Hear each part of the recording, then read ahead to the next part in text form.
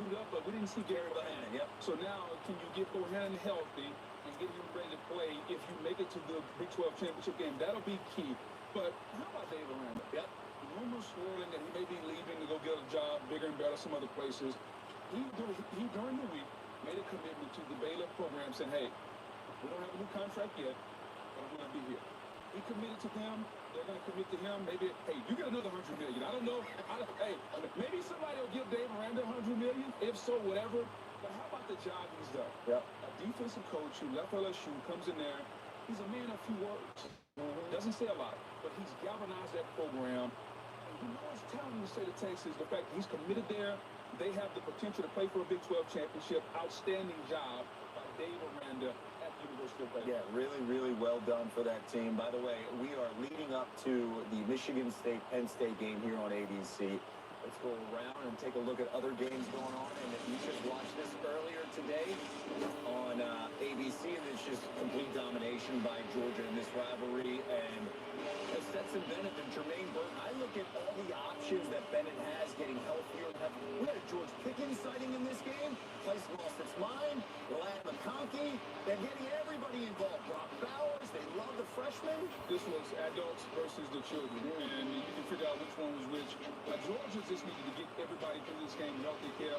They're going to most likely face an Alabama team in the SEC championship game. Alabama has Auburn. I get it. I'm not disrespecting the Iron Bowl, but Auburn is on their backup quarterback, TJ Finley. Their starting quarterback, Bo Nix, is out. So by all likelihood, it's going to be Alabama against Georgia. And Kevin, don't mistake this. Nick Saban's record against his former assistant. Okay, I don't think there's only one that's beat him. That's Jimbo earlier this season. And Kirby's never beat him. Yep. And Kirby's had the better team before. Kirby has the better team now. Yep. Neutral site in Atlanta. Georgia against Alabama. Vegas will favor Georgia. Yep. But I got to think in the back of Kirby's mind, he's going to be wondering, can I get it done? Yeah, we want to confirm they will face Bama no matter what. If Bama loses this week, and that is later on today in the Iron Bowl, right? But you bring up a great point. In Atlanta, because we're going to see this rematch, in Atlanta, it's been a nightmare with Kirby having leads against Alabama in the SEC championship game, as well as the national championship. Kept on the sideline. Think about this. Talk about deja vu when we was talking about $100 million contract. Yeah. Mel Tucker's in D.C. for Georgia. It's 2nd and 26. I'm on the sideline. Okay, Tua talking about lower to Devontae Smith and broke the heart of every Bulldog fan in America. Yep. Now we come back again. Georgia, can we win the SEC championship? Can we get over the hump and beat Nick Saban? Can we win a national championship? Kirby has done so much at the University of Georgia, but fairly or unfairly, he's going to be judged by the championships he wins. That's SEC. This isn't Sparta. This is Big Ten football. Penn State, Michigan State, battle for the land-grant trophy kickoff coming up momentarily on ABC. Thank you for tuning in and listening. As always, I'm your host, Encyclopedia of Sports, Coy and Luke 96. Be sure to like, follow, and subscribe on social media. Links in the description below. Thumbs up button. Share hashtag college football. Hashtag Penn State. Hashtag Michigan State. Chat questions and comments. Super chats, super stickers. Always greatly appreciated. The 7-4 Nittany Lions coming off of a shutout win, their second of the season, I might add, as well, against the Rutgers Scarlet Knights. Michigan State, on the flip side, lost at Ohio State last week, 56-7. The game with the Scarlet and Gray and Maize and Blue ongoing with a few minutes to play. Wolverines on top of the Buckeyes, 35-27. Make that not a touchdown, but first and goal at the 5. Michigan knocking on the door, looking to seal the deal and pick up their first win against OHIO in a decade. So a few games on as I speak. Kickoff with Penn State and Michigan State coming up shortly as both the Nittany Lions and Spartans continue to warm up. Also, the game with Ohio State, Michigan to follow, Wisconsin, Minnesota, also in the Big Ten. Iron Bowl on with Alabama, Auburn, along with Florida State, Florida. Winner to become bowl eligible, and then we'll see the Civil War in the Pac-12 as well with Oregon Oregon State, between the Ducks and the Beavs. But right now, as Penn State is a 5-point road favorite, looking Gucci today in their road whites. However, since the Big Ten has aligned the divisions back in 2014, after, of course, Rutgers and Maryland joined the conference, winner will also become bowl eligible in that matchup today, as well as always coming at halftime with first half stats and scores. Take a look around the rest of college football as well, so stay tuned. But yes, ever since the Big Ten realigned the divisions in 2014, 3 years after Nebraska joined, they lost at home yesterday to Iowa, Wisconsin, Minnesota. They'll play the winner of Ohio State, Michigan, and it looks like it's going to be the Wolverines, as Michigan does in fact score on this drive.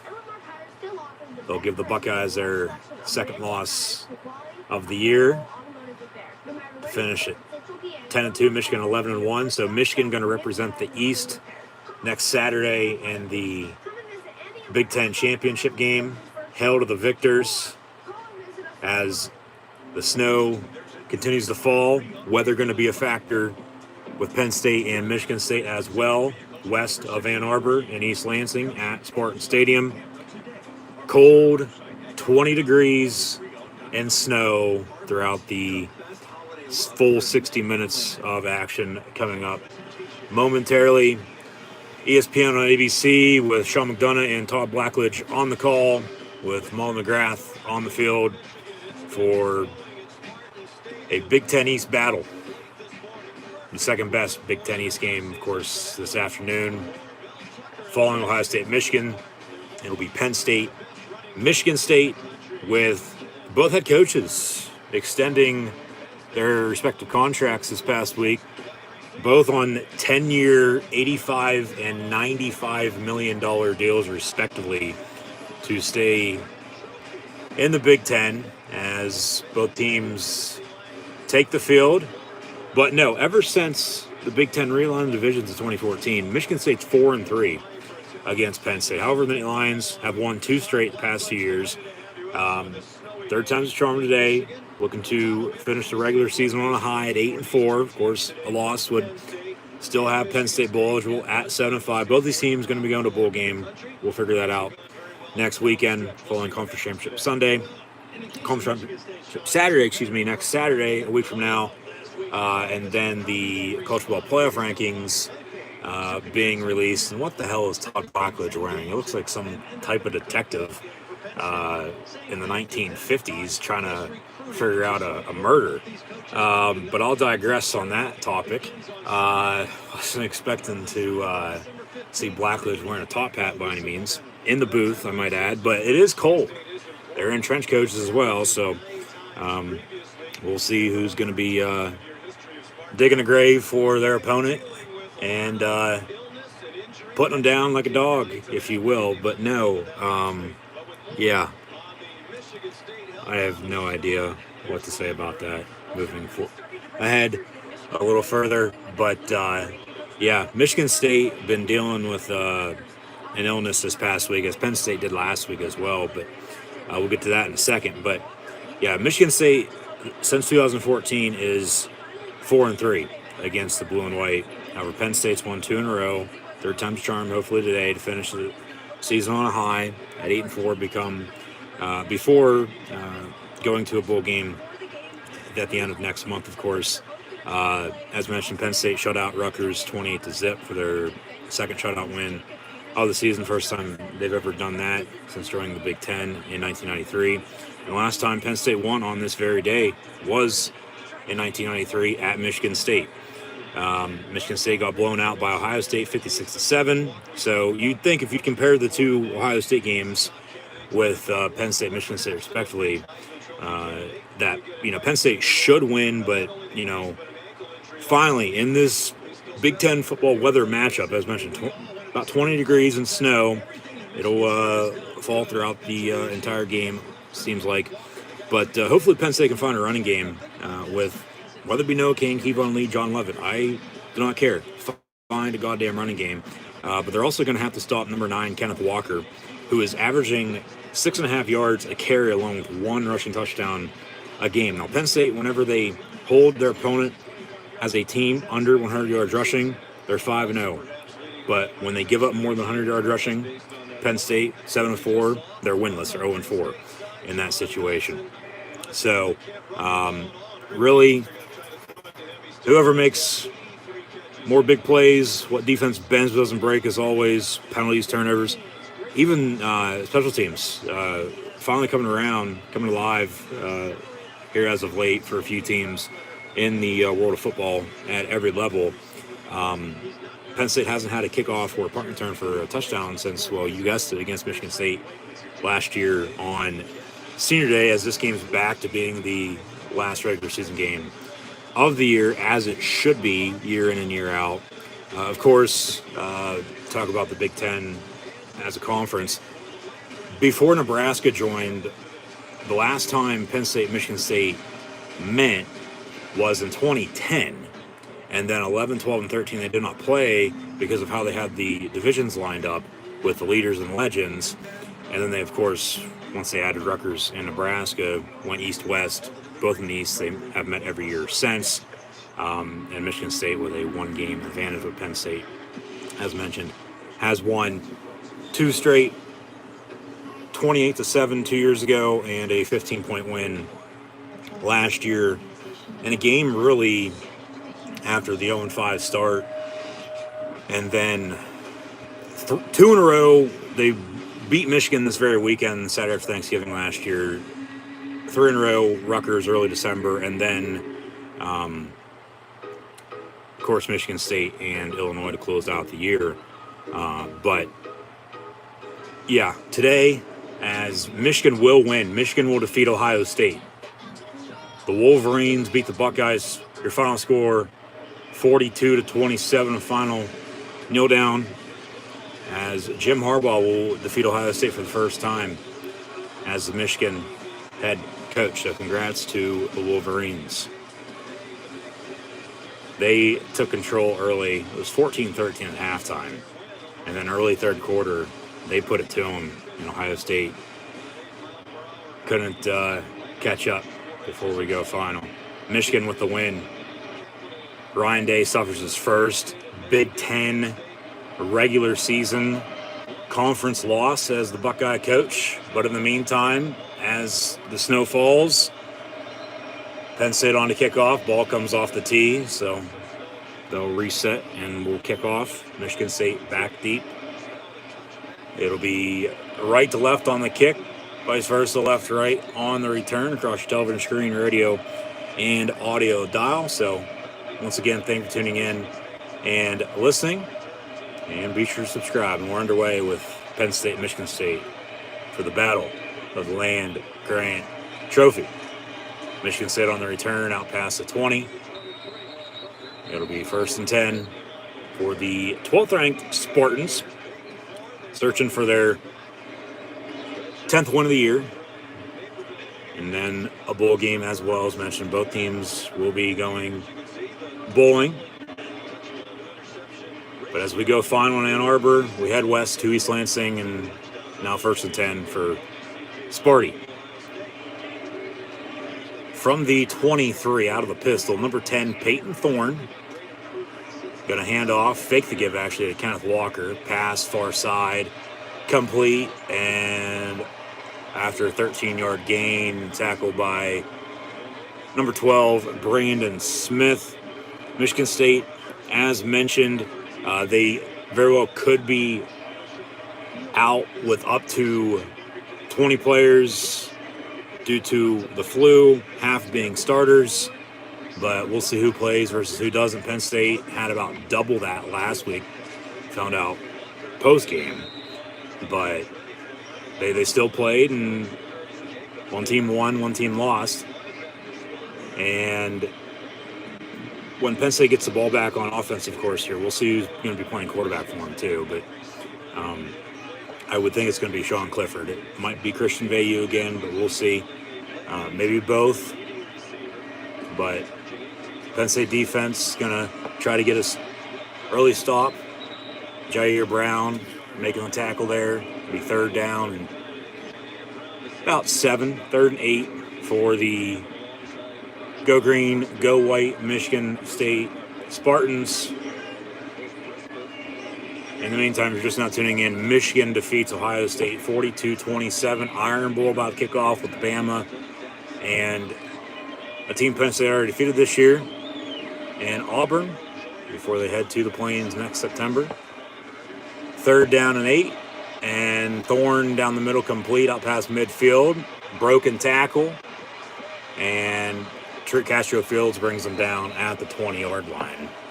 Michigan State already knocking on the door, looking to strike first.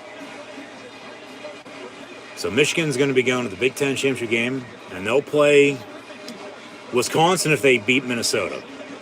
Now, if the Badgers lose, for the most part, Iowa's going to be in, but keep in mind with Minnesota and even Purdue, but Purdue's out of the equation now.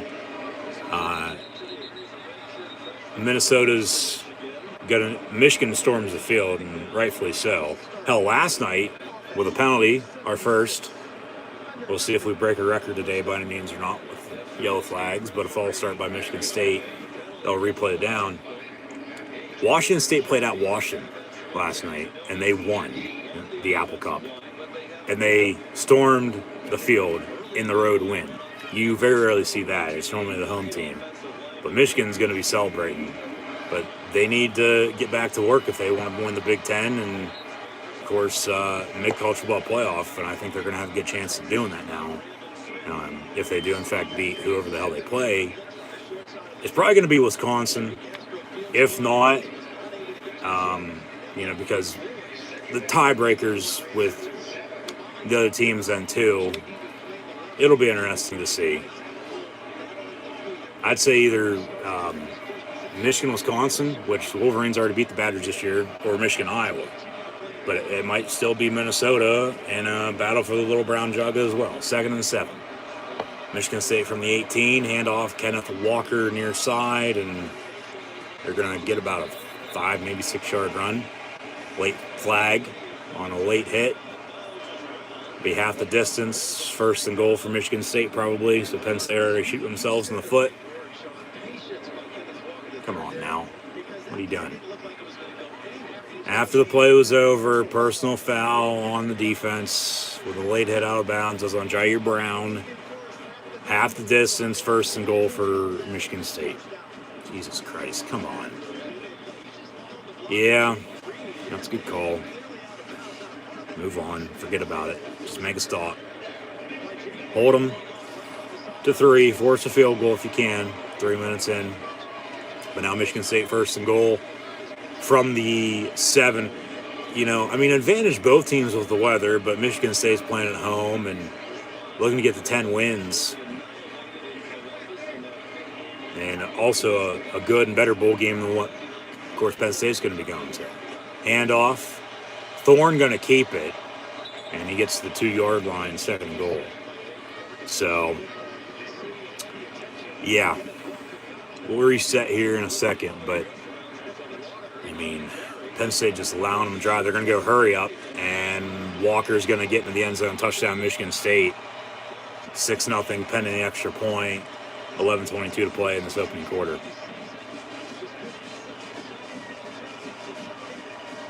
Michigan State goes 77 yards.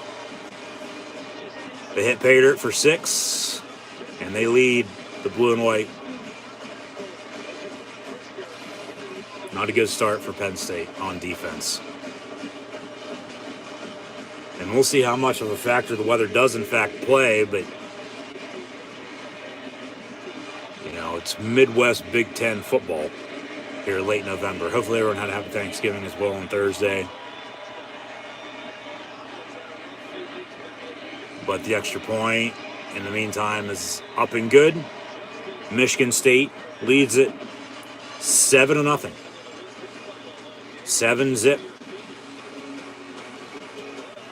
Spartans on top of the Lions. 11:22 to play in the opening quarter.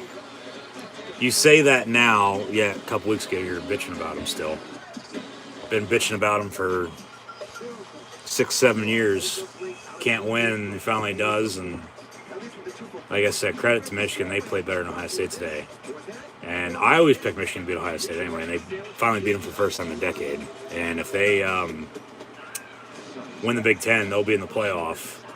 And then, we'll see if they can get back to Indy maybe mid-January. But still a few games and a long ways to go until then. But, yeah. The game in 2021, as it did 10 years ago for the first time in a long time, Michigan beats Ohio State. So that game just wrapped up. We're underway with Penn State and Michigan State, and the Spartans drive and score 6. Extra point up and good, so 7-0. But as I was just saying, yeah, Michigan, Big Ten championship game, they'll either play Iowa, Wisconsin, or Minnesota, depending on the outcome of the Badgers and Golden Gophers. Of course, with the tiebreakers as well, because Purdue's playing Indiana, so keep an eye on that game too. But Michigan's in. The winner take all for the East today. Ohio State, Michigan, and the Wolverines win, so they're in. But their only loss was at Michigan State. But then Michigan State went and lost at Purdue and then at Ohio State last week. So 9-2. Penn State, of course, 5-0 start. Lost 3 of 5, but have since won 2 of 3. And now at 7-4. Both teams bowl eligible. Both will be going to a bowl game at the end of next month, early January, depending on the invite. But we'll get more into the bowl season later. But, yeah, reset here. Penn State, Michigan State, battle for the land-grant trophy. Both head coaches just signed new deals this past week. James Franklin, a 10-year, $85 million deal, and Mel Tucker, a 10-year, $95 million deal. So, for the next decade, maybe Ohio State can get back to beat Michigan in the meantime, and it'll be another 10 years before the Wolverines win again. No. Hopefully, for the better, they go back and forth with each other as they always do, and it's not as it's been the past 10 years, and they split a few, but I'm not worried about next week, next month. Well, that's technically the same, but even next year, at this point, Penn State just allowed their first touchdown in the first quarter this year. Took them 12 games to do it, but now on the return, special teams, what I say about special teams, Devin Ford out past the 35. Be 1st and 10, Penn State with good starting field position, and Sean Clifford, the big red dog, with his movie out in theaters, back at quarterback for Penn State. Played last week. He started, but he went down early with an illness and also an injury. Christian Veilleux came in, 3 touchdowns. They also had a rushing touchdown. They shut out Rutgers 28-0. But Penn State going to have to find a running game here today. Just as Michigan State did there with Kenneth Walker in the score to go up 7-0. And it'll be Kevon Lee to start off. 1st and 10 from the 37. Bubble screen, incomplete near side, and 10 for Jahan Dotson. Batted down the line of scrimmage, almost picked off. So 2nd and 10. But, yeah, Clifford. Throw the pump fake. Don't go on your first target. Yeah, they're lucky that didn't get intercepted. Turnovers and penalties going to kill them.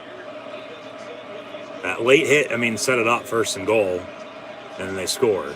Clifford over the middle on the slant, complete to Brenton Strange. They finally, get the tight ends involved here early on. So it'll be 3rd down, or right at the 1st down marker. We'll see where they spot it at. It'll be 3rd and short, 3rd and 2 officially.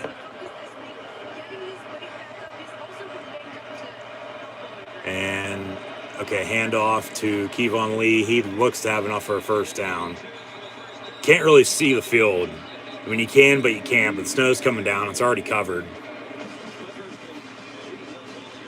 And it was as good as they're trying to keep up on it during the breaks to... Looks like they'll bring a chain gang out for a measurement. It'll be 4th and 1 officially, so they do mark them short. But snow continuing to fall, and yeah, as good as the job they're trying to do of cleaning it up, it's not going to matter for the time being. But they're out towards midfield. 4th and 1, officially we're at 47. Chain gang out for a measurement. So is it going to be 1st and 10 or 4th and short? He is short. 4th and half of football. 4th and half of football for Penn State. Get up there and sneak it if you're going to go for it. It looks like they'll punt. Good decision. You're on the road. It's early. Of course, Franklin this year deciding to go for it too much on 4th and short from around midfield. For the most part, every time they've went for it, it's bit them in the ass, and they can't respond. And they dig themselves an even deeper hole. They're already in one now. So, I mean, okay, special teams a couple weeks ago with the fake punts and field goals. Yeah, no, they're not going to be doing that today. And Jordan Stout's on to punt, 4th and 1, and kicks up. And the kick will be downed inside the 10 and bounds out of bounds at the 1. Are they going to say out of bounds at the 1 or a touchback? At the 1, it'll be 1st and 10 Michigan State from there. Going to have to get a closer look on the replay here. Yeah, that ball went out of bounds around the half-yard line, it looked like. And, yeah, 37 Drew Hartlow, just like he did last week against Rutgers, down in Michigan State now inside the 5. I mean, they might look at it, previous play under further review on a punt being downed, but 1st and 10, Michigan State from the 1 in the meantime. 10-10 to play in this opening quarter.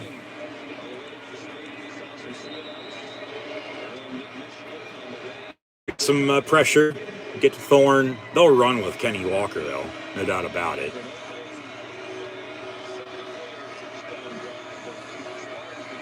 And they do hand off, and he's going to bust a hole, and he's off to the races near side, out to the 35-yard line. And just like that, they get themselves some breathing room and have a big first down. Thought for a second there he was going to break that and go 99 for 6, but Jair Brown, who had the late hit on the opening drive, makes a tackle. But in the meantime, 1st and 10 for Michigan State here, under 10 to play in the opening quarter. And once again, thanks for tuning in and listening. So, working out of the pistol. Once again, 1st and 10 from the 36. Another handoff. Walker going to break another couple tackles, and Curtis Jacobs on the stop at the 48-yard line. Be 1st and 10 again, it looks like. All starts up front. You got to be able to block to run. Open up the pass, play good defense, rely on your special teams. Said it earlier. Penn State's going to have to find a running game on offense. And they moved the ball there a little bit. Drive, of course, stalls. They punt.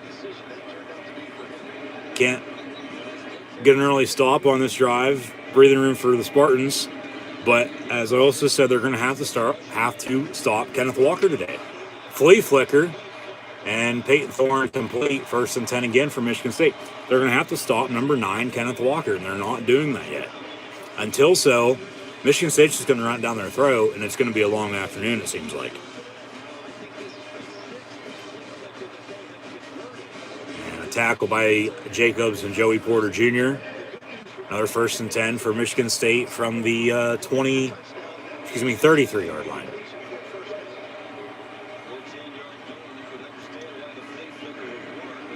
Out of the gun, 3 wide, slant, complete, and no gain on the play, 2nd and 10.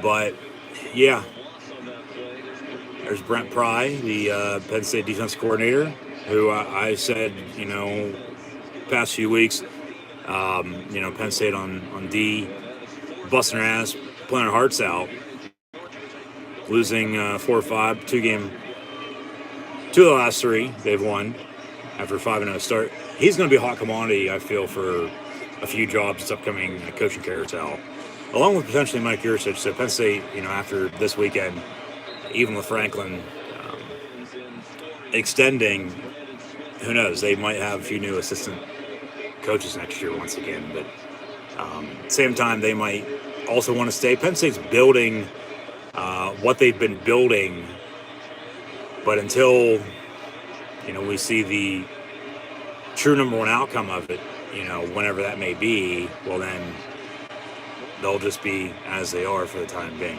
Pass complete, and they're going to get a pass interference. Whether it's going to be against Michigan State or Penn State, we'll see, but pass complete to the 10-yard line. Be first and goal again. It looks like it'll be a DPI on Joey Porter Jr., but I think I saw a little bit of a push-off by Michigan State there. Pass interference on Penn State, so two 15-yard penalties. Penalties are going to decline because they get the first and 10 at the 10. But, penalties killing them. Penalties, and they can't stop Kenneth Walker. And guess what Michigan State's going to do next? They're going to hand back off to Kenneth Walker, and he's going to walk back into the end zone probably for another touchdown. He's averaging more than what he's averaging per game already today, per run on a carry. Now first and goal from the 10, and Hayward in motion. Another handoff, and Walker going to be brought down by 91 Devon Ellis. So second and goal. See if they can get a stop, force a kick. I mean, really can't get much worse than it is right now, but the weather, the snow. Penn State already hands on hips on defense here. And that's not a good thing, not even a half a quarter in play here today. So they're going to call timeout. Timeout Michigan State. Be their first. They'll still have a second goal from the 10, up 7, 6:20 to play in the opening quarter. So, I mean, Jesus Christ. This is not a good start by any means whatsoever. Just,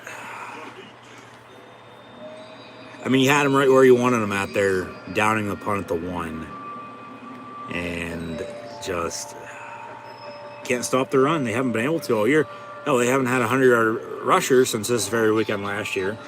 And the win at Michigan, and Michigan today beats Ohio State in the game. So we'll be going to the Big Ten title.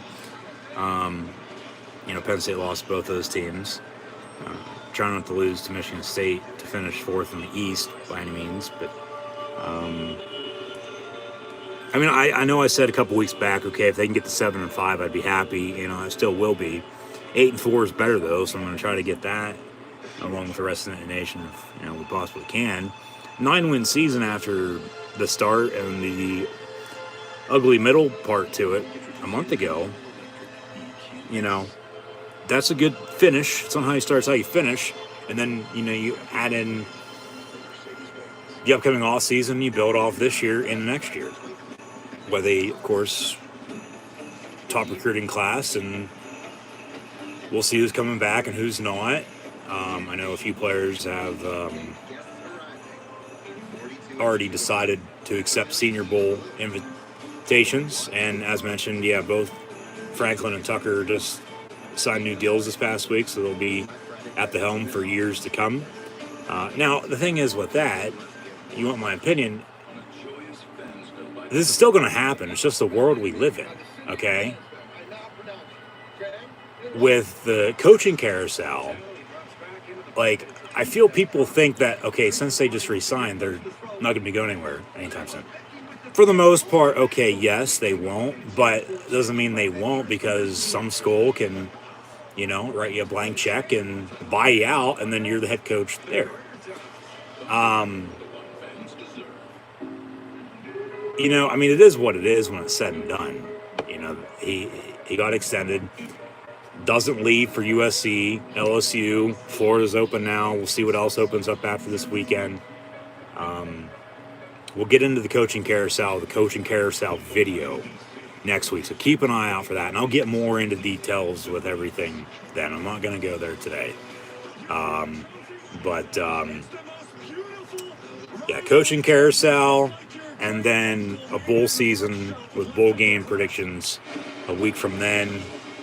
As this very next weekend, a week from now, we'll have the conference championship games, we'll have the college football playoff revealed, and then the bowl season to follow. But yeah, we'll get more into all that later on. Like I said earlier, I'm not worried about later on tonight, tomorrow, next week, right now, by any means. 2nd and goal, and an incomplete screen. 3rd and goal now from the 10. But yeah, we'll get there when we get there. But in the meantime, there's still a lot of football left to be played today, with Penn State going to try to have to claw their way back on the road in the snow at Michigan State, as they actually showed the clip of the Land-Grant Trophy with both head coaches talking about it. As Franklin said last week, it looks like a trophy or just an object, really. Something, that your crazy uncle would build out of leftover parts. Jesus Christ. Peyton Thorne touchdown to Mosley.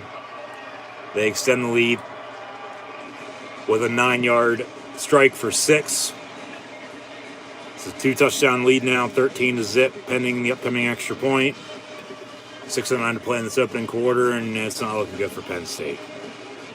But like I just said, there's still a lot of football left to be played. 60-minute game, not over until it's over. You go back throughout the season. I mean, really, they haven't been down like this at all. They haven't. It's either they're not tied, but if they're tied, okay. It's just back and forth, maybe a few point differential. No 14-0 deficit early, midway through the opening quarter by any means, the whole entire season. So they're coming off their second shutout in a win, and now Michigan State drives on their opening drive, touchdown. 3-and-out. They pin them deep and they drive 99 yards and score another touchdown. So now 14-0. Michigan State on top of the blue and white Penn State Nittany Lions here today.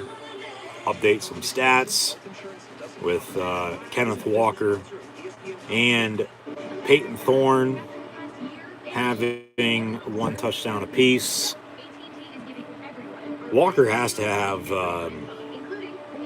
a good 50 yards rushing, if not more than that. Penn State's not going to have anything to show for it whatsoever. Maybe a few yards on a run. That pass complete to Strange. But, I mean, they go 3-and-out. They're starting slow. Typical Penn State football for you. Start slow, find a way to get back in it late, and if you come back and win, okay. If you lose, you lose. You win some, you lose some. But, I mean, it's just been one of those years with at least the past month and a half or so. It's like, come on, man. Like, what the hell are you doing? But then, there's been some sign of life as of late, but then at the same time, there's not, because, I mean, back to the 2 shutout wins against Indiana and Rutgers at 24 and 28-0. And then even the Maryland win, those points that they ended up scoring and finishing with, okay, they have them, but they very well, you go back and watch those games, because of a few plays, if, they would have made some stops, their opponents in the Hoosiers, Terps, and Scarlet Knights, okay. And I believe Rutgers was getting shut out earlier or actually, no, they weren't. They had a safety on a blocked field goal return for a score, and then they cut it to whatever it was, and we'll get more into scores at halftime. But yeah, like, those games, they very well were lucky to have those points because, I mean, if not, okay, they'd still probably find a way to win, but who knows? 5-0, 3-game losing streak, lost 4 or 5, now have won 2 or 3. But, I mean, for what it's worth, I mean, take it for granted, yeah, but, I mean, it could have been a whole hell of a lot worse than what it's been. And at that rate, you want to talk about extensions and the coaching carousel and such, then at that rate, well, we're probably not having that topic or that discussion on that topic right now by any means. But it is what it is with how the season's gone, and they're in a hole. They got to find a way to get out of this now. And until they do so, it's 14-0 Michigan State, and the snow's continuing to fall. It's going to be like this all afternoon. It might slow down a little bit in the second half, but this is how it was earlier with Ohio State, Michigan before it settled, but then it picked back up again. So it's just that time of year. This is football weather. At least it's not, 75 and sunny in the Midwest here, even though I think anybody would really honestly take that right now. But, it's not Florida, it's not Texas, it's not California by any means. For me, I got to have my 4 seasons. I got to have it snow in the winter. Cut some snow myself as of late, but nothing like this as of yet. But in the meantime, 1st and 10, handoff Kevon Lee. Looks like I'm having some technical difficulties with one of these other games. And if you hear any noise in the background, it is the holidays. I'm sure some neighbors with the dogs barking in the background, that's the noise. Who knows? They might have some visitors. I really don't care. I'm watching Penn State, Michigan State, so we'll get back to it. 2nd and 6, and Clifford near side, complete at the 42. Back to the tight end, number 86, Brenton Strange, and a big Penn State first down. 1st and 10, Nittany Lions, down by 2 scores. But they're trying to find some rhythm here, trying to cut the lead, get back into it, and then you go from there. It's, one play, one drive at a time, standard to standard, put your hard hat on, go to work, and at the end of the day, you got to live with the result, but just for the time being, find a way to chip back and get back in this game. Chip away at it. Get your chunk yards. You got to find a running game. I get your still in the hole, but you still got to find a running game. Because Michigan State's found one, okay? And then late with a lead, if you're still trying to come back, work the clock. Balance and consistency. Run to pass, pass to run. Clifford goes down on a sack. He's taken way too goddamn many of those this season, no doubt about it. And now Penn State's in a 3rd and long situation. So they work Parker Washington in motion, fake the give. You got to dump it off right there. You can't take a sack. Like, what the hell? And now you have a 3rd and 12 officially. Crowd's on their feet. And they have a lead, and the snow's coming down. And you're not playing good football to begin with, let alone not playing good football to start off here today. So, trips top of your screen, complete. Jahan Dawson somehow makes a catch far side and gets a Penn State first down. I don't know how the hell he came down with that. And, I mean, it wasn't that great of a pass, but he did put it for Dawson where he could come down with it.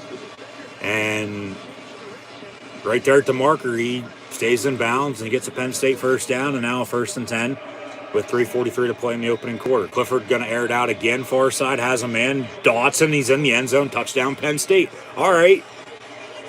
They go deep, and Dotson scores, and they're on the board. They cut the lead. Back to Jordan South, though. Yeah, okay. He's had a good season, both kicking and punting, pulling double duty. But just keep in mind, Up until last week, he had a missed kick, at least one per game, the whole entire season. Of course, with the weather, he might be out of bounds there at the 1, so they'll have the first and goal. I'm sure they're looking at it because it is a scoring play. But it's touchdown on the field. They'll have to find undisputed evidence to overturn it. It should stand. It should be a Penn State touchdown to cut it. Now you're back in it. Find a running game next time you have the football, please, and thank you. Should already be trying to establish one. But, I mean, you got to give credit to Michigan State's defense on that side of things, making stops. But Penn State's got to find a running game and be able to stop Michigan State's rushing attack as well. Extra point up and good, 14-7. Spartans on top of the Lions here, 3:37 to play in the opening quarter. So, as mentioned with some stats, Clifford's now 3 of 4 for 47 yards passing and a score. Peyton Thorne, 6 of 7 for 99 yards passing and a score. Yeah, Kenneth Walker has 9 carries, 67 yards already. Not even at the end of the first quarter, along with a touchdown. Whereas Penn State, Kevon Lee has 2 carries for 5 yards. Just pathetic. Just absolutely pathetic. But what's new? They haven't had a running game all damn season long. So, really shouldn't be expecting much. But at the same time, come on now. And then, Dawson, 2 catches, 45 yards. Strange, 2 catches, 29 yards. And then Carr, catch for 40 yards. Reed, 3 for 37. Foster, 1 for 13. But Mosley has the catch for 9 yards in the score. So, back and forth after a little bit of a slow start. But on the kickoffs, Jordan Stout. And we'll have a touchback, 1st and 10 from the 25 for the Spartans. 14-7.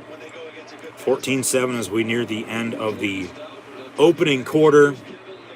Penn State going to have to make some stops now on defense.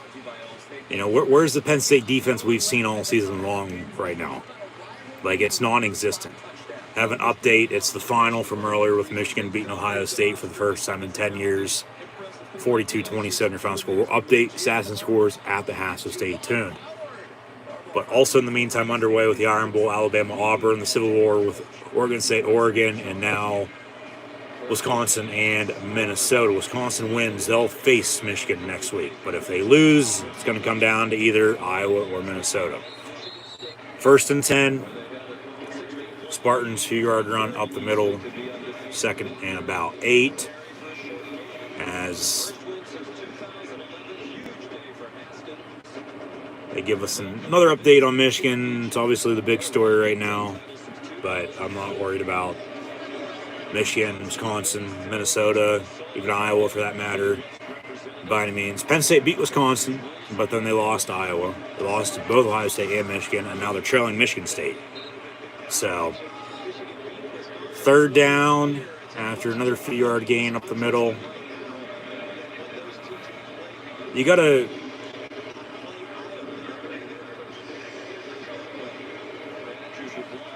play to your strengths. And Michigan State right now they're running the football. They're open play action. I mean, Penn State sort of is too now that they're on the board, showing some sign of life, but not much. Still going to find a running game because Michigan State has one. And as mentioned, if they can hold them as a team under 100 yards, they'll win.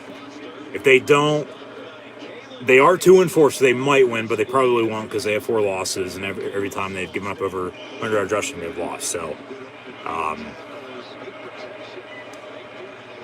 least they get a quick 3 and out, force Michigan State to punt. So they do get a defensive stand, but watch for a fake. It's the last regular season game of the year. Both teams going to be going bowling during bowl season, but there's been a lot of trick plays as of late in football, along with special teams finally coming alive. As mentioned, Penn State on the punt return, it'll bounce around the 35, inside the 30 down, actually inside the 25, down to the 21. So 1st and 10 Penn State from there. But yeah, Penn State, special teams wise, it's been non-existent. They need a spark. They got that, early 3rd quarter last week after 7-0 halftime lead against Rutgers, and then they continued to shut them out and won the 2nd time in 3 weeks. But back to the losses, like, once again, still all less than 10 points. They lost by 3 at Iowa, 2 to Illinois, 9 to Ohio State, and 4 a couple weeks back against Michigan. But this 14-0 holder in now 7, because they scored in the last drive. Going to try to tie it up now. Believe the biggest deficit they've had all season long, because as mentioned, Wisconsin, it was close back and forth the whole entire game. They won by 6. They've had leads, but when they've been down, it's only been by a few. It hasn't been double digits like this. At least this early on in the game. So 2nd and 10 after no gain. Minute 1 in this first quarter. Penn State, a little hard to see them. Road whites in a blizzard, and the snow's covered the field as well since this game has started. Pass complete to Parker Washington. Where are they at? The 40. 1st and 10 from there. And Clifford on a quarterback keeper and loses 4 or 5 yards. What kind of play call is that? See, the thing is with Sean Clifford, and here before too long keeps it up, I would think we'll be hearing Nittany Nation calling for Christian Veilleux to come in. But same time, it's a road game, weather. He is from the Great White North, though, so he knows how to play in it. It's not really, it looks like they'll wind this clock, take it to the end of the first, 2nd and 13. Yeah, they're not going to snap this. 3-2-1. End of the first, 14-7. Michigan State leading Penn State. So 3 total touchdowns, 1 rushing, 1 passing for the Spartans, and then Clifford finding Dawson for 6 on the last drive. 3 out on defense, ball back. Have a 2nd and long to begin the second quarter of play, but yeah, just got to play a little smarter right now. Got to find some rhythm, capitalize off of it, get back in this game. It's still early, still left football to be played. Not over just yet, but they're going to have fun running game. It's been Kevon Lee, okay? Maybe we see Noah Kane. Maybe we see John Lovett. Maybe we don't. I don't know. We'll see. But, yeah, Clifford's just got to play a little bit better. Back to just trying to do too much because, he basically has to do everything by himself, for God's sakes, because they don't have a running game. Fun running game is going to balance itself out, be able to run the football, open up the pass. It's going to open up the rest of the offense playbook, and then they'll be able to do what they want. At least they're finally getting tight ends involved here early today, too, which is a good sign. But it all starts up front. Offensive line, you have to be able to block, open up the pass, play good defense. Look at Michigan State. They're running the ball extremely well right now. They drove 77 and 99 yards and scored twice. Penn State just cut it. Now with the ball back, we'll begin the second quarter when we return.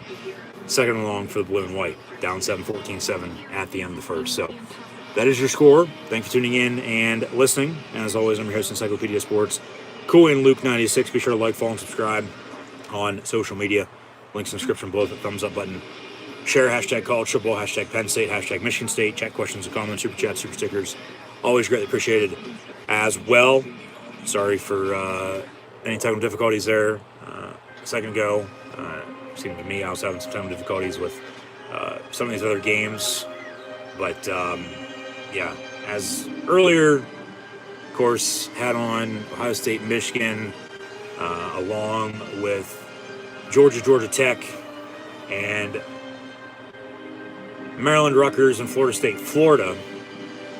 Now it is, of course, Penn State, Michigan State, Alabama, Auburn, Oregon State, Oregon, and Wisconsin, Minnesota. So we'll see how the rest of the games play out today.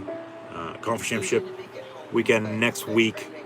A week from tomorrow, we'll find out college football playoff for the final time, who's playing each other in the semis and Cotton and Orange Bowl, respectively, along with the bowl destinations for everyone else that is, in fact, bowl eligible. That will include both these teams playing today, and Penn State and Michigan State. We'll get more into that a little bit later on, towards the tail end of this. But then, as mentioned, keep an eye out for a college football coaching carousel and college football bowl game video right here on the channel over the next week and a half, 2 weeks or so.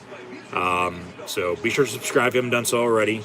Not hard to miss. Hit the red subscribe button, little notification bell next to it as well, so you can stay up to date. Easiest way to stay up to date is on social media. Links in the description below. Check out Facebook, Twitter, and Instagram. And subscribe right here on YouTube. So like, follow, and subscribe. Thumbs up button if you haven't done so already. Hoping for Penn State win to get to 8-4. Share. Chat questions and comments. Super chat, super stickers. Always greatly appreciated as well. But yeah, an odd start, a slow start. But they're finally, it seems like, finding themselves, finding out truly who they are. I mean, okay, it took this long, but they've been in how many close games? And I'm not going to sit here and say, even though I sort of will, at 7-4, that very well, because all 10 losses, less than 10 points, they could be unbeaten or have a few less losses than they have, but it's the truth. So it's just a few plays here or there. Defense needs to step up, because the way they allowed Michigan State to drive early, empty set, 5 wide, 2nd and 13, a deep ball near side, has a man, incomplete, overthrew Jahan Dotson out of bounds, incomplete, 3rd down and long. The way the defense allowed Michigan State to drive early and go up 2 scores before they cut it, now down only by 7. They haven't played like that all season long at the start. It's always bending, but then they do, in fact, break late, of course, giving them a few big plays, at least during those 4 losses over the past month and a half now or so, 4 or 5, but have won 2 or 3, so it has to speak for something. And end the season on a high, get to a bowl game, and then we'll get into next year. 3rd and 13, Clifford complete, and looks like he's going to be short. I don't know by how much by any means, but yeah, he'll be short. 4th and, yeah, these, okay, 4th and 1. Penn State going to go for it, or no, they'll bring in special teams unit on to punt again. Probably a good decision. With the snow coming down, of course, watching at home, as everyone else is as well, not there live in living color by any means, and the field is covered. It's a little hard to see where, in fact, he was brought down at, but a 4th and 1. They down inside the 10 again. Jordan Stout, at least they're getting good special teams play in that regard, but other special teams aspect, they haven't been able to return any kicks at all this year. Last time they had one, as mentioned, was a punt return against Michigan State last December, 2 weeks before Christmas. Yeah,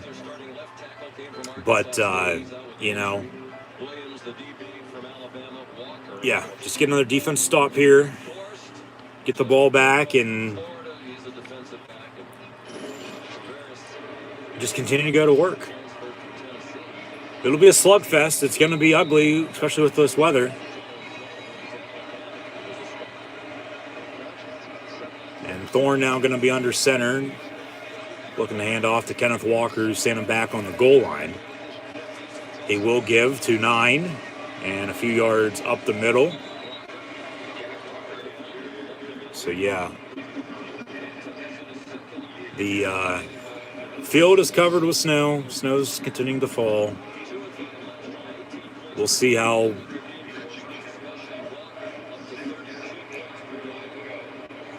good or how much worse it could get, but this is football weather. This is, of course, what you want this time of year. Nice defensive stop there by Arnold Ebiketie, batting the ball down, incomplete. So roll out near side for Thorne, but Ebiketie was the thorn in his side there. Incomplete off the deflection on pass intended to the tight end and the flat near side. So 3rd down and 6 for Michigan State.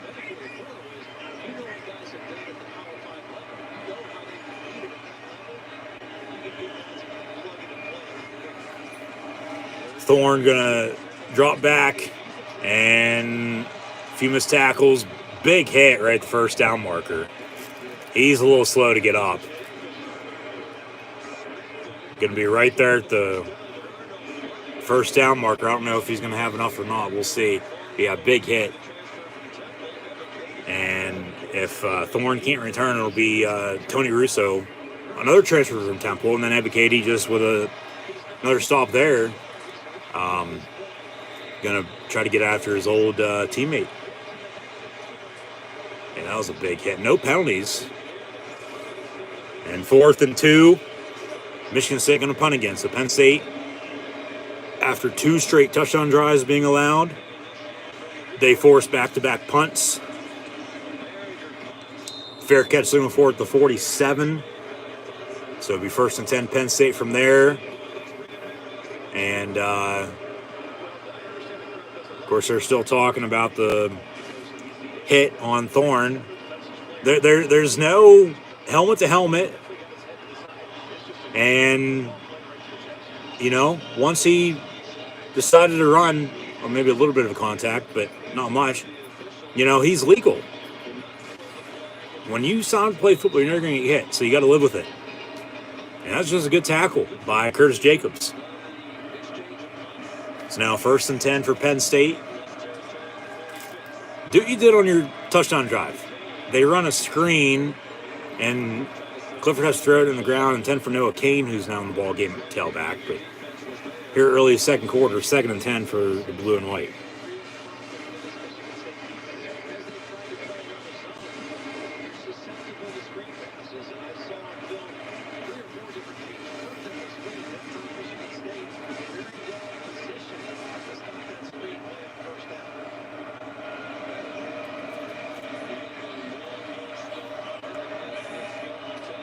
Out of the gun, fake the give, and Clifford rolling out far side, a little high, almost picked off, but somehow, someway, number 3, Parker Washington, who's probably playing in the snow, at least this bad of snow for the first time ever, of course, being from the Houston, Texas area, goes up and makes a one-handed OBJ-like grab and gives Penn State another 1st and 10. Down the middle, another touchdown to Jahan Dawson. And we're an extra point away from being tied up at 14, and Penn State's coming back. A 30-yard strike down the seam. It seems like it's easy to throw. Rather than both these teams running the football. I mean, we saw earlier with Ohio State, Michigan in the weather. This is the same snow they played in. Clifford threads the needle and now has 2 passing touchdowns. 12-12 to play before halftime. And Stout's extra point.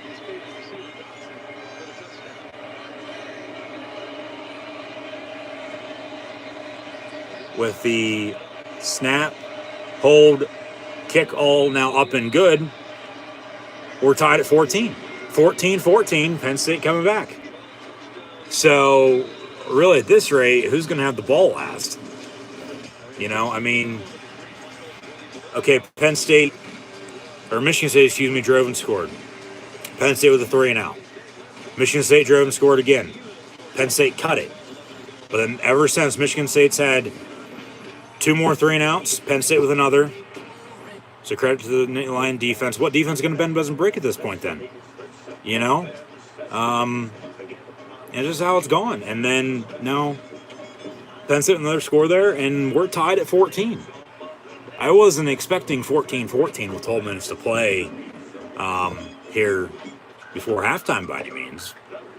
But that's where we stand, so 14-14 is, in fact, your score. I mean, knowing the weather, knowing how these two teams, normally play each other, but I guess, normally is not in effect today. Because, well, it's a different day and it's a different game. But, it's always a hard-fought, tough battle with Penn State, Michigan State when they face off on the gridiron. Whether it be in East Lansing, as is today, or right here in Happy Valley at Beaver Stadium. As, of course, Penn State's coming off the Senior Day win last week against Rutgers. And Michigan State lost at Ohio State, the Buckeyes lose at Michigan today. Ohio State now going to be out of the College Football Playoff talk. I mean, at worst, they'll get a New Year's Six, I would think. Whether it be the Rose Bowl or not, we'll see. It's all just going to depend on what happens next week. And then, ranking-wise, because this past week, Ohio State had jumped Alabama. They'll drop from 2. They're not going to drop far. They'll still be in the top 10, but they'll drop out of the top 4, 5, 6. We still have Bedlam tonight with Oklahoma and Oklahoma State. Notre Dame sitting there as they play later on against Stanford as well. It's going to be Georgia at 1. Alabama wins, they'll be 2. And then we'll have a 1-2 next week in the SEC Championship game. And then depending on the outcome there, if it's a close game, regardless of who wins, both are going to be in for the most part, I would think. And then if Michigan wins the Big Ten, they'll be in. And then that 4 spot with Cincinnati, if they beat Houston next week in the AAC Championship game as well, they'll also be in. But say Alabama loses to Auburn today, well, they're going to be out. If they lose to Georgia next week, they're going to be out with 2 losses. I say what I said a second ago with how close it'll be with whoever wins. That's if Bama wins and Georgia loses for the first time. They're undefeated in the regular season for the first time since '82, before they lost to Penn State in the national championship game that year on January 1, '83 in the Sugar Bowl. But, yeah. We'll get more into the, college football playoff landscape with the, or just college football landscape in general with playoff talk, coaching carousel, bowl games, all later on down the line. I'm not worried about then right now. We'll get there when we get there, one thing at a time. Penn State's tied this game up at 14 apiece, 12 to play before halftime. Michigan State with a fair catch on the return, first and 10 and 25. So, see what happens here today, and then we'll go from there. So, snow still coming down. Not going to be letting up anytime soon. So, I'll try to shut up in that regard, but it's a little hard not to say anything about the snow with as hard and fast as it's coming down right now. Not really affecting the playing surface by any means, but a little shocked with how good Clifford's able to throw the football right now. I get he's used to playing in weather like this. He grew up in Ohio. He's been playing at Penn State. Peyton Thorne near side complete on a 1st and 10. He's second down. But now you got to find a running game on top of this. Michigan State already has one. Their passing attacks there as well. So it's just going to be a back and forth at this rate, down to the wire. What defense bends doesn't break, and Penn State's defense, after giving up 2 touchdowns on the 2 opening drives for the Spartans, they've cracked down and they've been able to hold. And now 3rd down, so maybe a 3rd straight 3 and out, and a 3rd straight punt for Michigan State coming up. 3rd and 6 officially. I mean, Penn State with 2 big passing plays for scores to tie it up. Just got to find a running game now. 3rd and 6, they're going to get the 1st down. Brisker along with Smith, and then who is that? 54, Derek Tangelo on the tackle as well, but he's a little slow to get up, injured, laying on the ground. Transfer from Duke. And they've had issues with injuries all year, no doubt about it. Started back in the preseason. Adisa Isaac at the end went down, been out for the year. Arnold McCady, though, along with Nick Tarburton, have stepped up in his absence. But then in the middle, it was P.J. Mustipher, who then went down with season-ending injury at Iowa. But, ever since, Fred Hansard's still a reliable vet. Derek Tangelo transferring in, but then Devon Ellis and Keziah Izzard play some damn good football up front. But then, Penn State in the middle and on the back end of it, Penn State being linebacker U, and just Lucada playing on the end as well. They'll miss a few of these stars on defense from this year. As I feel, because Sean Clifford could still come back next year if he wants. I doubt he will, but we'll see, And then, who's going to be where on the depth chart into next year.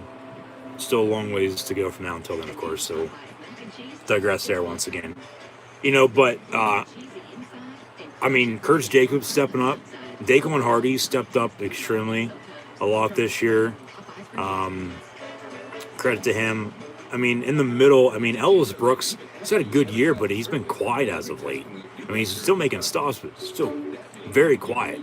So you have, just look at it, can play both DN and backer. But then Ellis Brooks, Brandon Smith, and Jacobs in the middle, and then even more so the nod on the back end with the corners and safeties, Castro Fields and Joey Porter Jr. and Brisker and Jair Brown as well. And special teams, Jordan Stout's had a great season. Defense busting their ass, playing their hearts out. He's pinned them deep a few times. Now, they did drive 99 on him and scored, but since then, they've cracked. They've settled in. They've settled down. Potentially the third straight punt coming up. They did get a first down on that last play, but we got an injured Nittany Lion and Derek D'Angelo on the field, so we'll see his status is remaining 2.5 quarters or so here coming up. We'll get back to the action momentarily, but it's still, next man up mentality. You play with who you have for a reason. They've recruited extremely well. They're continuing to recruit extremely well. So Clifford settled in after a slow start. They're fine. I know what I've said earlier, but they just got to find a running game now. And there's still more than Jahan Dotson on this offense. I know he has both the touchdowns. And, if he doesn't play, they're still in a hole. But, so that speaks for something. You got to give credit where credit's due. They still need somebody else to step up. Parker Washington already has a few catches. Kept that last drive alive, actually. They're finally going the tight ends. It's been Brenton Strange, no Theo Johnson as of yet. But I've seen Condre Lambert-Smith out there, but they haven't gone to him. But they still need to find a running game with Kevon Lee and Noah Kane. We'll see if John Lovett plays or not. I feel bad for him. He transferred in from Baylor, and, he's played, but he really hasn't played as much as I thought he would. But, even with a five-headed monster in the backfield, and two have been put on the back burner. One, for the most part, because Holmes, Devin Ford's still in the return game. Had a big return earlier, but it's been a few series apiece every game all year with Noah Kane, Kevon Lee, and John Lovett, and they run the hot hand. So we'll see, of course, who steps up in front of running game, but then also just continue to get more stops on defense here. Handoff, 1st and 10, and Tarburton and Luqueta make the stop. Be 2nd and 10 as we're back from break. See the grounds crew out there with some leaf blowers, blowing some snow around with the hash marks. Got another injured Nittany Lion in number 40, Justin Luqueta, who made the stop. I feel at this right now, okay, D'Angelo, he made the tackle on the last play too, and really with the weather, it being cold, probably a little colder and more snow than you're expecting. For the most part, just getting the wind knocked out of you. Thank God Todd Blackledge took his detective hat off, but that was unexpected earlier. That was a little funny though too at the same time. We'll see if he gets any movie roles as a old school 1960s football coach by any means. But they go to the booth with McDonough and Blackledge on the call. Of course, Steve Jones, Jack Ham on the radio for Penn State right now as well. But Penn State now back-to-back plays with 2 injuries on defense, which isn't a good sign. But it seems to me, just a few big hits, just getting the wind knocked out of you. We'll see if they come back. Now, if they don't, well, they are obviously at that point a little bit more serious and, hope for the best. Hopefully they can return at a later date. But still going to make some stops here on defense and then, go from there. So one thing at a time. one thing at a time. Got a 2nd and 10. Just get some stops here. Force another punt, get the ball back, and just do your thing. Do what you've done on offense past couple drives. Move the ball, find a running game, and go from there. You'll be all right. Still early. Evacati, and there's Tangelo back out there. He took one play off. So it does seem to me they're just getting the wind knocked out of them right now with a few big hits. With as cold as it is, with the snow, yeah, they're all right. So Tangelo and Evacati on that tackle. Be 3rd down and about 8. 10.5 to play before halftime. And coming up, as always, at halftime, first half stats and scores. Take a look around the rest of college football as well, so stay tuned. But 14-14, Penn State, Michigan State here this afternoon. And once again, thanks for tuning in and listening. Peyton Thorne looking to throw down the middle. Nice catch. And Joey Porter Jr. on the tackle.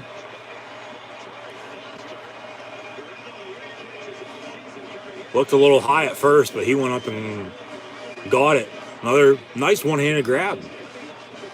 Saw one of those a little bit ago from Parker Washington. And now Michigan State with one of their own out of the pistol again. Going to hand off, and Walker, maybe a little bit of a hold up front. Or, excuse me, number 2 on the carry for Michigan State. That being Harold Joyner. Now a 2nd and 12 after a loss of a few yards. So now as Penn State's working a few backs into this game, Michigan State doing the same. But, yeah. Thank you, Todd Blackledge. I guess we're on the same page. Now Michigan State with another running back in number 24, Elijah Collins. And Thorne, in the meantime, going to keep it and get a few yards up the middle before being brought down by Brisker and Evacati. They're going to miss Evacati next year. They are. He's already accepted his Senior Bowl invite, but at the same time, you accept, and with extra year of eligibility for everybody from last year, we'll see who leaves, who stays, who's coming and going and such. So, but we have now, worry about now, worry about the future later. 3rd down and 5, out of the pistol again. Fake the end around, handoff up the middle to Collins. And he's going to be right there at the marker. I don't know if he's going to have enough for first down or not. Once again, it's with the field conditions, with the snow, it's a little hard to tell, of course. First down or not there. They mark them short, 4th and 1.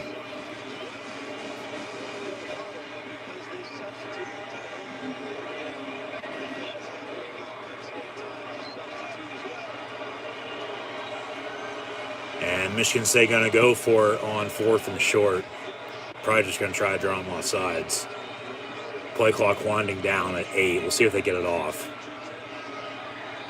They're going to go. That's a false start. Everybody moved. They take them down in the sack. Ball comes out. They're going to blow it dead. Penn State picks it up. Brisker, run it back. There's a flag with a false start. So it'll be 4th and 6. Should have let it play out. It'd be a fumble. Michigan State for sure going to punt now. Yeah, everybody moved except for the center. And then Brisker took him down on the sack. Ball came out. He might have been down, but Penn State would have recovered. No, they would have ran that back for 6. But now Michigan State 4th down and medium, 4th and 6 here. And they're still going to go for it. From the 35, it looks like. Yeah. They apologize for no yellow lines for a first down. I guess it's technology impossible, as they just said, with how bad the field condition is right now with the snow. They run a tight end screen to, actually a fullback screen to Ironhead's son and Connor Hayward, Cam's little brother. And on 4th and 6, he gets a Michigan State first down. Now they're going to go hurry up. Ball inside the 20 at the 16. Complete to Collins near side. And down at the 6. Kalen King, a Michigan native, makes a stop. So they'll have a 2nd down and are now 1st and goal. Okay, yeah, that was 10 yards. First and goal from the 5. So a few big plays. Michigan State going to hurry up again. Pass on a fade, incomplete. Good coverage by King. Here comes number 9 in Kenneth Walker III. Back to tote the rock for the most part. Probably back into the end zone for another touchdown. Have Michigan State retake this lead if I'd have to guess. Penn State, though, with 3 timeouts and some time if they do get the ball back, which they will, but are they going to be down again, or is this game still going to be tied is the question. We'll find out here. They're going to run a Wildcat with Walker in the gun. Another false start. Another false start up front, 5 yards, replay the down. Will be second goal from the 10.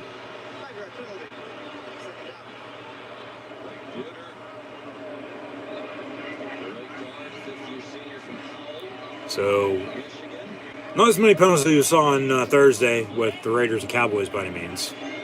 But just a few stupid penalties by both these teams early in this first half today. Just shoot yourselves in the foot. No turnovers yet. We'll see if that plays a factor with the weather. But they just kill you. They absolutely kill you. Now, second and goal. Back at the 10. Thorne going to hand off, and Walker's going to bust one near side. Slip at the 7. And now third and goal. So, okay, with it continuing to fall, the snow that is, he slips and falls after a stiff arm. And now it's starting to factor in, starting to affect. And we'll see, come second half if they change cleats,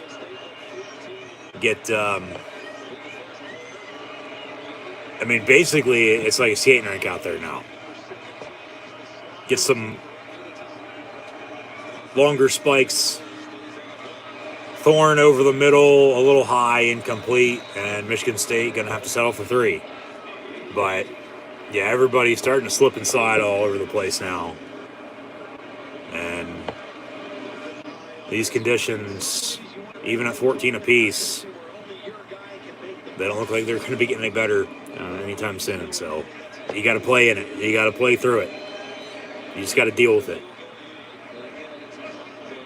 So they're going to mark a spot off for the hold for a chip shot field goal from about 23 yards out. 22 officially on 4th and goal. And the kick's going to be up and good, almost blocked by Penn State. And then Michigan State with a little bit of an acting job. Kicks up and good, 17-14. No penalty for a late hit by any means.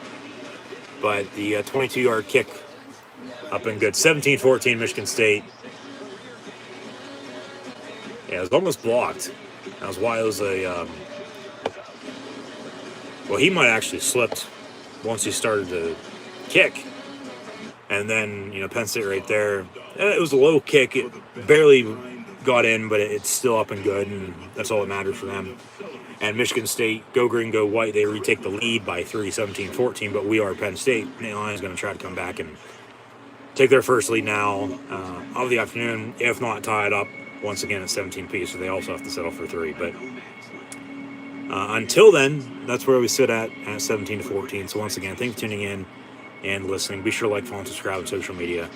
Links in the description below, and we'll get back to the action here momentarily. And as always, coming at halftime, first half stats and scores, and we'll take a look around the rest of what's already happened this week in college football. We had a few games on Tuesday with some action, and then a few on Thanksgiving, along with 3 that we had in the NFL, with all road teams victorious, and then Black Friday action yesterday, and now rivalry weekend will conclude with another and the final regular season college football Saturday of the year before conference championship weekend next week, and then a week from tomorrow, the college football playoff will be revealed, and we'll find out bowl destinations for everyone bowl eligible. But until then, 17-14, Michigan State, Penn State getting it back when we return.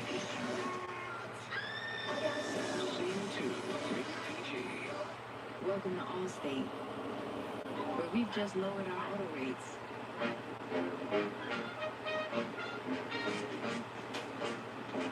Savings like that everywhere.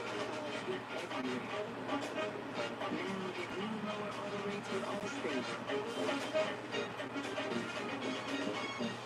Because better protection costs a whole lot less. You're in good hands with Allstate.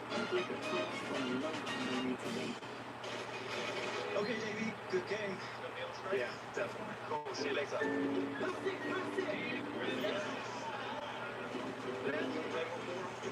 Yeah, good morning. Got him.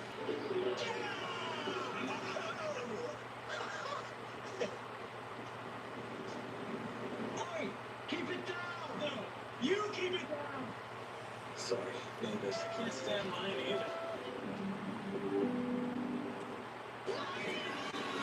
Plug in to the great Christmas lights button. Still starting with that big probably just barely got that 22-yard field goal up and through, but with 2 extra points and a field goal, 5 points today, he has tied Brent Swenson. Brent Swenson was the all-time leading scorer in Michigan State kicks off. And Penn State on the return. Devin Ford with a nice spin move. Going to be brought down out past the 20 somewhere. First and 10 from 25, it looks like. Yeah, they're even saying it's tough to tell what yard line the ball was spotted at. So, you know, if the best of the best, the pros can't even tell, and I can't tell either, as I've been saying, and now they finally do. I mean, what more can he ask for? A few big plays, a few touchdowns on extra point, or a field goal there from Michigan State. 2 for 2 by both on extra points, and the field goal was a difference, 17-14. So first and 10 Lions, and Kevon Lee, first down run down the far sideline, on his horse, sliding out of bounds, and one of Penn State's longest runs of the year, no doubt about it, into Michigan State territory, out past midfield, first and 10. Find a running game, and then you take a lead, take this game in the second half, your big explosive plays early, your touchdowns early by both teams, run the ball, run the clock late. And if they will screen your side in the flat a little behind on the pass, as Clifford intended for Kevon Lee and complete second and 10. We'll see if they can run the football when they need to. Because if they can find a running game now, Devin Ford in the ball game, they should be all right. Go back to your tight ends. You had Strange over the middle again. Hell, you would have hit him in stride and he'd be off to the races. Probably pushed out of bounds, set him shot first and 10, but now an empty set 5 wide. Clifford looking to throw and complete to Strange to go back to the tight ends, and he's going to continue to push the pile for what looks to be another Penn State first down. Or say they spot it. It'll be about a yard short, they say. Third and 1. Third down and 1.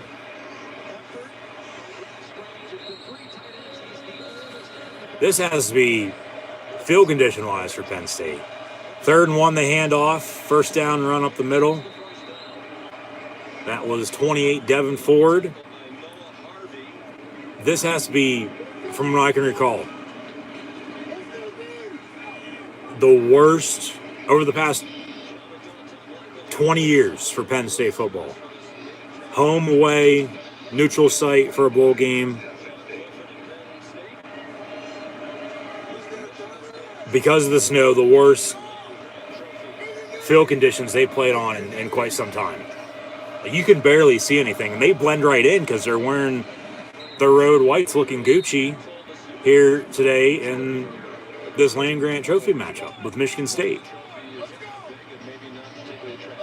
And Michigan State, they're wearing their home green uniforms, but they're also wearing white helmets rather than their usual green domes. So now 2nd and 6. Ball at the 21-yard line. Bubble screen, complete to Keandre Lambert-Smith. And he's going to get down around the 12. 1st and 10, Penn State. Really, I mean, just to figure out where the ball's at, we know, 5 yards, 5 yards, 5 yards with the lines. And then you just got to go from there. But when they're around midfield, because they're close to the end zone now, so you can go end zone 5-10, they're around the 12-yard line, 1st and goal. Around midfield, it's a little hard to tell. Just with, of course, the camera angle and snow continuing to fall, and at least they're not playing in a blizzard by any means with a few feet on the ground. But Dotson complete. He's going to slide down as soon as he catches it. 2nd down. Has a few catches and 2 touchdowns today for Penn State. But now 2nd and 5 after a 5-yard gain. Penn State knocking on the door.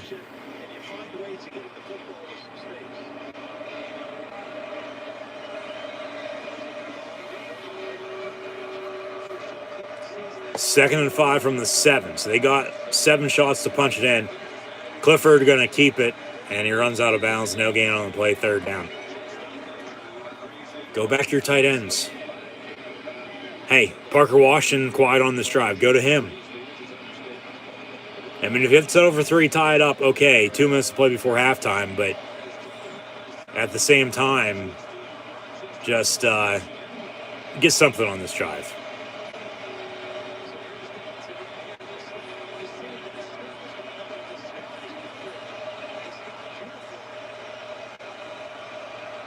So 3rd down and 6 from the 7.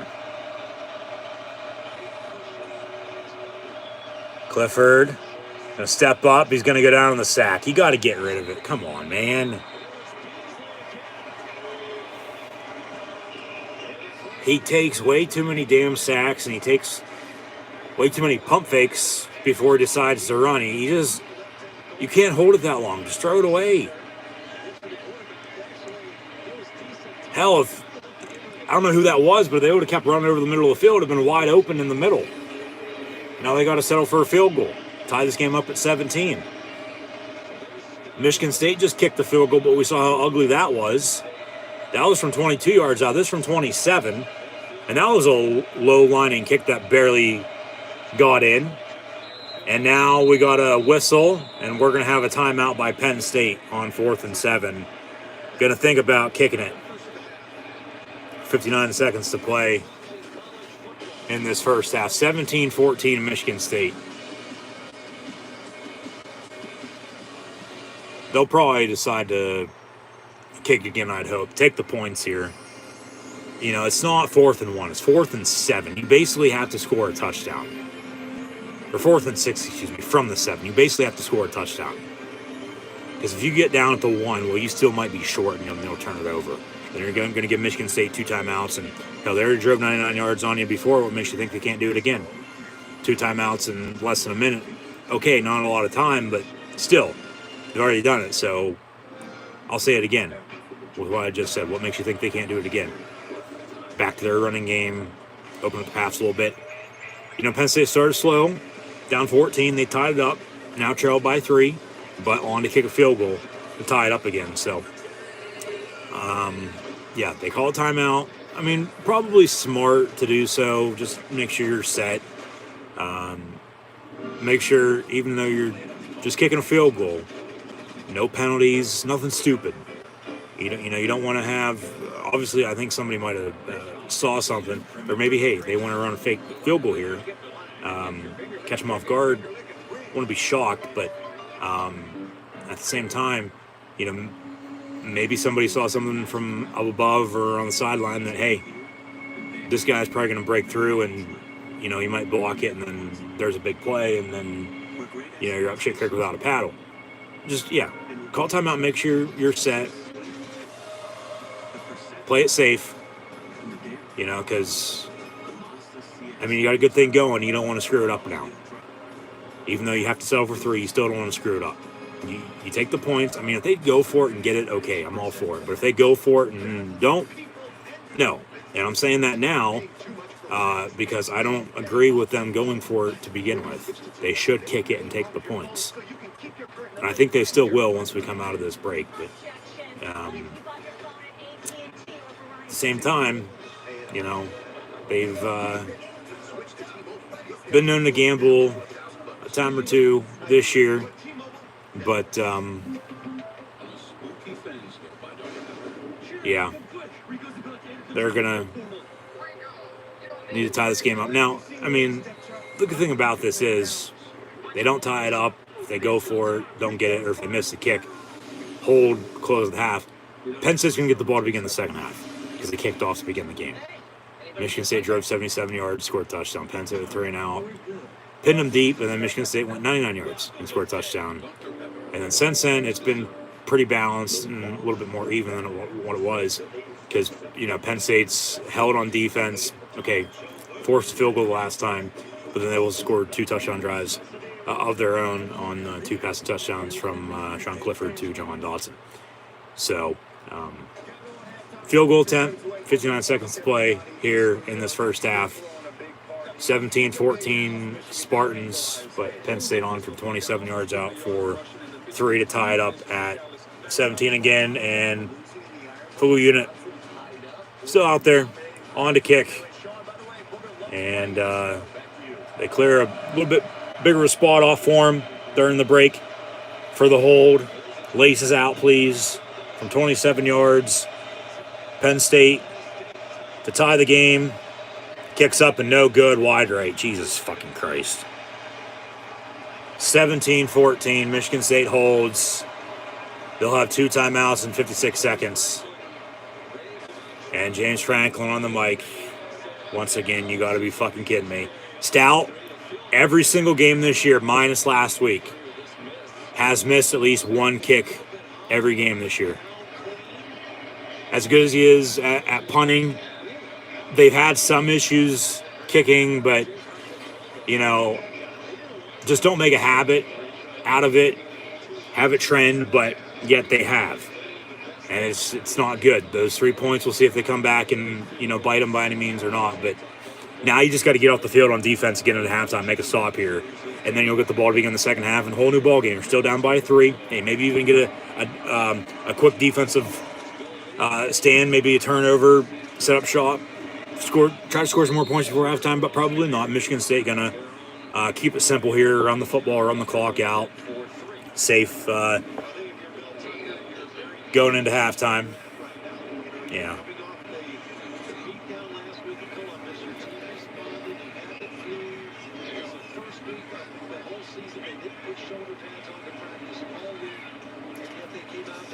Another handoff. And Walker going to get a few more yards, 3rd down, but that should do it for the first half unless we have a timeout. 15 seconds and counting. And, yeah, clock's going to hit zeros. They'll let it roll. And at halftime, in the battle for the Land Grant Trophy, the Michigan State Spartans lead the Penn State Lions by 3, 17-14. Sean Clifford, 11 of 15 for 173 yards passing and 2 touchdowns. Peyton Thorne, 12 of 17 for 168 yards passing and a touchdown. It's even. It is. 2 offensive touchdowns, Penn State 2 passing, Michigan State 1 passing, 1 rushing. And then the difference is a field goal and then also a missed field goal by Penn State to tie it up before halftime there at 17 apiece. So 17-14 at the half. Kevon Lee, 3 carries, 38 yards rushing. Devin Ford has 2 carries, 7 yards as well. But Kenneth Walker, 15 carries, 83 yards, and a score. Peyton Thorne also tucking and running. 4 carries, 23 yards on the ground. Clifford doing the same, but in the negative, of course, with a few sacks. And then receiving, Jahan Dotson with his 2 receiving touchdowns has 4 catches, 80 yards.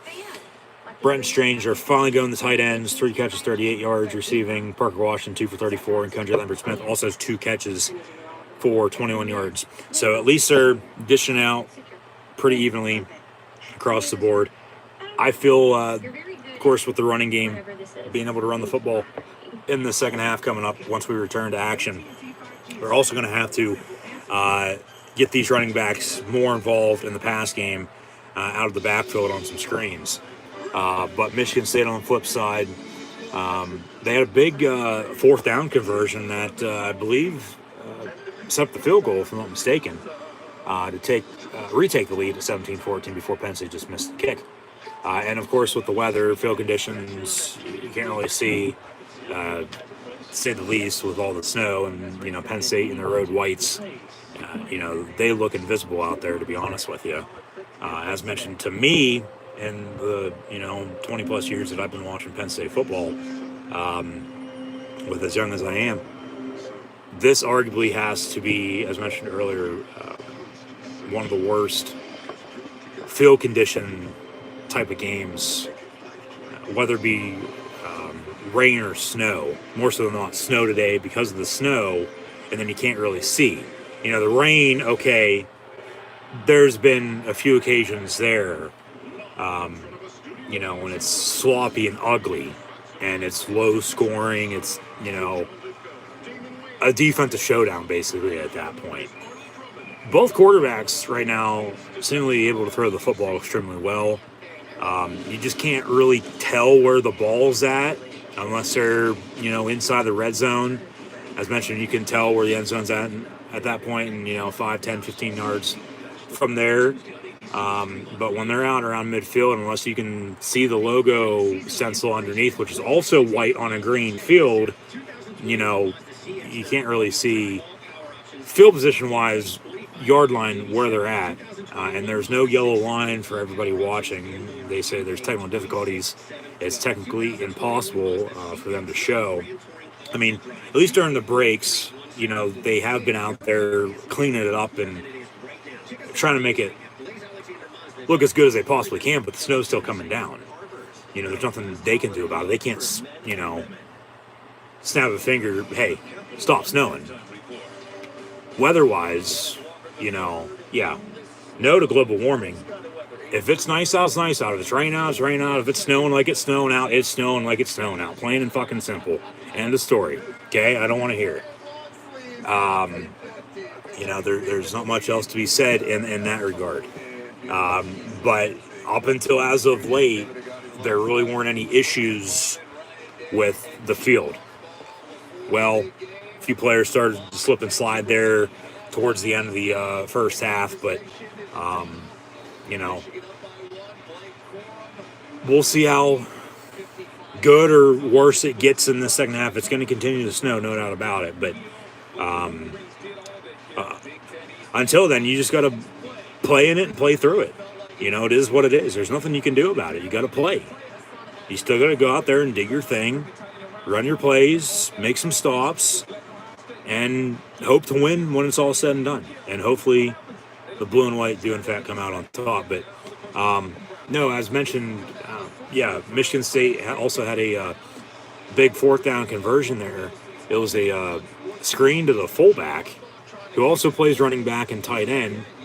And Ironhead's son, one of the 2 sons, is oldest, and Cameron Hayward, of course, plays for the Pittsburgh Steelers. His little brother, and Connor Hayward, who seems like he's been at Michigan State for the past 10 years, he has 1 catch for 19 yards on a 4th and 6. That I do believe that was the drive that set up the go-ahead field goal to retake the lead at 17-14. And, of course, as mentioned, Penn State missed one there to close out the half and still trail by 3, 17-14 their halftime score. And then Malik Carr has 2 catches, 51 yards receiving. Foster 2 for 41. Jaden Reed 3 catches, 37 yards. Hayward 1 for 19. Elijah Collins has a catch for 11 yards out of the backfield as well on a crucial play. And then Mosley has the 1 receiving touchdown from Peyton Thorne. 1 catch, 9 yards, and a score that was to go up 14-0 before Penn State on defense started to make some stops, got back in it on offense, made some plays, tied it up, and now we sit at 17-14 with the difference being a Penn State missed field goal once again. So, yeah, 17-14, your halftime score with the Spartans and Nitwits here in the final regular season matchup of the year before bowl season next month into the new year.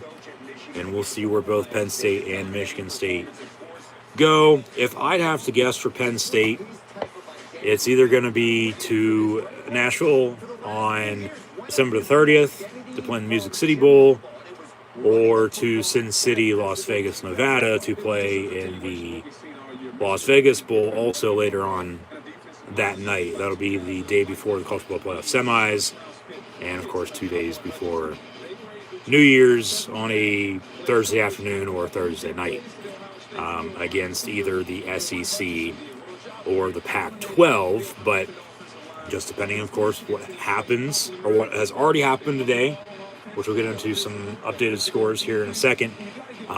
Stay tuned along with what's going on right now, what's still to come, and then also next week, before the College Football Playoffs revealed, following Conference Championship Saturday next weekend, and then, trickle-down effect from there with, head-to-heads, standing-wise, who's ahead of who, the bowls, inviting this team rather than that team because they might travel better, bring more money in to the city, etc., etc. Penn State, they declined to go to a bowl game last year, even though they are eligible. Of course, the 0-5 start before they won 4 in a row. I mean, really, I guess last time they played in conditions like this, but they weren't as bad, would have been Big Ten Champions Week, the Saturday before Christmas. Who would have thought Penn State then was going to be playing a home game at that point in time in the year against the Illinois Fighting Illini? They beat them then, of course, lost to them in 9 overtimes last month, 2018. But, yeah, I guess really that would be the last time they played in weather this bad. But field-wise, at least it wasn't covered then. It's literally covered. You can't see shit. It's white as white can get. And Penn State's wearing white uniforms on the road, so you can't see them either, for the most part. I mean, you can, but you can't. And then, back to then, they declined the bowl bid. And then, they had a 9-game winning streak going. It's been tough as of late, not so happy right here in Happy Valley. But, losing 4 or 5, but now having since 1, 2 of 3. Okay, you start slow today. You get back into it. You force a kick, but then you also miss a kick of your own. Got to be able to run the football, open up the pass, play good defense, and also rely on your special teams. Well, okay, Michigan State's running the ball better than Penn State is. Both teams playing good defense, I feel like. But then the difference, advantage MSU over PSU, is a made field goal rather than a missed field goal from the Nittany Lions. So 17-14, once again, your halftime score with Michigan State on top. Turnovers, there haven't been any penalties. We're hurting both teams. It seems like they're early. Zebras have sort of backed off ever since, but, just play smart. Don't do anything stupid. Find some rhythm, momentum, build off of it. Run the football, pass, run to pass to run, play good defense, and, rely on your special teams as always. And, you go back to the last time they were on the road at Maryland earlier this month. They were, if I'm not mistaken, up by 4 or 7 at halftime. No, they're up 10, 17-7 at halftime, if I can recall correctly. Pretty sure that's right. If I'm wrong, let me know in the comments. But late in the game, as they trail at half, Penn State, when they have trailed at halftime this year,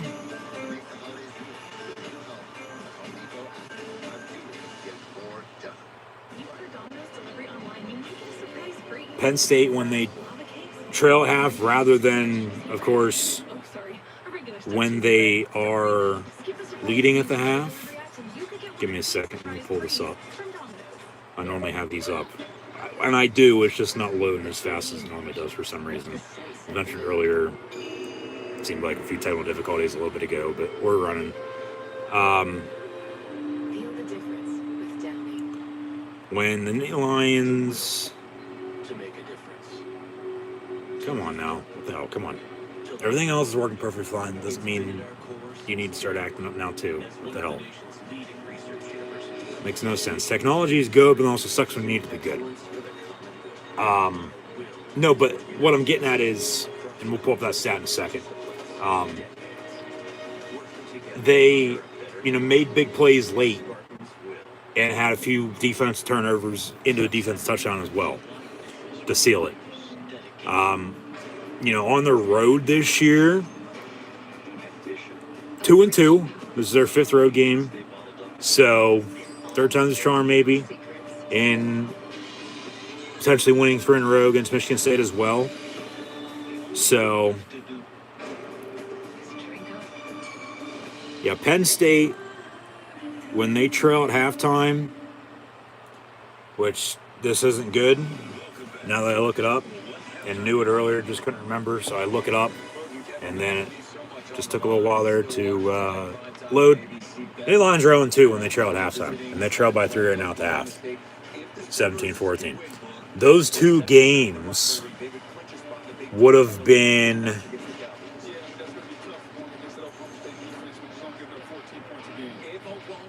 Ohio State, Michigan, if I think so, right? Yeah.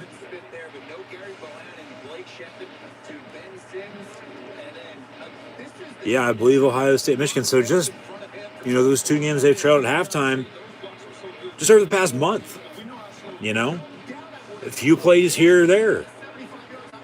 Now, if they would have made that kick and been tied to the half here at 17 apiece, they're 1-0. So, we'll see how truly those are and if they'll speak for themselves or not. But we sit at halftime 17-14 Michigan State on top of Penn State. So we'll see what gives in this second half. I'm sure as always something will. But Penn State just going to have to find a running game. Clifford's going to have to do his thing. No sacks. Throw it away. Don't do anything stupid. No turnovers. No stupid penalties either. But make some stops on defense. Make some stops on defense. Stop Kenneth Walker III. Stop the running attack.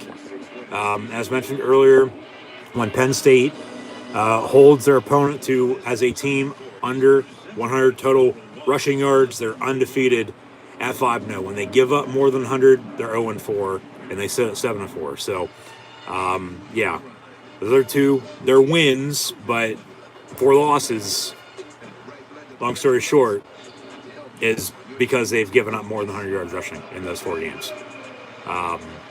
And just got to find a running game and stop the run, plain and simple. Make a few more plays than them, make some stops. Going to have to rely on your special teams, it seems like, a little bit more. Maybe a return game. They finally click on there in that situation. And it creates a spark of some sorts, and you need rhythm and momentum. You need to capitalize. You need to just build. Rome wasn't built in a day. You got to chip away at it. So I'll leave it at that for the time being. But Penn State's in it. I mean, it didn't look so early on. It looked like it was going to get ugly there for a time. Yeah.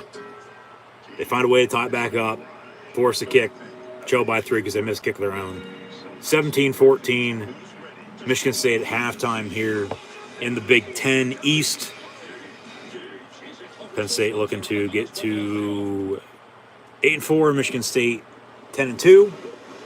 But still got 30 minutes of football to be played. So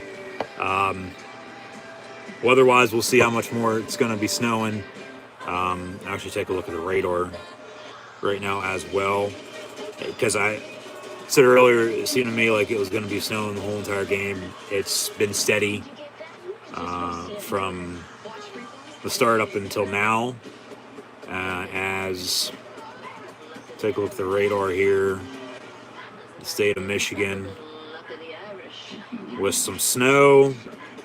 There's some rain south in western Ohio and Indiana, and that looks like there's going to be some wintry mix coming in maybe the second half as well. But yeah, it's going to be snowing the rest of the game.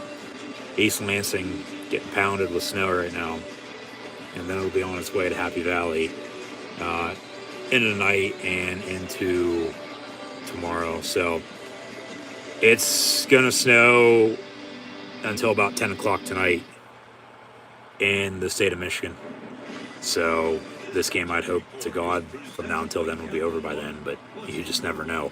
Remember, a couple years ago, there was a 3.5 hour weather delay because of the rain. Now they're playing in snow. Yeah, it's going to be like this the rest of the way now, as expected, but it's really coming down, and we'll see who uses it to their advantage versus who doesn't, and who can capitalize off of playing in some inclement weather, and, one thing at a time, go from there, along with everything else I've just mentioned. So once again, thank you for tuning in and listening to college football, Penn State, Michigan State, live watch along reactions, audio only, live right here on the YouTube channel. As always, I'm your host, Encyclopedia Sports, Cool Hand Luke 96. Be sure to like, follow, and subscribe on social media. Links in the description below. That thumbs up button. Share hashtag college football, hashtag Penn State, hashtag Michigan State. Chat questions, comments, super chats, super stickers. Always greatly appreciated. As well, ongoing in college football, Old Dominion leads Charlotte 42-34. Texas State by 2 with 2 minutes to play at Arkansas State 24-22. App State going to beat Georgia Southern 27-3. Southern Miss 24-17 leading Florida International. UMass and New Mexico State 34-20 over the Minutemen. And then Hawaii at Wyoming. I'm sure it's snowing out in Laramie right now as well. Might not, though, be. I don't know. Didn't go that far west looking at the weather because I'm no Joe Murgo by any means. But Hawaii leads Wyoming 31-7. And then at halftime, along with this Michigan State 3-point lead, 17-14.5. Auburn leads Alabama 7-0 at halftime. Alabama being shut out during the first half for the first time in a good while. I'll see if I can find a year. But that has to be history making right there. Probably for the first time in, well, we'll say in Saban's tenure in Tuscaloosa for the time being, until I find a year, if I can find a year. But yeah, Alabama trails at halftime. That's a shocker. But at the same time, it's not, because they haven't won at Auburn since 2015. Of course, in 2013 was the kick 6. 1-15. Last 2 trips to the plane, 17 and 19. Now here in 2021, every other year, all odds are on the road. They've lost. Alabama trailing at halftime to Auburn 7-0. Who, I might add, is playing with a backup quarterback. Bo Nix done for the season. And could be a projected opponent for Penn State during their bowl game in a rematch, but we'll see. I've also seen Penn State potentially to face Missouri out of the SEC, along with, well, Arkansas beat Mizzou yesterday on Black Friday, so it probably won't be the Hogs now, but also in the SEC, take a look at the standings here. Because for the most part, it's always, lined up as evenly as they can get it record-wise, whether you're 7-5, 8-4, 2-7-5, 2-8-4 teams, maybe a few 6-6s, 9-3, 8-4, 9-3, 9-3, 10-2, 9-win team, et cetera, et cetera. The best of the best are going to be playing each other. Long story short, they might play Tennessee in another bowl game. Michigan State on the kickoff here. I doubt they'll play Ole Miss, but they might play Mississippi State in a bowl game. Out west in the Vegas Bowl, maybe Arizona State, UCLA. It's all really just going to depend on how the season shakes out. And, whatever the hell happens, and who they get matched up is who they're going to get matched up with. And hopefully it'll be a good game on paper and a good game on the field then for the Penn State Bowl game. But we still got 30 minutes of football to be played here in the regular season finale. Penn State on the return. 1st and 10. Yeah, which is a surprise. Penn State's going to continue to attack, so says James Franklin.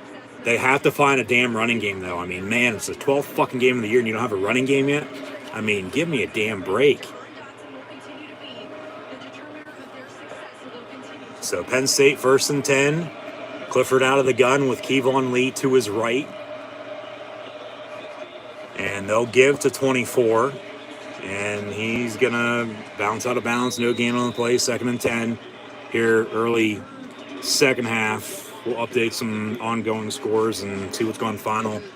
Next commercial break. We'll get back to it here in a second.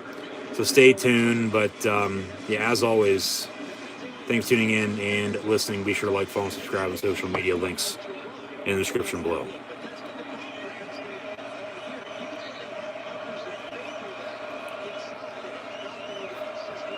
Second and 12. 4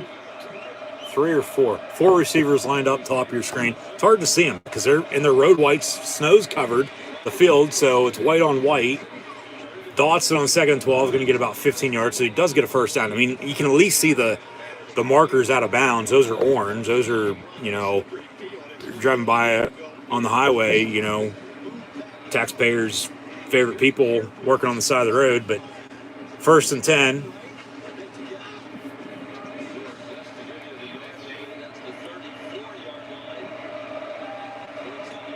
First and 10, a minute into this third quarter. Clifford up to the line of scrimmage.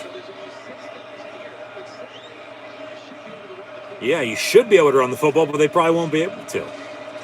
They do hand off, and Kevon Lee, okay, he's going to bounce 1 first down. And 15-plus yard run for Lee up the middle. Penn State, just keep running the damn football. And then when they finally stop you, run it to pass, open up the play action, and beat them deep. Catch them off guard, keep them on their heels this second half. Run it again, yeah. Hand off to Kevon Lee again, maybe a yard or so.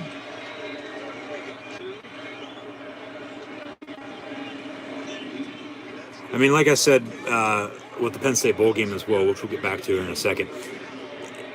For the most part, okay, they might go back to New York City for the Penn State Bowl, but I highly doubt it, so I'm not even going to go there. It'd be an ACC opponent there, but it's going to be somebody out of the SEC or the Pac-12, it looks like, on December the 30th. But we'll get more into all that post-game. Second and in an upcoming video for the channel right here, so keep an eye out for Coach Carousel and Bowl game preview. 2nd and 8, they say Parker Washington dropped it. I don't know if he did or not. Now it's a little hard to see the football. So, incomplete 3rd down.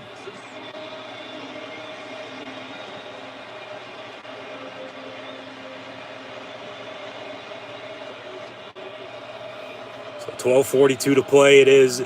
Sure, in fact, is. I've been saying it. They're finally starting to say it on the air right now as well. It's just, like I said earlier, it seems to me this is some of the toughest field conditions they've had to play in quite some time. And they're not playing at home either. They're playing on the road, and they're, road unis. And white on white with the snow that's also white. Yeah. Clifford, you got to throw it away. How many times do I have to fucking say it? Throw the goddamn fucking football away. Jesus Christ. Can't take a fucking sack. Good coverage, no one to throw to, but still just throw the hell out of bounds. Throw it away.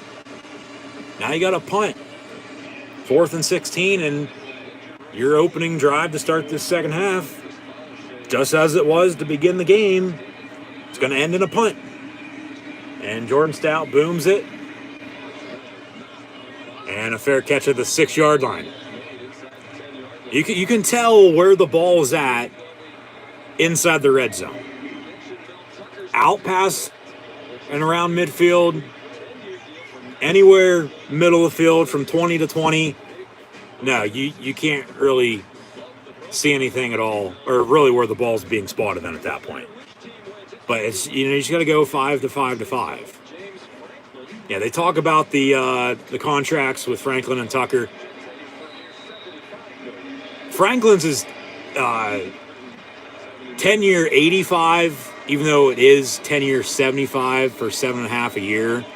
So $500,000 less than what he's making now. But $1 million insurance policy on top of that gives him a $500,000 raise from what he's making now for 8.5 per year. So it's a 10-year $85 million deal for Franklin, a 10-year $95 million deal for James Tucker. Both who are going to be candidates for at least LSU. I'd say Franklin also USC and Florida after last week. But they're both staying put. They're not leaving. 2nd down and 10. But as mentioned earlier, it's not like if they'd still want to leave, they can leave if they want to. It's just whoever's hiring them is going to have to buy them out. Thing with Franklin's buyout, it's not going to get down to $1-2 million until like 2025, 2026. So until then, unless he would leave on his own, he'd get bought out. Penn State would hire somebody with that money then at that point now. And they go over the coaching vacancies, which we'll get into later. The university, can't fire him then if they want to fire him until then. Now, if they do, they'll have to pay him what they'll owe him on a buyout. Penn State with an interception. Daquan Hardy's going to return it for 6. Touchdown Penn State, and they get a defensive turnover. From Penn Hills to the end zone, touchdown in Lions.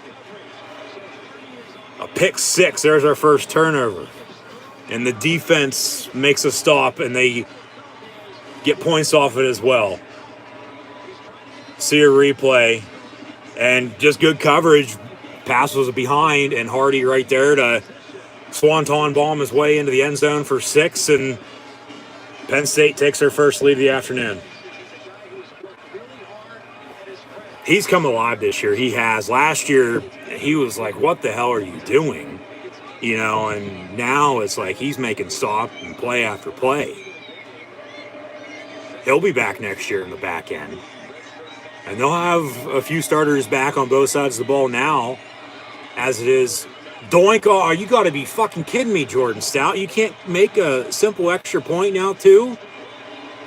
So it's a 3-point lead. Missed the extra point, doinking it off the left up right now. So he missed a 27-yard chip shot field goal wide right, and now he can't even kick a fucking extra point. But what's new? He hasn't been able to. He's missed at least 1 kick per game all season long except for last week. He was 4 for 4 on extra points. 28-0 shutout win. Hey, at least they took the lead. So I'll shut up about missing the kick, but still, you always got to rely on your special teams for the brand. We all know that. But just good defensive play there by Penn State and a pick 6. And there's your sport. There's your momentum you need to capitalize off of now. You need to continue to build some rhythm and just keep going to work and go to town. Make another stop on defense, get the ball back with a lead, find a running game, and don't look back then at that point and beat them deep on play action when they're not ready for it. Plain and simple. End of story. There's nothing else to be said. There isn't. Not right now, at least. There's not, so I'll shut up. But, yeah, a pick 6. Penn State with a turnover. 20-17. What did I say at halftime?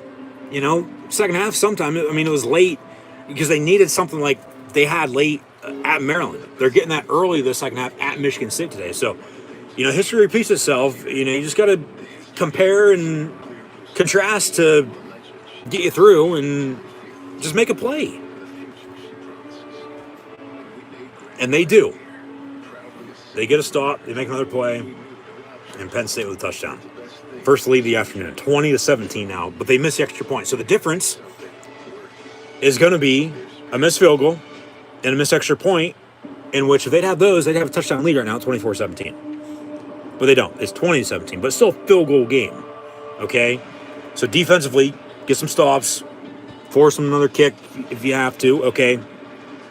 Even playing surface at that point, 20-20, but still a lot of football to be played, That's just the start of hopefully what's to come this final quarter and a half and in the bowl game to close the season strong. Get to 8-4, win your bowl game, go to 9-4. But until then, which, like I said, I'm not worried about. Because really there's only two places they're really going to go, it seems like, for a bowl game. They're still good bowl games, because when you win 6 games, that's a good season.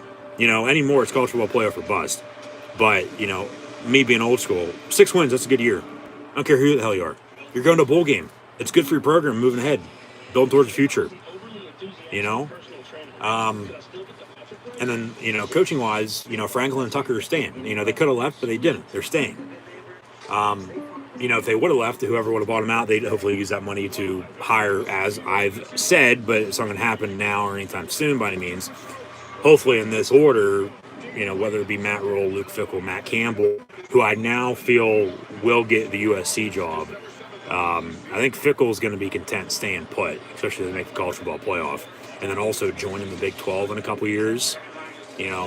We'll see what happens. But then also, of course, Bill O'Brien and Joe Moore. Athletic trivia question. Entering today, Kenneth Walker III is third in the FBS in rushing. Who's the last Michigan State running back to lead the nation in rushing? If I'd have to guess, probably Le'Veon Bell. Before him, Michigan State's had their plethora of good running backs. They're going to give us the answer already. So rather than a Penn State athletic trivia question today, we've got a Michigan State one. Entering today, Kenneth Walker III. There's Lorenzo White. Back in '85, he led the NCAA in rushing. Okay. No, wasn't going to be him.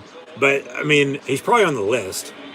But this is leading the country, not the team for the season.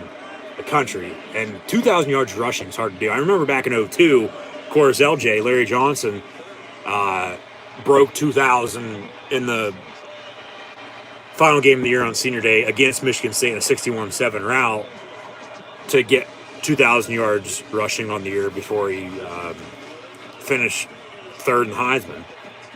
Kenneth Walker on the run up the middle, big first down run for Michigan State. 1st and 10. We'll say they're out past the 30, it seems like. I have no idea where the fucking football's put at right now. I don't think anybody does. It's hard to tell where they're at. Okay, so Michigan State just surpassed 100 rushing yards. Penn State is winless when they give up 100 yards rushing. Maybe they can break that streak and win today for the first time and still give up that.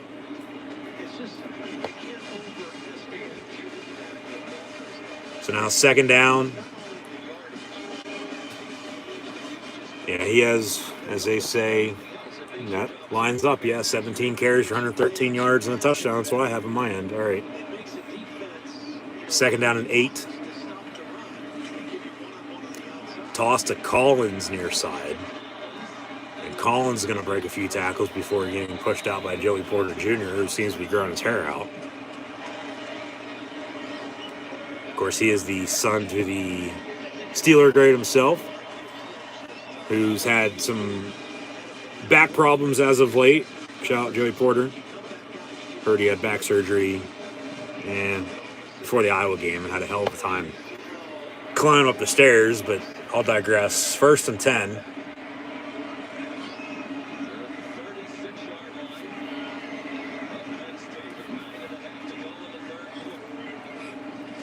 Peyton Thorne pump fakes on a bubble screen, going to go deep far side, and it's going to be picked off again, no, and dropped by Penn State. Jair Brown on the coverage. He had it, and it fell through his arms as he slid and fell to the ground, incomplete. 2nd and 10, 9:21 to play in this third quarter. Yeah, it was a little underthrown. Brown had it. Oh, okay. Hayward actually knocked it down, so he couldn't pick it off, and it fell incomplete. But Penn State leads it after the pick six on the last drive, 20-17. So they're right back in it. First lead of the afternoon. Out of the pistol, now motion for Collins to the right of Thorne, out of the gun. And about a yard or so. Is lucky enough. 3rd and 9.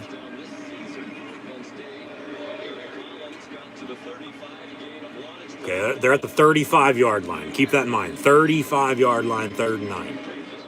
Because we can't see jack shit on the field because it's covered with snow.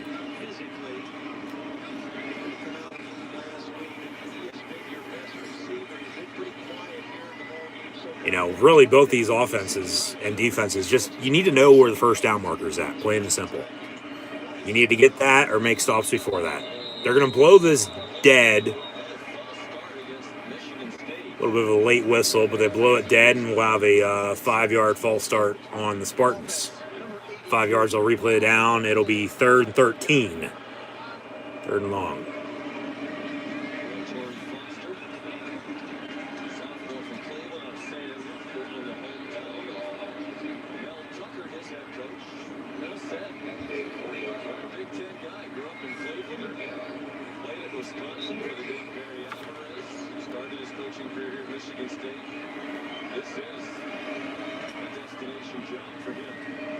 So 3rd down and pie officially, 3rd and 14.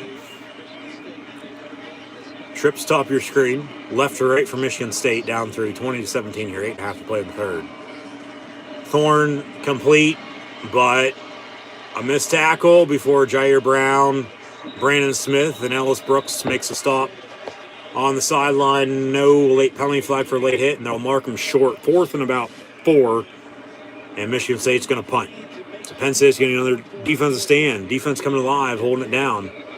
I'm trying to hold on to this lead. Hopefully the offense can do something once they get the ball back. Quick 3 and out to begin the half, and then a defensive touchdown. And now 4th and 3 officially. They're going to go for it. Michigan State going to go for it. 4th and 3. And they're not even out past midfield. Okay, 4th and 3. Thorne going to keep it, and they will get the first down. 4, maybe 5 yards, still enough for a first down. That's what Michigan State needs to get some rhythm. And now they're out past the 50. And they'll have a 1st and 10.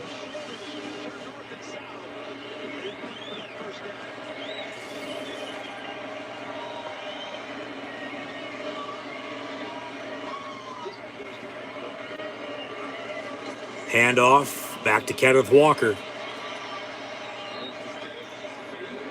And, maybe 3-4 yards. 2nd down.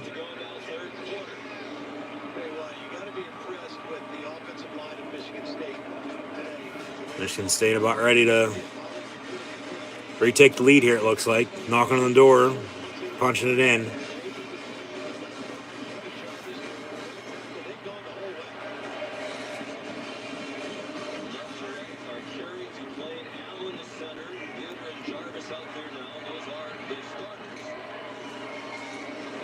Handoff, and Walker is going to be brought down right away by Brisker and Laquetta, who's back out there following an injury in the first half, which is a good sign. Late penalty flag, what do we got? That's going to be against Michigan State, it looks like. Well, the subject of the officials, we wish Mike Brown the best. Back judge retiring after this game after 20 years on the field. Special place in your heart for your one game of being a back judge. I know what it's like to be back judge. One game we worked the Georgia spring game. Like a very highly regarded official, these guys were very hard to make. Personal foul. Shot block on Michigan State. 15 yards, replay. Second down, okay. See if it was a shot block or not. Yeah, that's a good call. Yep.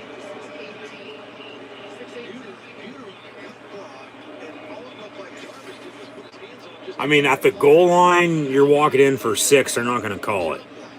Out to wherever the hell the ball is spotted at now, no, you can't do that. You can't get away with that. Yeah. I mean, it's a penalty. They called it. They didn't pick it up. You got to live with it and play on. 2nd and 22 now.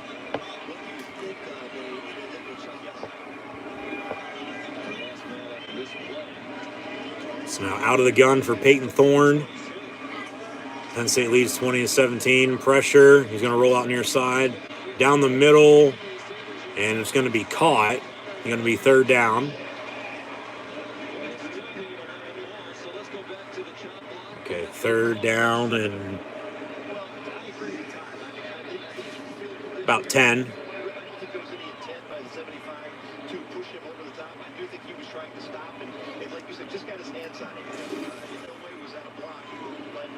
Question is, if Michigan State doesn't convert here on 3rd down, keep drive alive, do they go for it again or do they take the points to tie it up? Thorne down the middle, complete, inside the 10, going to be brought down at the 5. They'll have a 1st and goal, looking to retake the lead now. So whatever I just said, that has no effect on that play. They don't care. They'll probably score. Yeah, both these quarterbacks, in the weather, in the snow, have been able to throw the football. A little bit of a shock. 1st and goal. Penn State gonna not make a tackle on Kenneth Walker. Dumas his way into the end zone for another touchdown. And the Spartans retake the lead. However, there's a penalty flag. We've got a hold. It's coming back. 10 yards. They're going to replay the down. No touchdown. No touchdown. Replay 1st and goal.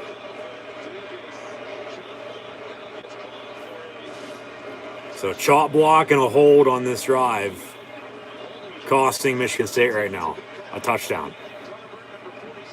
Yeah, that's a hold. That's a hold. At least they're calling it even right now, calling it down the middle. Nothing outrageous, nothing, like, what the hell was that? Like, are you blind or what? No, that was a hold.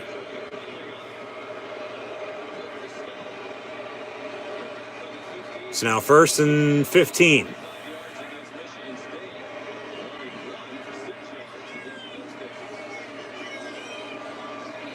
First and 15, but it's 1st and goal at the 15. Yeah. And now we got a whistle. Michigan State's going to have to burn a timeout with the play clock winding down. Timeout Michigan State, they're first. With 4:53 to play in the 3rd quarter, they trail by 3, 20-17 at home against the Lions. A couple penalties up on the offensive line. Dawson and Spartans a touchdown right now, as mentioned. But, okay, we'll save stats and scores for the end of this 3rd quarter coming up. Auburn extending their lead in the meantime. 10-0. Hosting Alabama. Oregon is up 24-9 on Oregon State. If they win, they'll face Utah in a rematch from last Saturday night, next Friday, in the Pac-12 championship game. And then Wisconsin leads Minnesota, I believe, 10-6 at halftime, as they're showing some highlights from earlier games. With the big one, of course, in the game, Michigan defeating Ohio State 42-27. They'll play either Wisconsin, Iowa, or Minnesota in the Big Ten championship game next week. Penn State, though, this will be their, along with Michigan State, final regular season game of the year before awaiting a bowl bid during bowl season.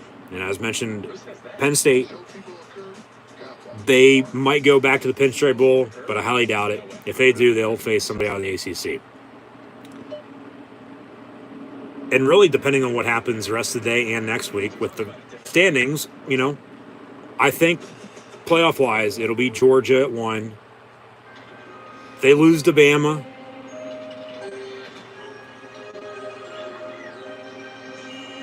maybe both SEC teams won't get in if Auburn wins today. Because if Alabama loses today, they're going to be done. They'll still make a New Year's 6. They'll probably go to the Sugar Bowl down at that point. But they won't make the playoff. But we still got to figure out, who's going to make it and who's not. There's a few teams in Notre Dame, Oklahoma State. With Bedlam tonight, if Oklahoma wins, it's a rematch of Bedlam next week in the Big 12 championship game. From a neutral site, though, from Dallas. If Oklahoma State wins, Baylor is in. And then it'll be Oklahoma State and Baylor in a rematch from earlier this year. I feel the top 4, when it's all said and done, with some games still to be played right now. Now, if Alabama loses, as mentioned, they're done. Now, if they beat Georgia next week, is Georgia then in? Probably not. Even at 12-0. So then it'll open up another spot. But really, with this Iron Bowl, it's just going to depend on what happens here. Alabama comes back and beats Auburn. Okay, the winner's in the SEC championship game. The loser, depending on the outcome, if it's Georgia, they will probably still be in as well. Alabama loses, though, next week, they're done for. And then it's Michigan if they win the Big Ten. Cincinnati's going to be in. And if 2 SEC teams get in, Michigan and Cincy are in, that's 4. But if only one SEC team gets in and Georgia wins the conference, and then, Michigan and Cincy in, well, then that opens the door for Notre Dame. And no, they haven't played anybody. They lost to Cincinnati, yet they're right there. And then, the Big 12, Oklahoma State can make a run and be a surprise, potentially, if it works in their favor. But we'll see. No, but now 3rd and goal for Michigan State. No, but Penn State's, for the most part, going to be going to the Music City Bowl or the Las Vegas Bowl on December the 30th. And for Music City Bowl, they might play Florida since they beat Florida State earlier, but I doubt that. Incomplete, they're going to get Joey Porter on a pass interference in the end zone, be an automatic 1st and goal. Half the distance, Jesus Christ. I feel they're going to play either Missouri, Tennessee, maybe even South Carolina. LSU wins tonight, maybe them, but they won't beat A&M. But then a rematch with Auburn could be on the cards. Even Mississippi State. Pass interference on Penn State. 2-yard lines. This has occurred in the end zone. 1st and goal of Michigan State, looking to retake the lead with a touchdown here. I'd be fine with Penn State playing. It's really out of the SEC for the Music City Bowl for Penn State. Florida, Missouri, hell, maybe even Kentucky, Tennessee, South Carolina. LSU, if they win, they need to win tonight over A&M to become bowl eligible to begin with. But then, it's Auburn, Ole Miss, Mississippi State, and even Arkansas. But for the most part, Mizzou, Mississippi State, Auburn. 1st and goal, handoff, Walker going to be stuffed at the 2, no gain, 2nd down, and goal. And then out of the Pac-12, the teams, of course, Penn State could play then, in my opinion, right now with, games ongoing and still to see what the hell happens today and next week. Oregon State, Washington State, Utah, UCLA, Arizona State probably. One of those. 2nd goal, Did not get in the end zone. No touchdown. 3rd and goal. They're going to mark him short. But I'll discuss more. I just wanted to add that in because I was just rambling on as I normally do anyway. Talk about that a little bit now, but I'm going to talk more about all this at a later date. So just keep an eye out for videos live right here on the channel. And thank you for tuning in this afternoon and listening. Be sure to subscribe. 3rd and goal, Michigan State looking to retake the lead. 3rd and goal from the 1. See if the Penn State defense can hold with a 20-17 lead with 2:22 to play in the 3rd quarter. Quarterback sneak and Peyton Thorne, they'll push him away in the end zone. And they retake the lead with a touchdown. Simple. Get up there and sneak it. They do just that. I would have done the same damn thing, no doubt about it. And Michigan State with another rushing touchdown. Hence, rushing touchdown. Hence, they have a running game and Penn State still doesn't. I don't care if it's a 1-yard score or not, it's still a touchdown. And the difference with special teams is going to come back and hurt Penn State right now. It is, and it probably will be if they, end up in fact losing this game. Missed extra point and a missed field goal. They have those, and this extra point's up and good. We're tied at 24, 2:14 to play in the 3rd. However, this kick's also up and no good. He misses it. Okay. So it's still a 3-point deficit. 23-20. So field condition-wise with the kicks and the wind, with the snow blowing, seems left to right. But it's snowing. It's coming down. Like, unless you've never seen snow before, you know what it does when it snows out. And when it's coming down as hard as it's coming down right now, and you can't see jack shit on the field. They missed the extra point, 23-20, Michigan State. So they scored, but they can't make it a 2-possession lead then at that point, basically. Even 4 points is still 2 possessions. That's a touchdown. You need to retake the lead because a field goal ain't going to cut it. So, yeah, 23-20 Spartans.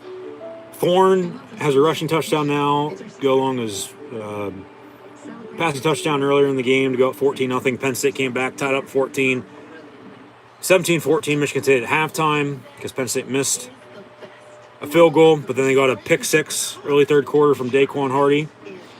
And then they missed the extra point as well to 20-17. And then Michigan State just scored. Missed the extra point as well, 23-20. Sean Clifford's 12-17 for 187 yards passing and 2 touchdowns. I believe that's what he was at halftime, so they haven't thrown the ball at all the second half. That's what it seems like. 2:14 to play in this 3rd quarter. They had to have thrown the ball in the second half. But they really haven't had the ball this second half because, remember, they went 3 and out. And then they get the defensive turnover, and then Michigan State just got the ball back and just drove and scored. Okay. Yeah, Sean Clifford, 12-17 for 187 yards passing and 2 scores. Peyton Thorne, 16-24 for 216 and a touchdown. Also has an interception, that was 6. But then he now has a rushing touchdown as well from a yard out on a quarterback sneak. 6 carries, 29 yards, and a score. Kenneth Walker, 21 carries, 113 yards rushing, and a touchdown as well. Penn State, their 4 losses, they've come when they've given up more than 100 yards rushing. So keep that in mind. They've already given 100 yards rushing, and they trail once again by 3, 23-20. So, history, that stat this year, not on their side by any means. Kevon Lee, however, now as we progress throughout this second half, towards the end of the 3rd quarter, he does have 6 carries, 56 yards rushing. There were a few big runs there, keeping drives alive. Late in the first half, they missed the kick, but it seems to me they really haven't had the ball this second half. I mean, they haven't. Not as much as Michigan State has. So time possession. You know what I say about time possession last week? When, Penn State also in their 4 losses had less than 30 minutes time possession, they lost. They had more than 30 minutes last week and they won. So the time possession, if they finish under 30, which they've already given up more than 100 yards rushing, they lose in both situations. But if they can get to over the 30-minute mark, time possession-wise now, make some stops on defense, rev it up on offense, get back in it, retake the lead, I think they'll be all right and find a way to win. But Kevon Lee has 6 carries, 56 yards rushing, and then receiving for both teams, respectively, as we're back from break. Penn State on the return. Devin Ford with John Lovett as blocker. Going to get out past the 20, it looks like. Be 1st and 10, Penn State. So sorry, can't really see where the ball's being spotted at because you can't see numbers or yard markers on the field. Hell, the announcers can't even tell themselves, being live there in person. And there's no yellow line either. But 1st and 10. I mean, this is old school as old school can get with graphics and not being able to see really with the weather on top of it. Handoff near side, 2nd down for Penn State. Dawson, 5 catches, 94 yards, and 2 scores. They need to get the tight ends more involved. It's been Brenton Strange. He does have 3 catches, 38 yards, but go to him a little bit more. No Tyler Warren yet. No Tyler Warren with the Lion Wildcat formation or even Theo Johnson. But last week, of course, Penn State battled the flu, had like 40 players out. Michigan State, close to 20 with half of them being starters today. I mean, it really hasn't, factored into either team's game plan by any means, it seems like, today. But, Kevon Lee there on another run up the middle. 3rd and short. 3rd down and short for Penn State. See what the Lions have up their sleeve on this play call. 3rd and 4 officially, so more of a 3rd and medium than a short. But out of the gun, back to his left. Parker Washington motion, need to go to him a little bit more as well. Clifford over the middle, caught by Dotson, and they're going to get a 1st down. Just keep it simple. Move the sticks. You need 10 yards at a time. Get those 10, 11, 12 yards at a time then.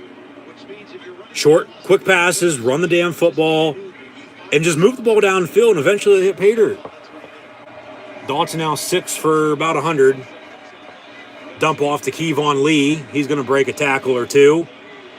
And it'll be a pickup of 10 plus, another 1st down for Penn State. And that very well could do it for the 3rd quarter of play as well. 20 seconds and counting. 1st and 10 from around the 26-yard line. Complete to Kevon Lee in the flat near side. Nice move. And he's going to get 5, maybe 6 yards. All right. Gets out of bounds with 1 second to go in this 3rd quarter. They'll have the 2nd down. But time will tick off in the meantime at the end of the 3rd. Michigan State leads Penn State in this battle for the land-grant trophy. Something they have not held since 2018 as Penn State's won 2 in a row, looking to make it 3 straight. Final regular season game of the year before bowl season rolls around. Sparty leads Nittany by 3, 23-20 at the end of 3, with the difference being a missed extra point by both teams and a missed field goal by Penn State, or else we'd be tied at 24 right now. But 23-20, Michigan State. Continue to update some stats here as we just finished up with the passing and rushing respectively by both teams. Penn State receiving. Okay, Dawson, 1 yard short of 100 yard receiving again. 6 catches, 99 yards, and 2 scores. They also have the pick 6, so defense making a stop as well with a score. Brenton Strange, need to go to tight ends more, need to go to Parker Washington more as well. 3 for 38 and 2 for 34 respectively. Keandre Leonard-Smith, 2 catches, 19 yards. Kevon Lee, 2 catches, 19 yards now as well. No Theo Johnson, no Tyler Warren. I mean, it's just been Kevon Lee. No Kane. I mean, John Lovett was out there to block on a kickoff return, but none of him either in the run game. I mean, I know Kane was out there, but they weren't using him early in the first half. But yeah, it's Clifford back from, even though he started last week, sick and then hurt, with an injury. It was Christian Veilleux. He played well last week, 28-0 win against Rutgers. Second shutout of the year, but now they trail at the end of 3 here today at Michigan State in the snow, 23-20. So Clifford, Kevon Lee, I mean, maybe Noah Kane, John Lovett step up if they're in this final 15 minutes of play, but we'll see. Got to continue to get the ball to Jahan Dotson, but there's also more than Jahan Dotson on this offense, as I've said all season long. Get the ball to Parker Washington, go to Keandre Lambert, Smith more. Hell, even Cam Sullivan-Brown, Malik Mega coming alive as of late as well, playing a little bit more. Maybe they get in and make some plays. We'll see. Strange, but then Johnson and Warren. We'll see if they play at tight end or at least get the ball to them. But then defensively, they've got to make some more stops. But they're driving on offense, looking to retake a lead, be 4 if they'd score. Tie ball game at 23 again if they have to settle for 3. But, yeah, that's where we stand at right now. Michigan State leading Penn State 23-20 at the end of 3 quarters of play. So now, update some scores from ongoing games. New Mexico State leads UMass 44-27. Hawaii's going to win at Wyoming. 2 minutes to play. 38-14 Rainbow Warriors over the Cowboys. Alabama still trails Auburn 10-0 as they near the end of the 3rd quarter in the Iron Bowl. Oregon 31-9 at home from Autzen Stadium. Ducks over the Bees right now. 12 minutes to play, 31-9. Of course, Michigan State here, 23-20, leading Penn State at the end of the 3rd quarter. In the 3rd quarter, Western Kentucky 20-14 over Marshall. Illinois putting it to Northwestern in the land of Lincoln, 40-7. Purdue 31-7 hosting Indiana. Tennessee 38-13 over Vandy. That game has just gone final. Good one in the Commonwealth. Virginia Tech and Virginia tied at 24, middle of the 3rd quarter. And then Wisconsin leads Minnesota 10-6. They just started the second half. They're about a half hour or so behind, yeah. And then SMU leads Tulsa 17-14. Louisiana Lafayette leads Louisiana Monroe 14-10. Arizona State 21-9 over Arizona. And once we go final, we'll update final stats and scores from all college football this rivalry weekend to close out the regular season. 2nd and 3 for Penn State to begin the 4th and final quarter of play. Out of the pistol, Clifford going to hand off to Kevon Lee. Trying to turn his way upfield, but no gain.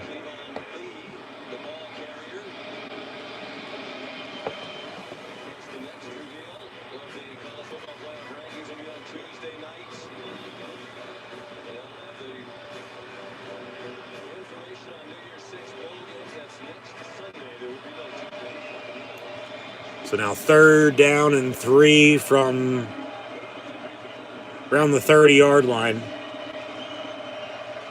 Clifford pump fakes, rolls out, and almost picked off incomplete. Intended for Theo Johnson. 4th down. You got to kick it. You got to kick the field goal. 4th and 3. You got to kick it. Tie this game up at 23 apiece. They'll, knowing them, probably go for it because they've already missed an extra point and missed a field goal earlier.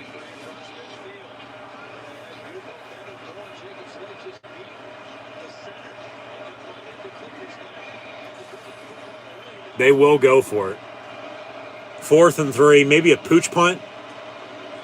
Penn State's about 50% on 4th down this year, which really isn't that good, but at least they converted as many times as they did convert. Trips in a bunch near side. Clifford, far side, though, over the middle on a slant. Complete Jahan Dotson. 1st and 10, Penn State. Keeping the drive alive. Move those sticks. 1st and 10, Penn State.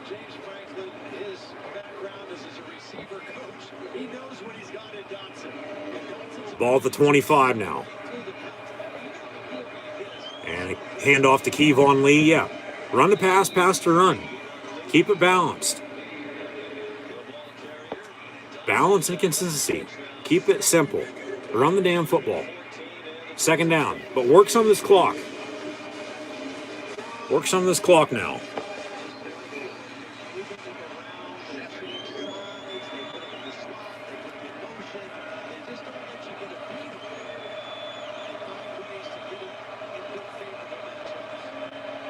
Clifford complete and dropped by, who's that? Devin Ford out of the backfield, 28, yeah.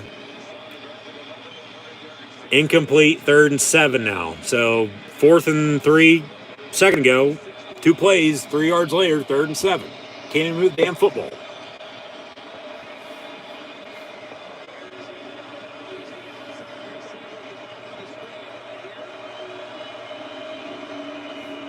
Out of the gun, trips near side again, left to right here in this 4th quarter for Penn State across your television, radio, and audio dial. And once again, thank you for tuning in and listening. You might want to get it off. Okay, they do. Hand off on 3rd and 7. Kevon Lee going to be just short. And on 3rd and 7, when you run it, they obviously already made up their mind. Go for it on 4th and short or kick the field goal now. So now Penn State, 4th and about 1, I'd say. 4th and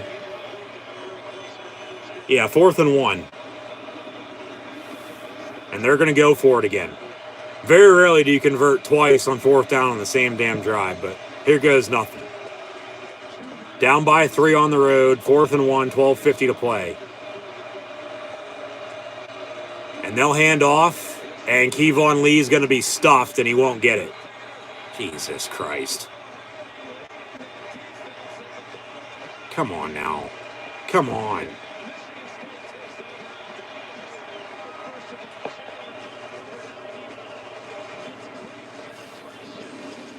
I don't mind running it, but you got to put a little bit more effort than that into it.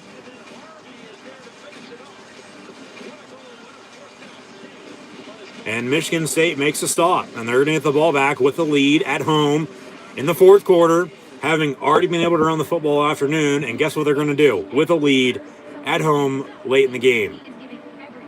And we'll see if they can when they need to here coming up. They're going to run the damn football down this Penn State defense throat, believe me. Now, if the blue and white can get a stop on D, get the ball back, defense is going to have to step the hell up again. Okay, there's some sign of life, but yeah, probably should have kicked it there, to be honest with you. No doubt about it. Probably should have fucking kicked it. But with the weather conditions, you've already missed a few kicks today. Like I said, I don't mind going for it on 4th down. It's just not all the damn time. You're getting too far ahead of yourselves, beating a dead horse, if you will. You know, very rarely, like I just said, you convert twice on 4th down on the same drive, and they don't. And rightfully so. Credit to Michigan State's defense, getting stopped and get the ball back. And we'll see what they can do on offense. Because if they can drive and score, 10-point lead, the weather the way it is, you know, Penn State able to drive. But in the second half, nothing to show. He only scores a defensive touchdown. You know, it might be a little too late. But if they can, you know, force a field goal, if not anything better, and, you know, 3 now get the ball back, still only down 3 rather than 6, let alone 10, okay, you're still in it then at that point. There's still a lot of football to be played. Penn State's 3 timeouts and, you know, 12:43 to play. Eternity. It is. But at the same time, they have to get some stops now on defense, plain and simple. There's no other way around it.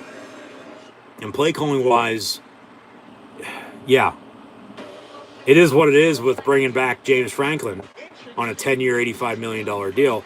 Well, there's a little reason for you right there of, well, you know, it is what it is, but I mean, come on, man.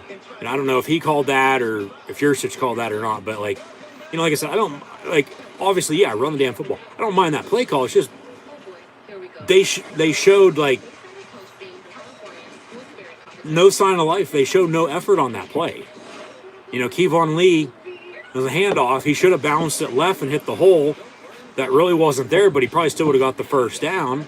But then he cuts back right, nowhere to go, and they stuff him.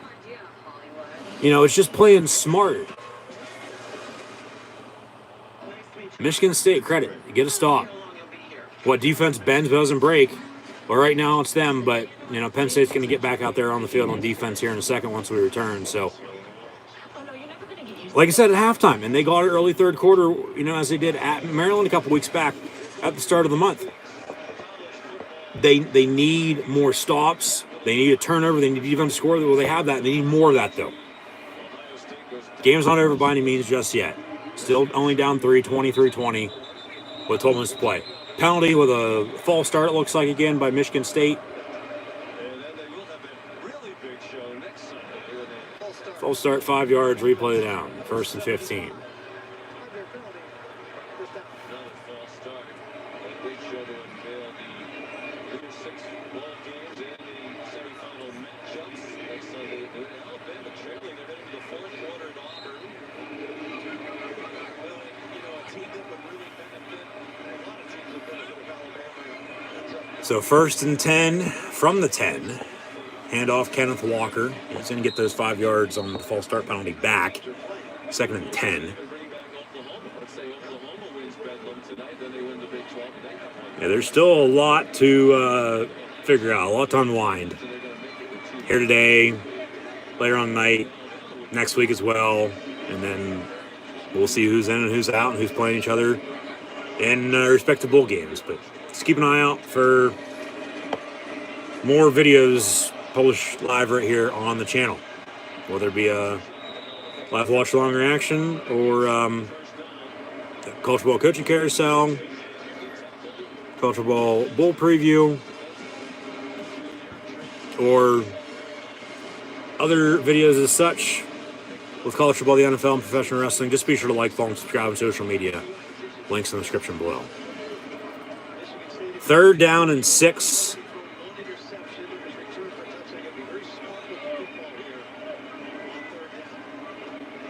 Third and 6 for Michigan State. Thorne looking to throw, and that's a hold.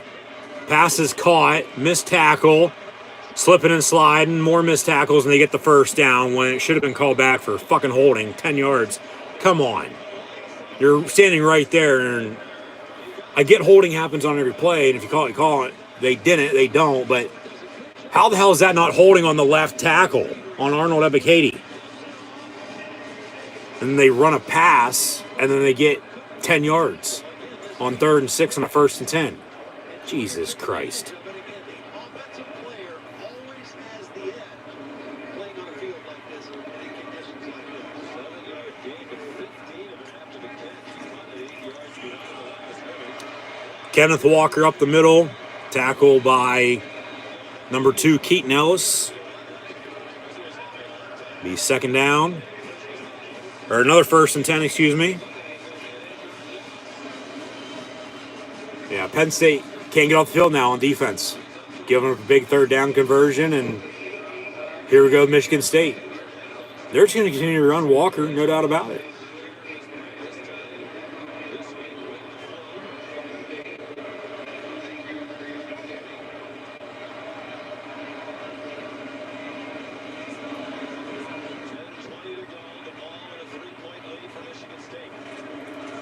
Another handoff. Nice tackle by Kalen King. From Motown to Happy Valley, back in his home state. A few big tackles today. He's 2nd down and 10. Now under 10 to play. Penn State trails by 3, 23-20.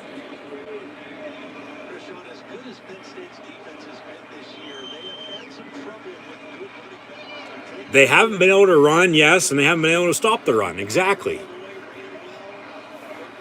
Hell, Illinois had 300 yards rushing on them, for fuck's sake. Incomplete over the middle. Nice coverage by Brisker. I mean, Michigan a couple weeks ago. Ohio State, of course, with Henderson and Williams. Iowa ran the ball. Good against them. Yeah. Hell, even Wisconsin did week 1, and they found a way to win late. Back early September, Labor Day weekend. Now here are, after Thanksgiving, 3rd and 12 for Michigan State. Got to get off the field. Got to make a defense stop. Get the ball back with 3 timeouts and 9 minutes and change to play. Tie this game up again. Take the lead, hold on, just win. Thorne looking to throw down the middle, dropped, incomplete. 4th and 12, Michigan State on to punt. So they get off the field. Penn State going to get the ball back. Down 3, 23-20. Snow continuing to fall.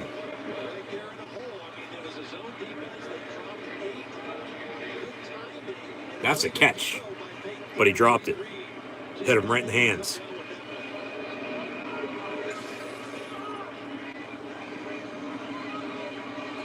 Jahan Dotson back deep to receive. They have not had a punt return or kickoff return for a touchdown since Jahan Dotson did it a year ago at Michigan State. Well, I'm going to have a chance here. Ball kicked out of bounds. 1st and 10 Penn State from wherever the hell they're going to spot the football at now. 9:24 to play. Penn State getting the ball back. Down 3. 23-20. Take control. Take advantage of the bad punt. Capitalize off it now and drive and score. Paired with the best kind of celery sticks. Crinkle fries. We have the meat. Pass in the pants. Share the shirts. And that. Alabama still trailing Auburn 10-0 in the fourth quarter. Oregon now 31-15 over Oregon State, 23-20 Michigan State, Penn State. And Minnesota leads Wisconsin 13-10. Still tied at 24 with Va Tech and UVA.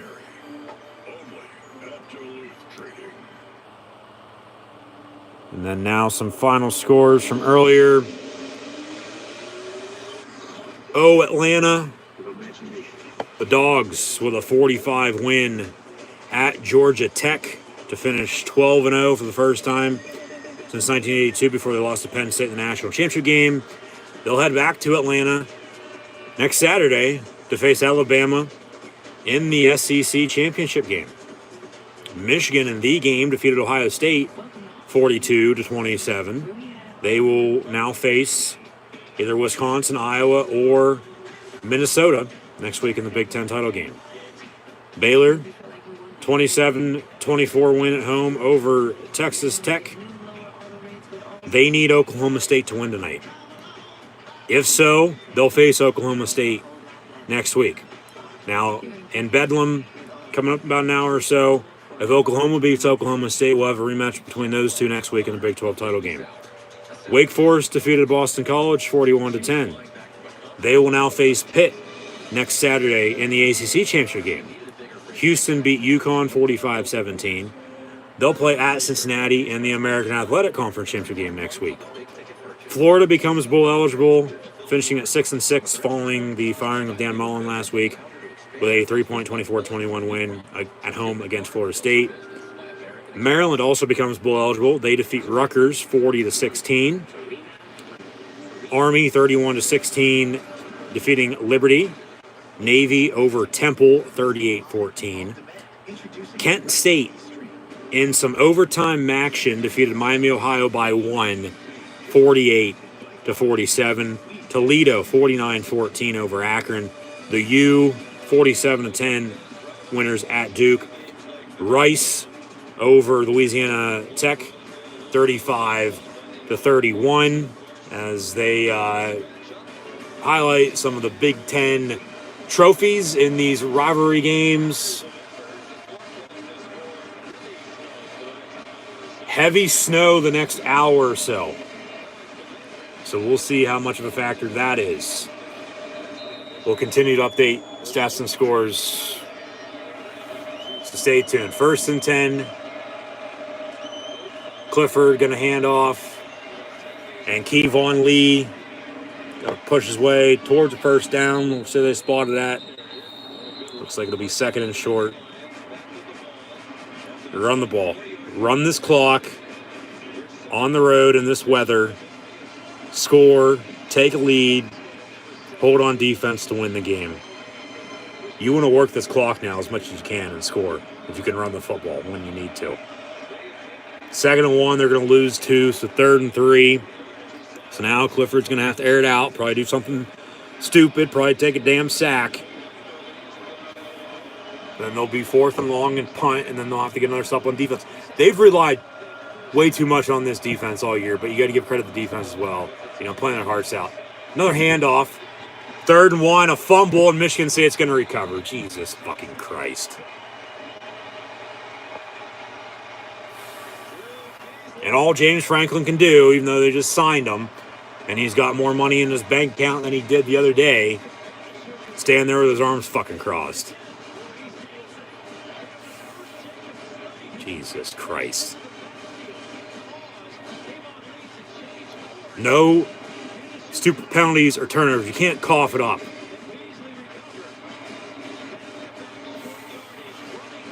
So turnover apiece. Penn State capitalized off of Michigan State. We'll see if the Spartans can off of Penn State's. And if they can go up 10 with 8 minutes, probably less than 8 minutes to play then at that point by 10:30 to 20, at home, weather not helping out by any means. Penn State can't move it on offense. This second half game is over then. And then they'll finish 7-5. Still go to a bowl game, so still one more Penn State game this year. But, Jesus Christ. Can't turn the damn ball over. And now all they're going to do is run Kenneth Walker, and guess what they do? They hand off to number 9. He's going to get a first down, it looks like, before being brought down by Arnold Ebiketie. Come on now.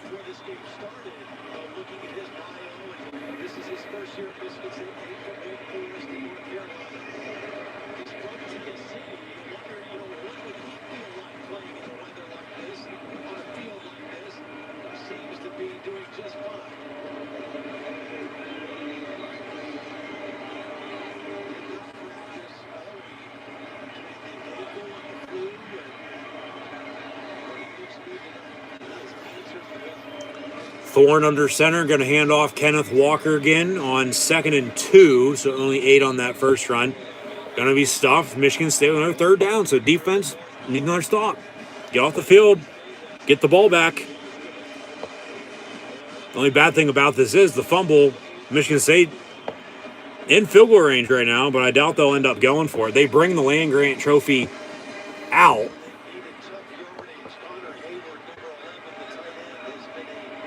With 7 minutes and 11 seconds to play, even though Sheets is better. 3rd down and 1. They'll pass. Hayward in the flat near side. He's got a convoy.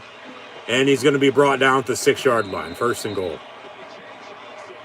That was a damn good play call by them, no doubt about it. You got to give credit where credit's due. They can't stop him now. You can't do a damn thing on offense the second half, and defense can't get off the field. There's not much you can ask for them. I mean, there's not much anything you can do. Actually, ball at the 15, sorry. Not as close as I thought they were to the end zone. But like I said, you can't see shit with this field the way it is. 1st and 10, 3 yards up the middle, 6.5 to play now. All Michigan State's going to do is run this clock, run the ball, and score a touchdown. Penn State's going to be down 10 with under probably 5 to play, even 3 timeouts. Time's going to be on their side. They're not going to be. They can't move the ball now. Why do you think they're going to be able to move the ball then? This game's over.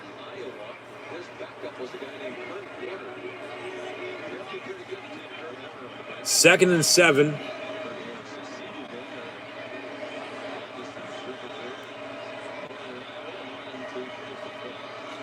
And out of the pistol, Thorne, they're going to run an end around. Penn State with a nice stop.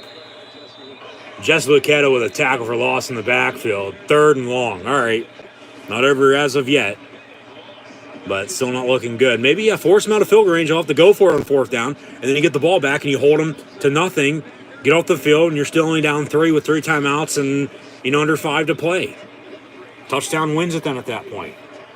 But the difference is still going to come back down to special teams with a missed extra point and a missed field goal. Even with the missed extra point by Michigan State, you have those 4 points, Penn State. You're leading by 1. And if they have that, we're tied at 24. So something's got to give. 3rd and 15. Thorne looking to throw. He's going to get sacked. And then it's going to be incomplete, almost picked off. No. Okay. And Ellis Brooks has the football, but Penn State with some pressure. The motion had started before he went down, so no sack. And number 7 in Jalen Reed gets to Peyton Thorne to cause the bad pass that was almost picked off. Now Michigan State on 4th and 15 is going to have a decision to make. Can't really kick in this situation, so yeah, they're going to have to go for it. Jalen Reed, also from Motown, making some stops on the road against one of the two state universities. These two, of course, the first two land-grant institutions in America, hence why they play for the land-grant trophy ever since Penn State joined the Big Ten in 1993. They met previously, but between 66 and 93, they did not meet, and they've met every year since, for the most part, other than in 11, 12, and 13, before, as mentioned earlier, the Big Ten, once they realigned the divisions, both in the East, they played every year since. And Michigan State with a 4-3 win-loss advantage. Penn State's lost, Michigan State, has lost 2 in a row. Penn State's won 2 straight against Sparty. And the Spartans lead by 3, 23-20, but 4th and 15 for Michigan State with a timeout.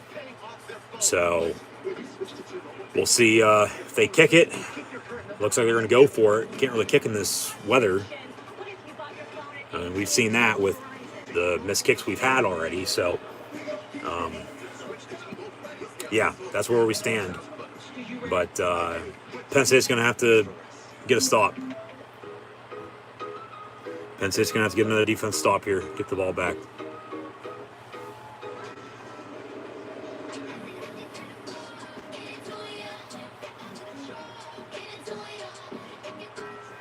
The classic Hollywood story. We meet the all-new Nissan Frontier. Hero faces seemingly impossible. Credit to Michigan State. They've been able to run the football extremely well today. They have. Just here as of late, Penn State bending and not breaking.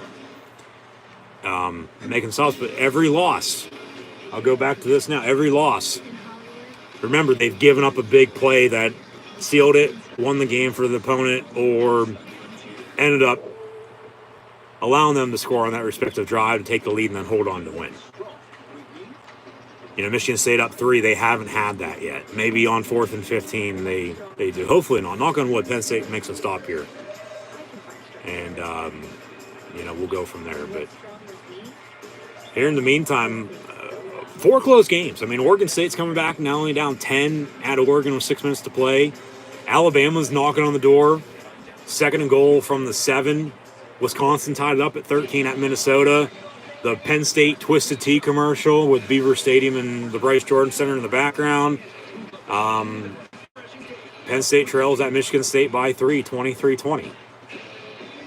So we'll see if the defense can hold, force a stop, get the ball back, and then see if they can get a spark going on offense, and boom goes the dynamite and score to win the game.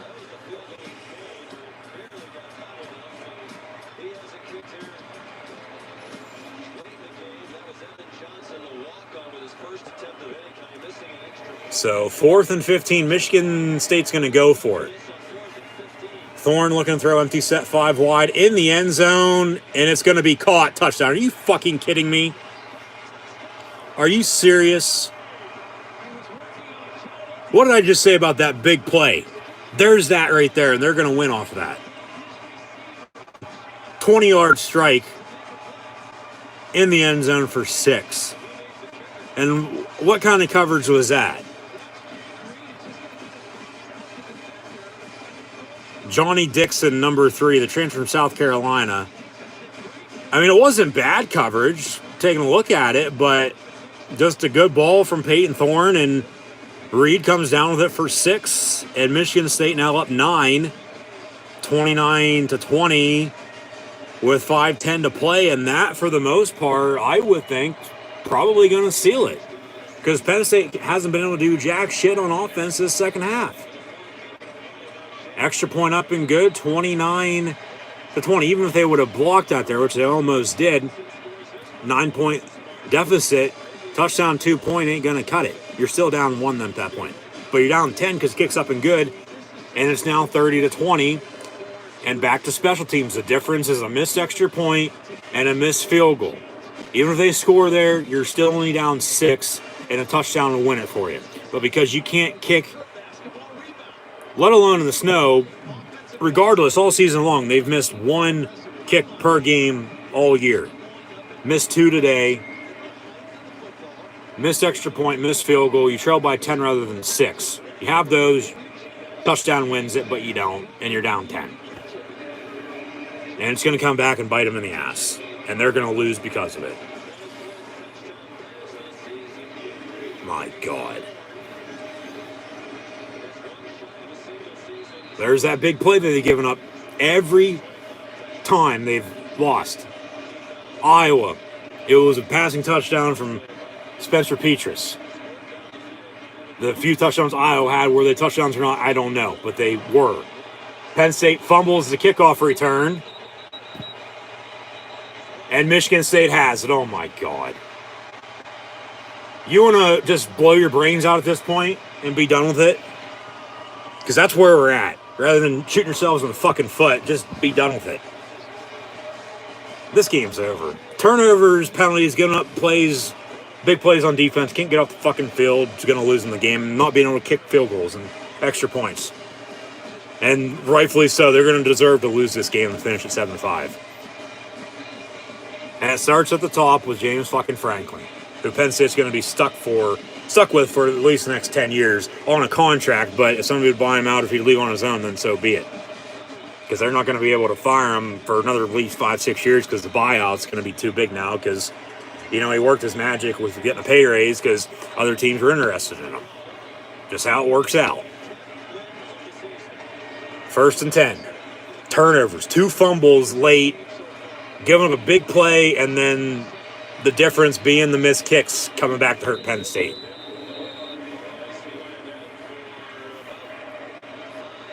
Just pathetic. Just absolutely pathetic. Alabama got on the field with a field goal, or on the board, with the field goal. They kick off on the Plains, Jordan-Hare Stadium. So back on the field, trots Auburn for 1st and 10 from the 25. So 10-3. And then Oregon 31-21 over Oregon State. And Minnesota just scored to retake the lead. If they win, Iowa's playing Michigan next Saturday night in the Big Ten title game. Wisconsin wins, they're in. But then, even with Minnesota, you still got to keep an eye on the Purdue game with the tiebreakers. But if Wisconsin wins, they're in. But they trail once again. Minnesota just scored 19-13 pending the upcoming extra point. Okay, 3rd down Michigan State, timeout. But 4:11 to play, down 10.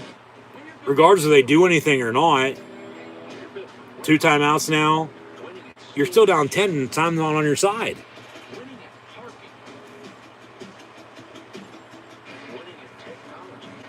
I mean, really, to be honest with you, they haven't done jack shit on offense all day. I mean, they have 2 passing touchdowns to show for, to tie it at 14 after a slow start. But then that was it, and even running back, okay, Kevin Lee has 15 carries, 79 yards. But with the weather, they're running the ball. Both teams are, but Michigan State's running it better. Kenneth Walker, 28 for 136 and a touchdown. And then the quarterback also has a rushing touchdown, along with 2 passing touchdowns. And the difference is still, with everything that's happened, because you even out the 2 passing touchdowns. Penn State, of course, has the defensive score. But then they have another rushing touchdown on top of it. It's special teams and turnovers. Missed extra point, missed field goal. Even fumbling there, you're still down 6 if they scored, which they did on that last drive. And you can still get off the field and drive and score, late. But no, you're down 10. I mean, this game's over. There's no way Penn State comes back and wins it with 4 minutes to play now. This game is over with. It is. 30-20. Michigan State football, 3rd down after the timeout. Just frustrating is all it is. Because it's right there. It's a few plays. It's been like this all year with the losses.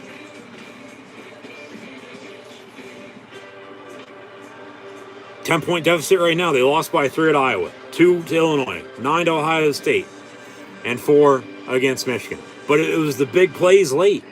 You know, as mentioned, Spencer Petras the passing touchdown. You know, 9 overtimes with Illinois. Okay. Ohio State, the difference was the defensive score. And then, a few field goals, give or take.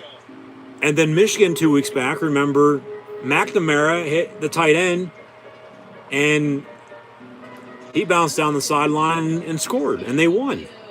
You know, it's just a few fucking plays. That's all it is. Bending, not breaking, but they're breaking late, and the turnovers aren't helping them, and special teams ain't either. And it's just very frustrating. Very frustrating, to say the least.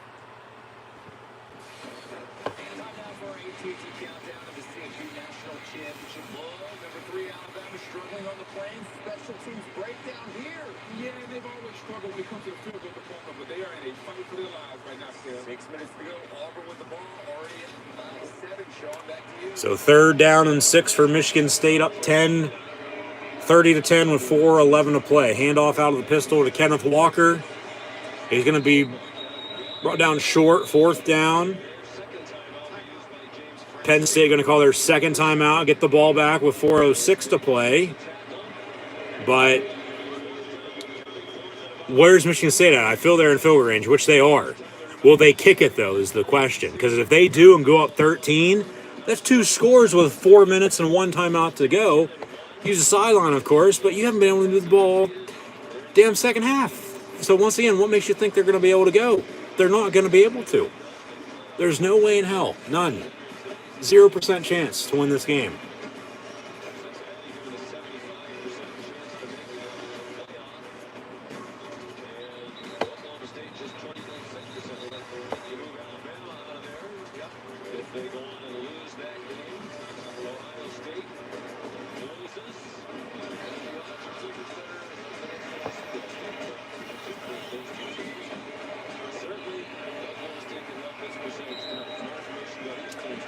So 4th and 3, Michigan State's going to go for it. 3 for 3 on 4th down already today. Get off the damn field. Hand off. They will. They make a stop. Okay. Turnover on downs. Penn State football. 1st and 10. Down 10 with 1 timeout with 4:02 to play. You got to use the sideline. Got to be smart.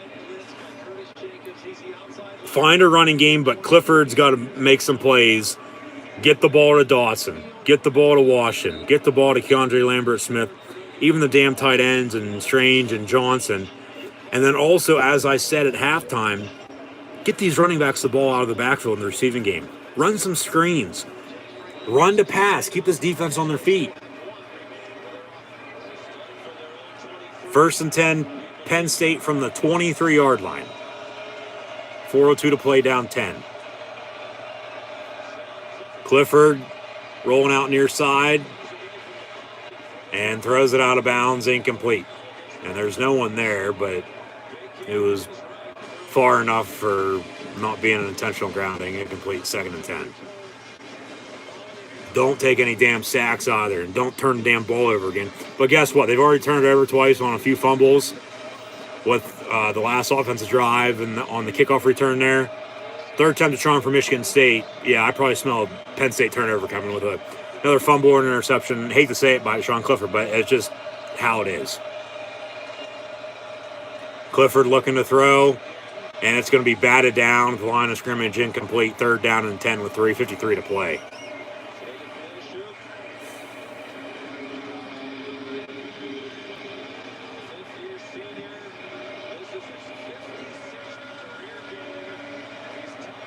Snow's probably as bad as it's been all day.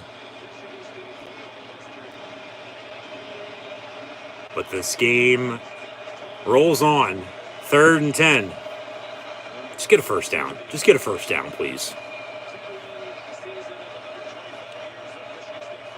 Clifford gonna avoid a sack. Going the wrong way. Back at the goal line. And he's gonna be sacked out of bounds at the 10. He's going to lose 13 yards, 4th and a mile. You can't really go for it here. You got to punt. But they'll probably fucking go for it. And then Michigan State, easy score to close it out, to seal it for sure. What the hell, Sean Clifford? Just what the fuck? Just, oh my God.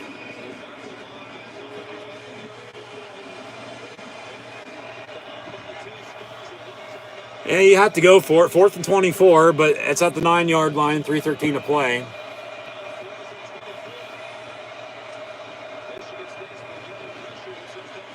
Clifford going to step up. Clifford going to get down on another sack. Back at the 5. Actually avoids that. Going to step up. Airs it out. It's caught. And somehow, some way, Brett and Strange right at the first down marker. It's all going to depend on the spot. They say first down. Oh, my God. On 4th and 24, they have a 25-yard pass, and they get a first down, and the sticks are going to move. Should have been sacked. Right there, and right there. Somehow got out of it. They get a 1st and 10. Dump off on the screen. Complete to Kevon Lee near side. Now get the hell out of bounds. He does. 3, maybe 4 yards on the completion. 2nd down. 2:44 to play. Might look back at that if they come back and win this somehow. 4th and 24. Goes for 24 and a half, 25 yards and 1st down to keep the drive alive. 2nd and 6. And Clifford, another screen. What have I said? Kevon Lee for another 4 yards. It'll be 3rd and 2.5, 3. 2:22 to play. Penn State down 10 with 1 timeout. Michigan State has 1 timeout as well. 30-10 your score.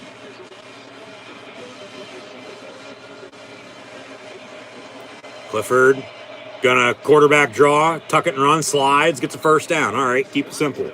Just move the sticks. But time's on your side. You got to go. You got to go now. 2:06 and counting.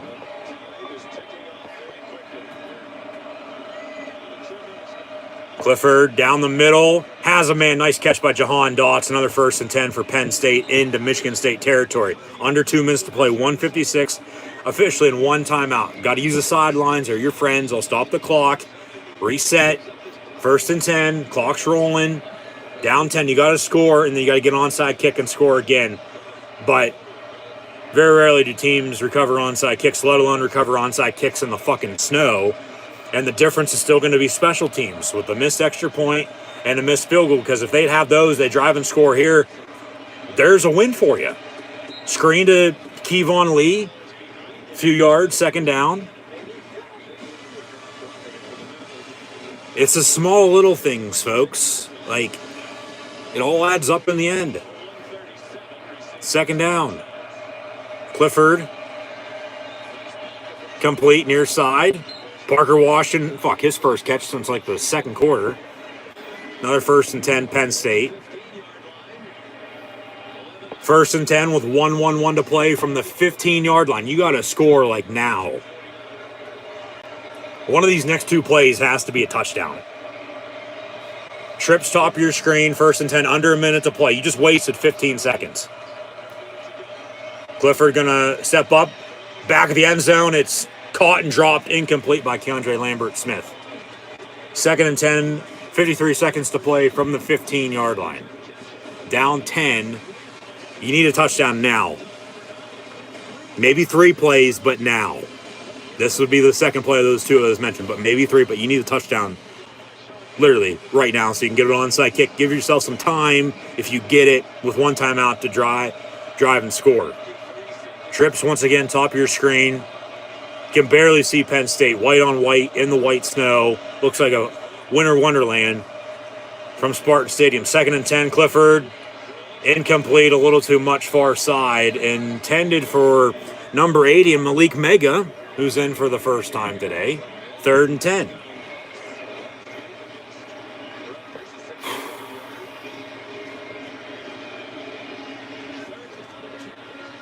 .48 seconds to play, 3rd and 10. Okay, well, you got 2 plays to score. You could kick a field goal and go for an onside if you don't get it, but special teams, you've already missed one and missed an extra point as well. Clifford in the end zone, caught, touchdown to Parker Washington. And Penn State going to kick the extra point, which is a good decision. Kick it. But just think, hence, go back to the missed extra point and the missed field goal. That would be for the win right there. So fight on State. They score, they cut it. They trail by 4, pending the upcoming extra point to make it 30-27. But a missed extra point and a missed field goal, that's 4. They win by 1. With a game-winning touchdown there with 40 seconds. Get a stop on defense. Game's over. But now you're going to have to get an onside kick, try to drive and score again to win the game, which you're probably not going to get. And it's a fucking shame because the little things add up. Stout. Not on to kick it is number 92, Jake Pinniger, for the first time all season. His kick's up and good. Where the hell has he been? He has not played a single down. But you want to play him with 43 seconds to go in the final regular season game of the year for an extra point to cut it to 3. Now you need an onside kick. Why don't you take both kickers out there? Of course, your hands team. And onside kicks, a dime a dozen, let alone recovering them in the damn snow. I'll be shocked if they recover this onside kick. If they do, credit. You have one timeout and about 40 seconds in at that point to do something. Needing a field goal to tie it, but a touchdown would win it. But they're probably not going to recover this, but you just never know. I've seen crazier shit happen. I think we all have at this point in time. So Penn State's on the kick, but it'll be an onside kick. Try to get the ball back. Down 3, 30-27, but it's going to come back down to fucking special teams with his onside kick, but then earlier they do in fact end up losing by 3 because of a missed extra point and a missed field goal. They win it 31-30 then at that point because Michigan State also missed an extra point, but then they make that. Penn State has what they have. We're tied at 31 going to overtime. But here goes nothing. Penn State on for the onside kick with 43 seconds to play, and it'll be Jordan Stout. Jordan Stout on for the onside kick. Looks like they have 4 or 3 near side. They're going to go far side. Top of your screen on the onside kick. It goes 10 yards. It's going to bounce, and Michigan State recovers it. And there's your ball game. And Michigan State will get to 10-2. Penn State's going to fall to 7-5. And special teams, folks, what I always say, you got to be able to run the football and open the pass. Run your play action, play good defense, but then rely on your special teams. Well, yeah, they relied on them, but they couldn't execute. They lose by 3 when they should win by 1 because of a missed extra point and a missed field goal that they should have, winning 31-30, but they're going to lose by 3, 30-27. They'll probably still end up going to the same damn bowl game they were projected to go to before today anyway, and they'll get one more game with bowl practice, build towards the future. But kneel down, Michigan State's going to win it. They'll have to kneel down twice, actually.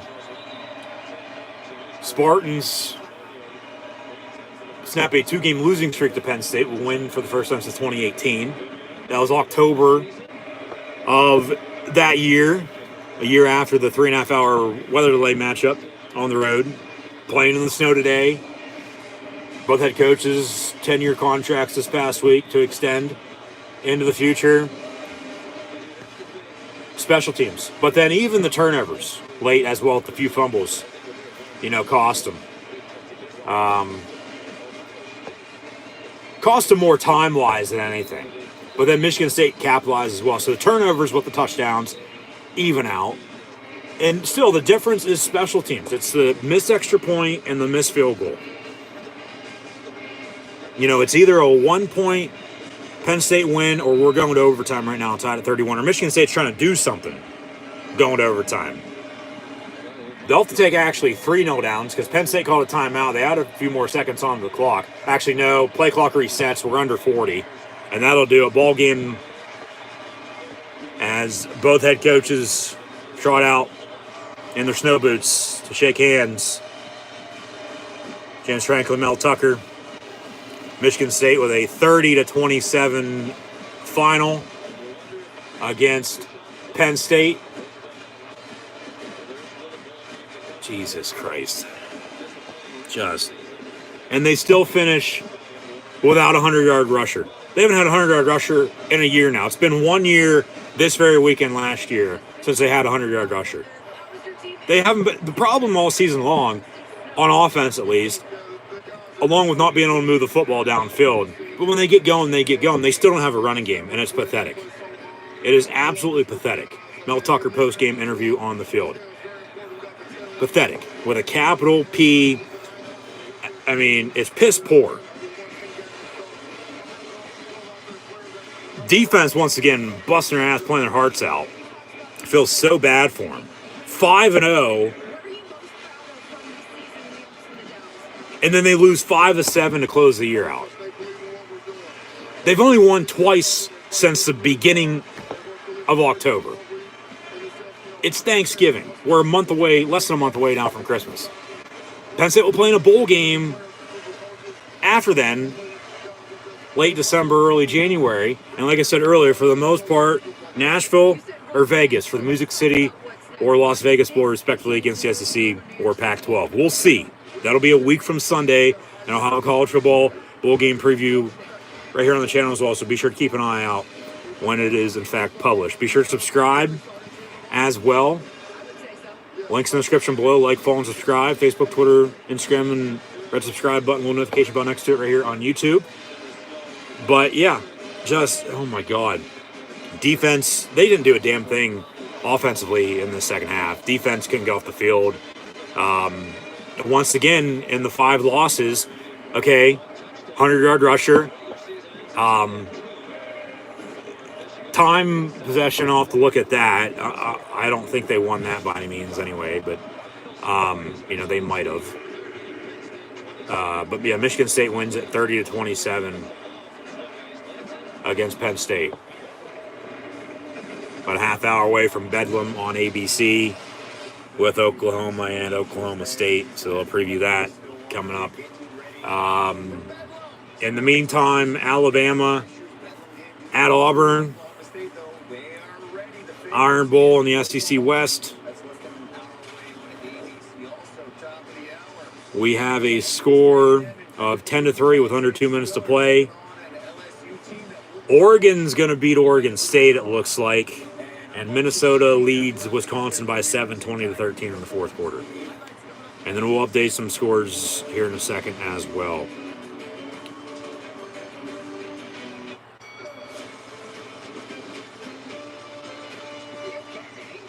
Actually, we'll recap everything that happened in college football today, tomorrow, during NFL.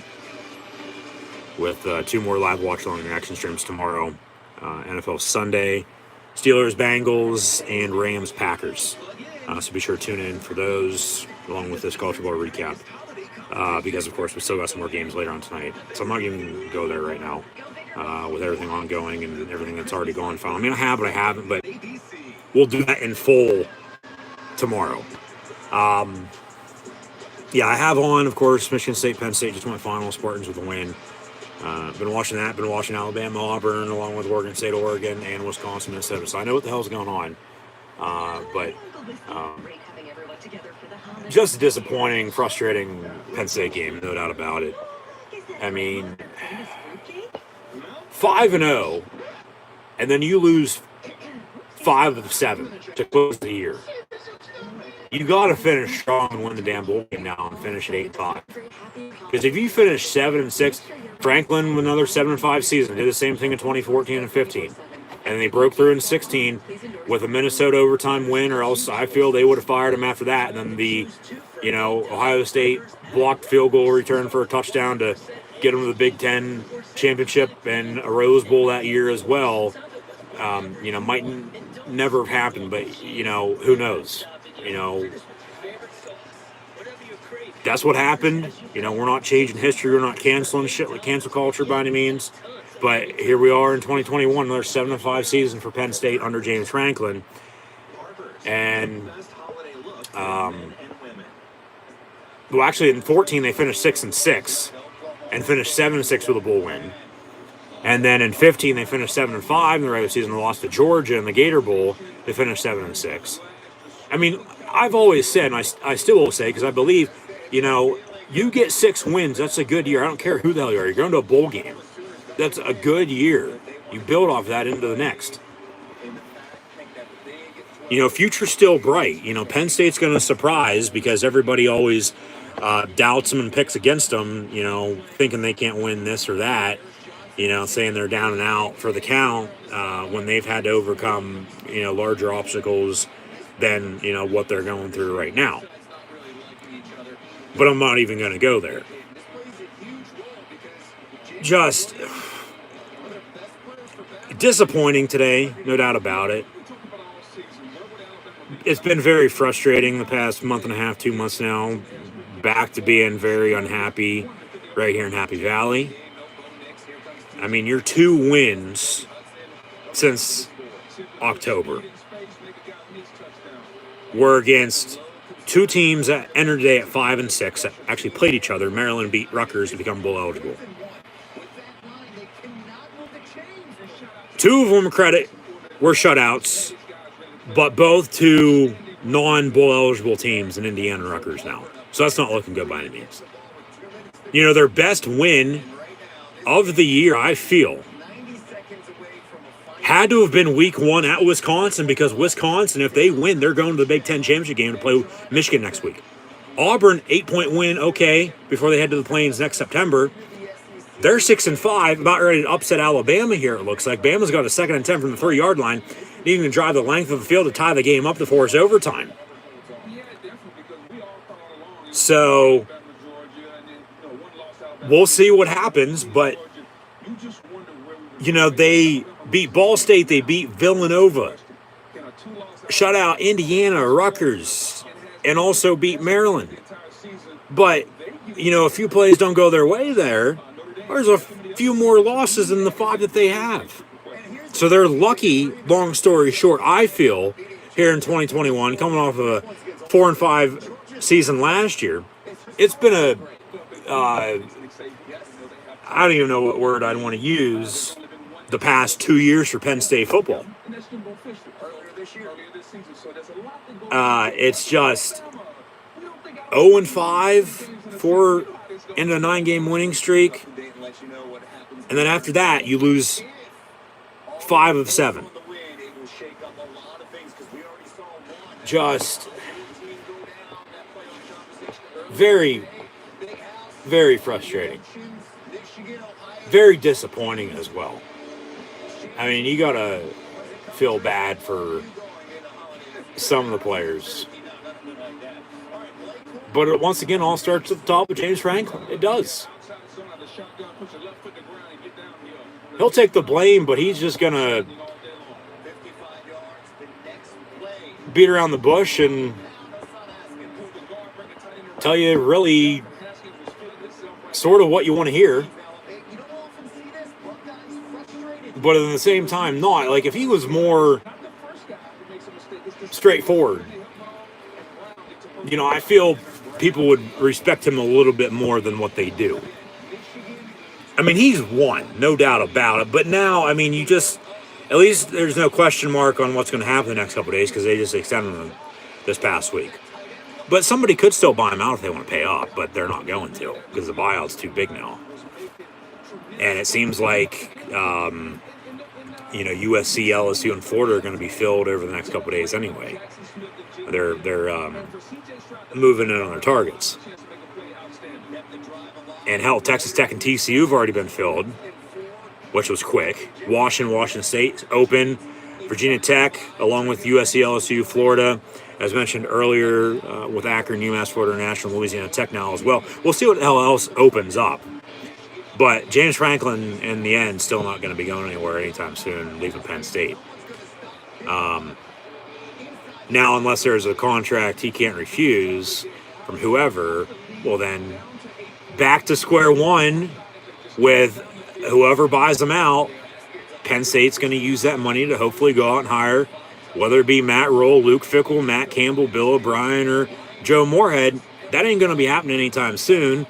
And by the time it does, those guys are going to be elsewhere.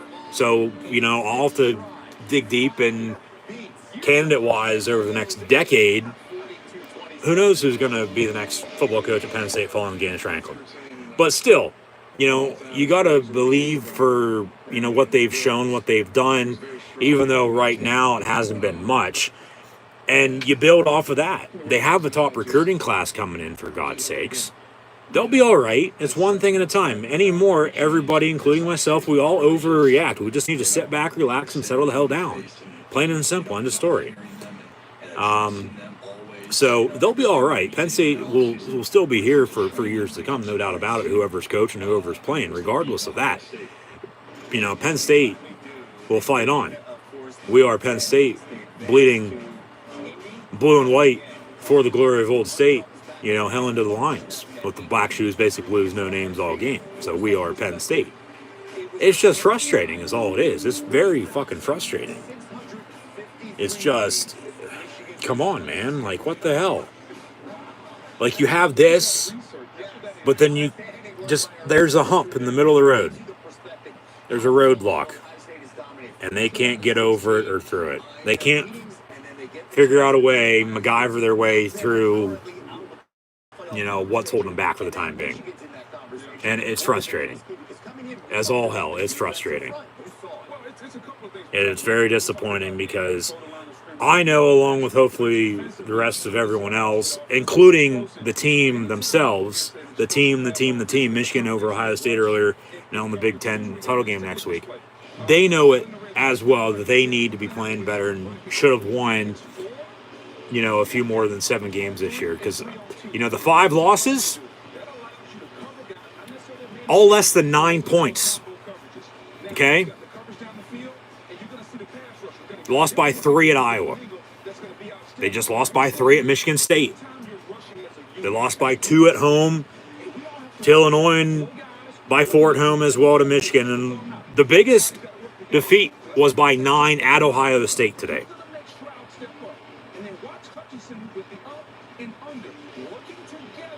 Just very frustrating.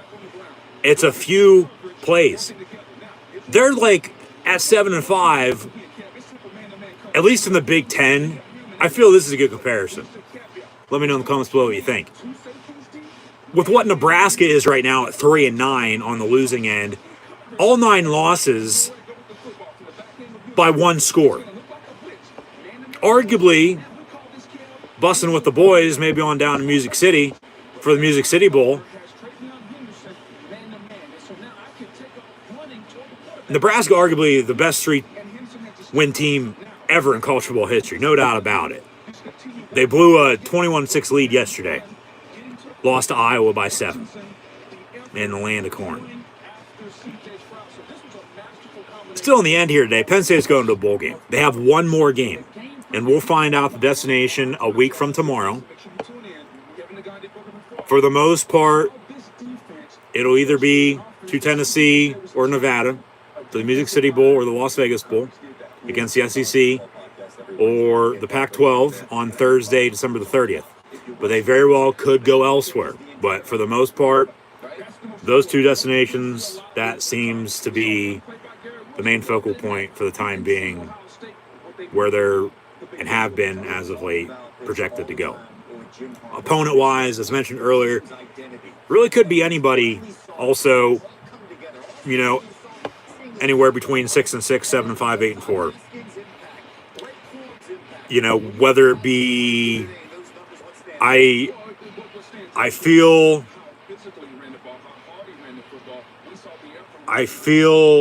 out of the SEC, as Bama does in fact tie it.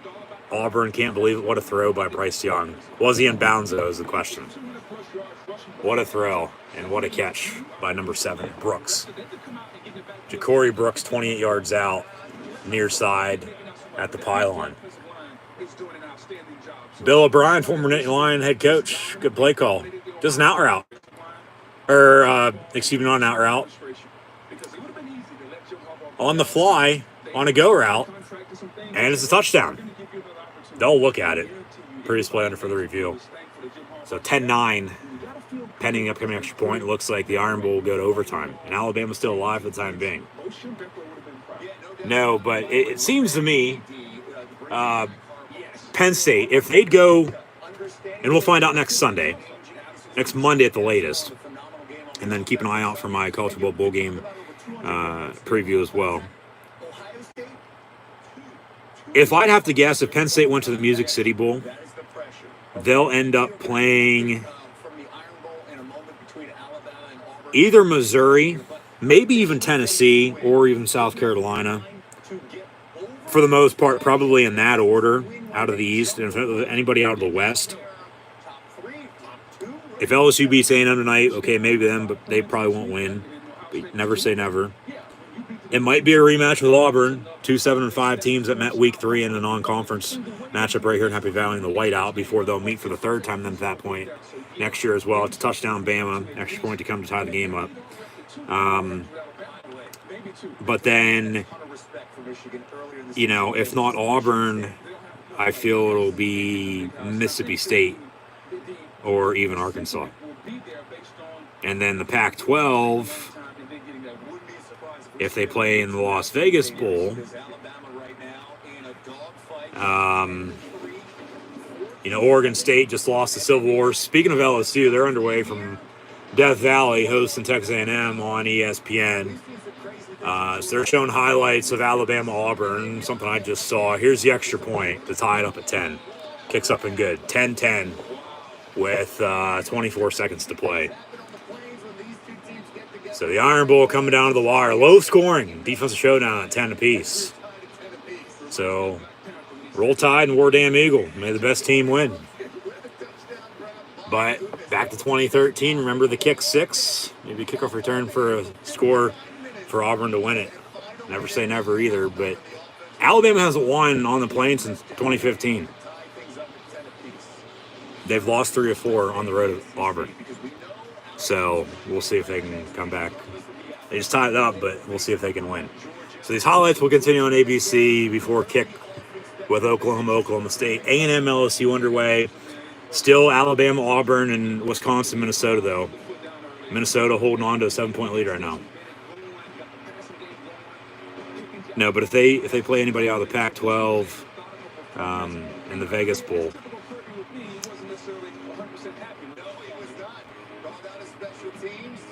yeah, Oregon State, Washington State.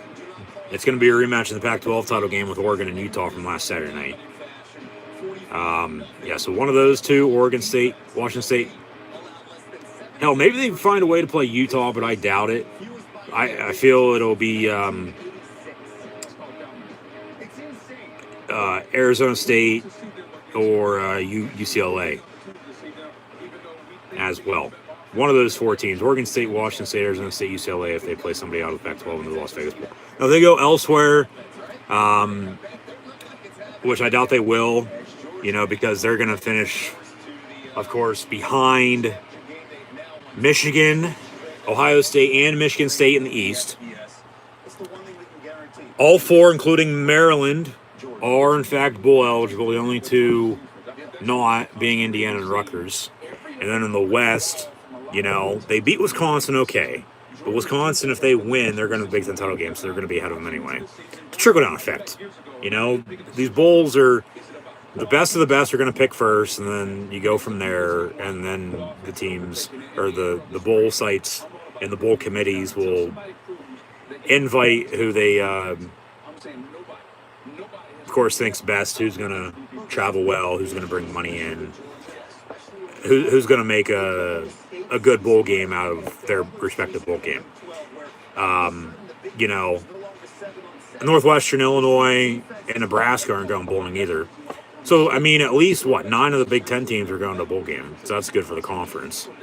I don't think they do.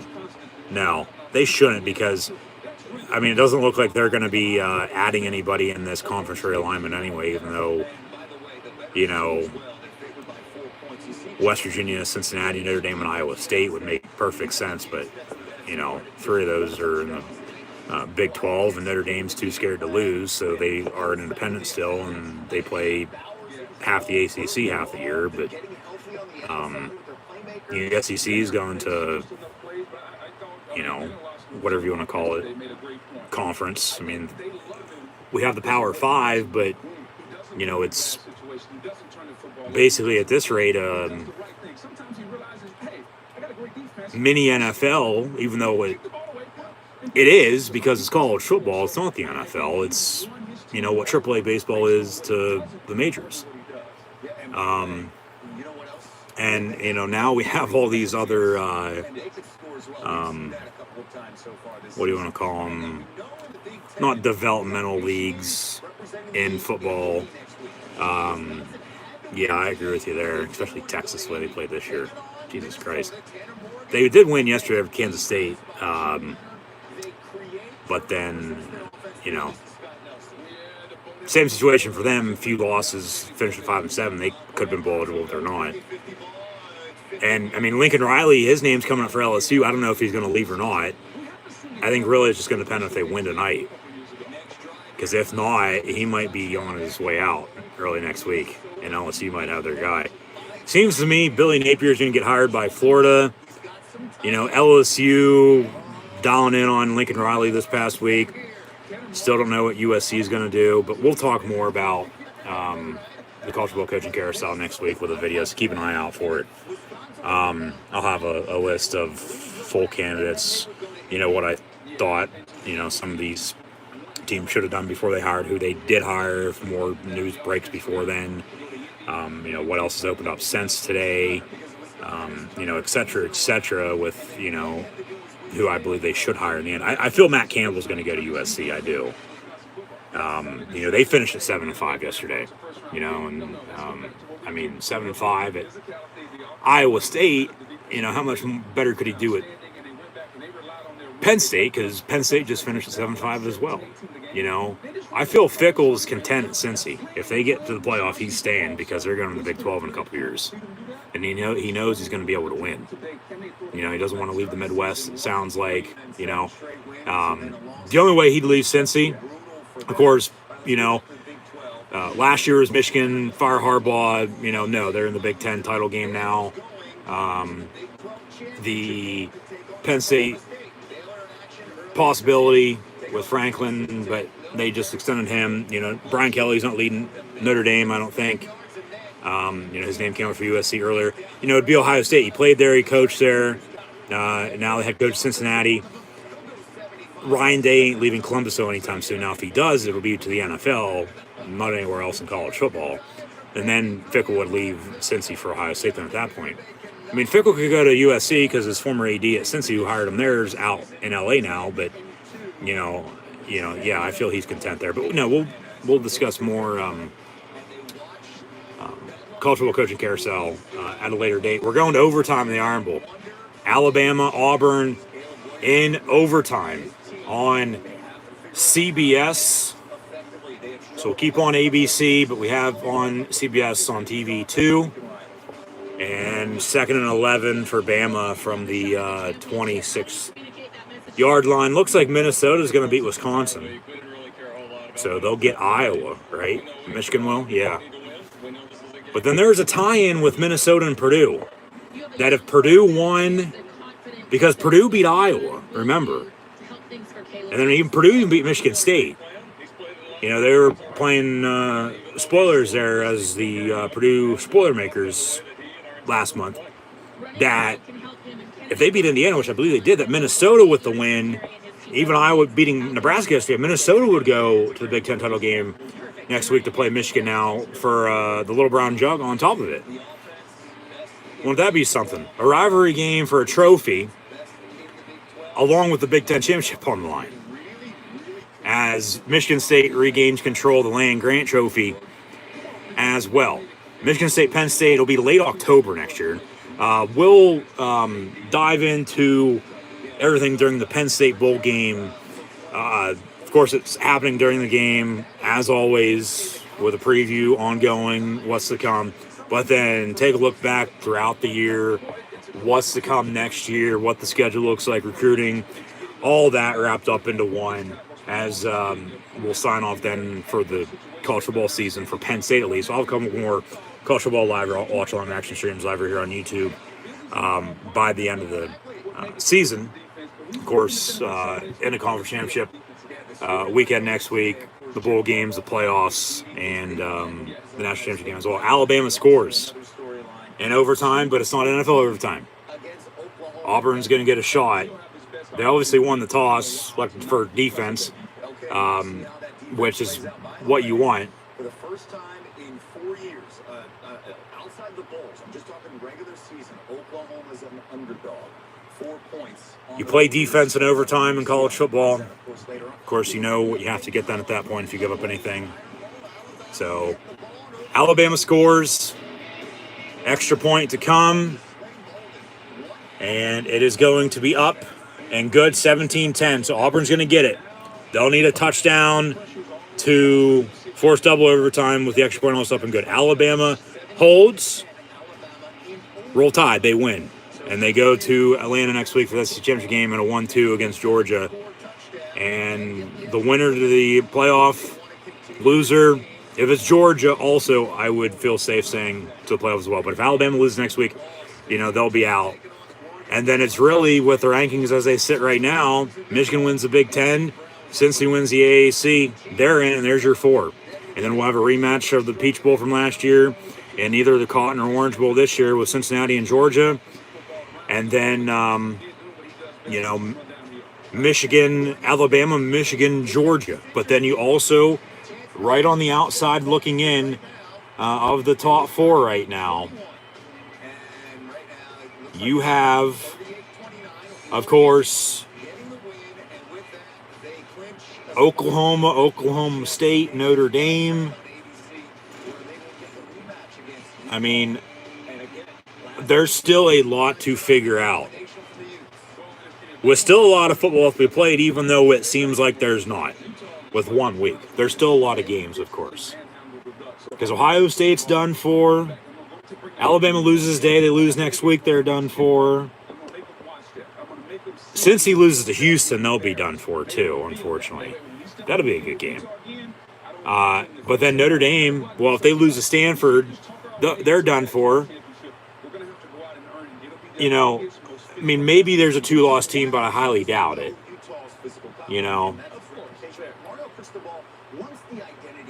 So, it'll work itself out. We'll see, who's playing who, and, we'll go from there. One thing at a time. But here today, Penn State's going to end their regular season with a loss. They'll finish at 7-5. They finished 2-3 on the road. Wins at Wisconsin and Maryland. And they lost at Iowa, Ohio State, and Michigan State. In the snow, I might add. But they defeat Wisconsin, Ball State, Auburn, who's in overtime in the Iron Bowl against Alabama right now, needing a touchdown to force double OT. Penn State also defeated Villanova, who's in the FCS playoffs, along with shutting out Indiana and Rutgers, and then also defeated Maryland. 7-5 for 2021, awaiting a bowl bid. That'll, for the most part, be to either Music City or Sin City. Only time will tell. We'll find out next week, next Sunday. Alabama up 17-7 in OT. Auburn knocking on the door. Touchdown, an extra point up and good. Will force double OT.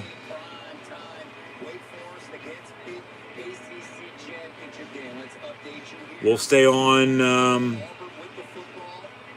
until some of these games go final here. We got some time to kill.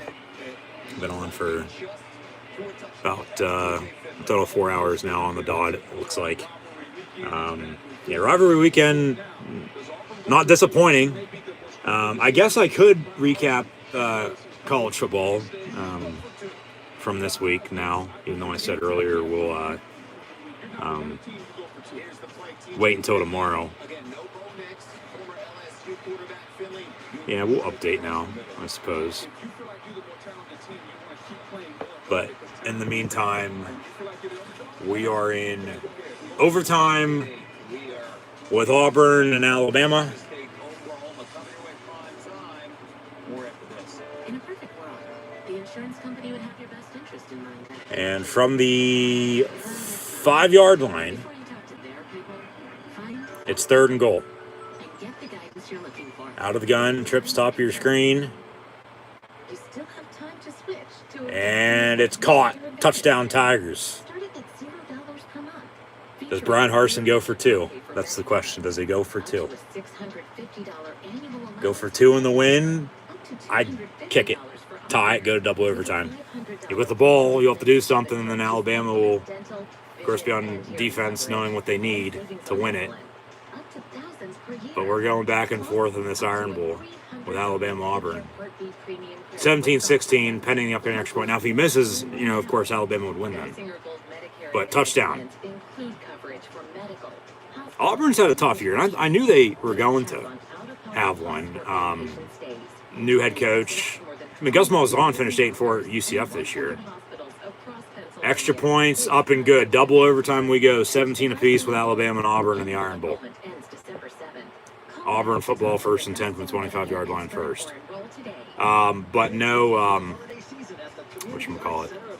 I mean, they came up here, played at Penn State in the whiteout, lost by 8, went to LSU and won. Now, in double overtime with Alabama in the Iron Bowl, they won at Arkansas. I mean, 6-5, yeah, a little disappointing for them, but they can finish the season on high. Hell, Penn State Auburn, I'd welcome a rematch. I just wouldn't want to see it in a bowl game because you're playing each other again next year. But then at least, well, if you lose, well, then you can still have another game, a chance to get revenge next year. Rather than this 2-game home and home that'll be over after next year, done and over with, then who knows when you play each other again, unless you meet in a bowl game, which Penn State and Auburn have met in a few bowl games before. They met in the Citrus Bowl and met in the Outback Bowl, dating back to the 2002 and 1995 seasons, respectively. And then they just met in the regular season back on September the 18th. And Penn State won by 8, 28-20. So Auburn could be a contender, a potential candidate for a Penn State bowl matchup. We'll see. We'll see who Penn State gets in a bowl game. We'll see. It's a lot of football to be played from now until then. So, of course, got to let it play out and see what the hell happens. And whatever the hell happens, happens. And then we go from there. And who they get matched up is who they get matched up with. Just hopefully it's a good matchup on paper. And for the most part, Penn State would, have a good chance to win, I'd hope. And then they get the job done actually out on the field, and they play better than, of course, what they did today. Play better total in their 5 losses. Play like they played in their 7 wins.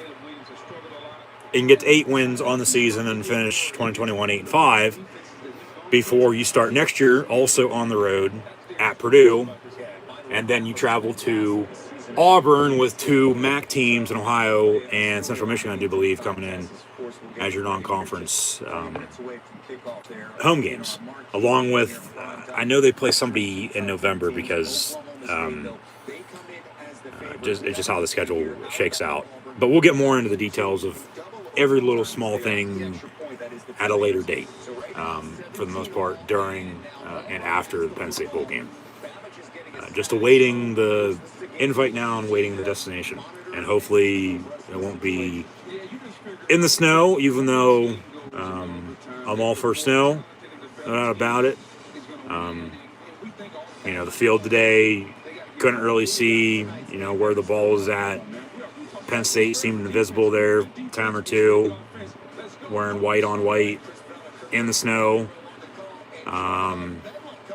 Second half wise, they really couldn't move the football on offense until that last drive before they couldn't get the onside kick because, well, let alone you can't kick an onside kick hardly anymore to begin with, let alone in the damn snow. So, yeah. Special teams bit them. The turnovers with the timing that they happened, and Michigan State was able to run the football hurt.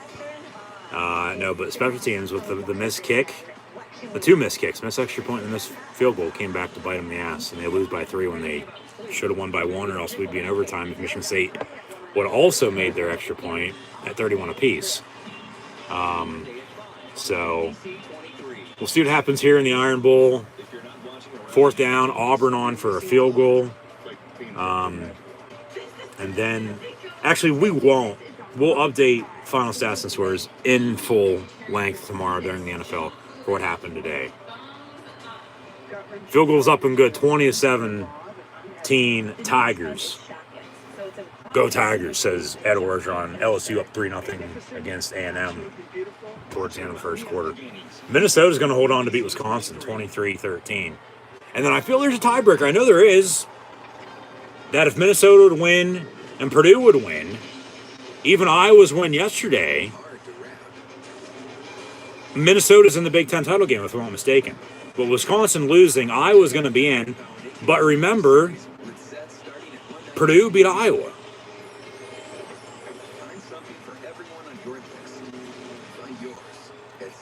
And Wisconsin beat Iowa. So we'll see who's playing in the Big Ten title game next week. There's a little confusion on my end on that. From what I've seen, from what I know, and what they're saying. So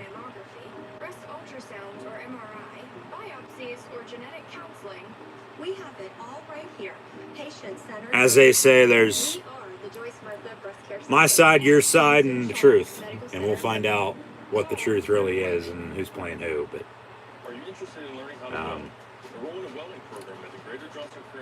Alabama first and 10 from the 25. Shaq's in attendance. Shaq on the sideline. Texas A&M LSU. Maybe he'll be the next head coach for the Tigers. Of course, his son played basketball at LSU, if I'm not mistaken. But no, Shaq's all over the place. Has his hand in this and that. And good for him.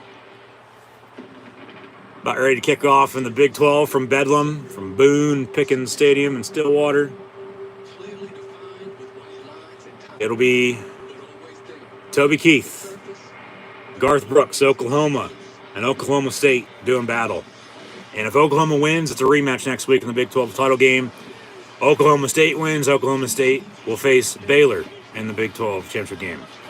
No, but overtime and double OT from the Iron Bowl. Alabama down 3. Field goal would force the third overtime, and then, of course, you trade 2-point attempts back and forth. Penn State and Illinois know that quite well, I'd hope. 9 overtimes a month ago. But if Alabama scores, they win because Auburn kicked the field goal. But if you score in double overtime now, you got to go for 2 rather than a third.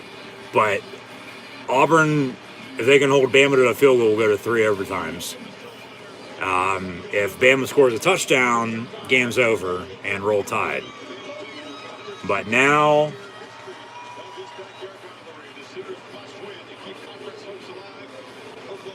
with, I believe, 4th and goal, yeah, Alabama on for a field goal.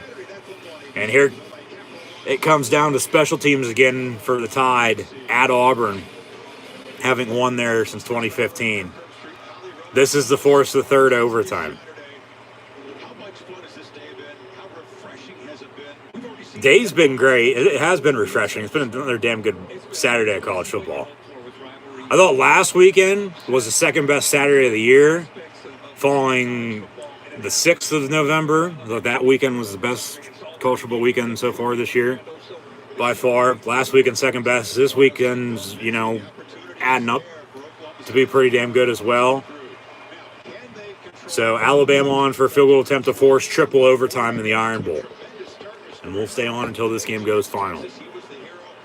Because who the hell knows what's going to happen in overtime. And then Oklahoma State about to kick off, A&M, LSU. And then Minnesota going to beat Wisconsin by 10, 23-13. And Michigan's in the Big Ten championship game awaiting either Iowa, Wisconsin, or Minnesota with the tiebreakers. But here's your field goal for Alabama to force triple overtime. Kicks up and good, and we're going to the third overtime in the Iron Bowl. All right. Okay, we're going to, with the third overtime coming, Alabama going to get the ball first. They'll start to trade 2-point attempts back and forth now. We're going to pause, or mute, still have on Oklahoma State, but we're going to turn up the volume on CBS with the Iron Bowl of Alabama Auburn now going to the triple overtime. An investor of Invesco QQQ, a fund And it'll be Alabama football with a 2-point attempt. They'll trade 2-point attempts now in this third overtime. And we'll play until we have a winner. We'll play until we have a winner.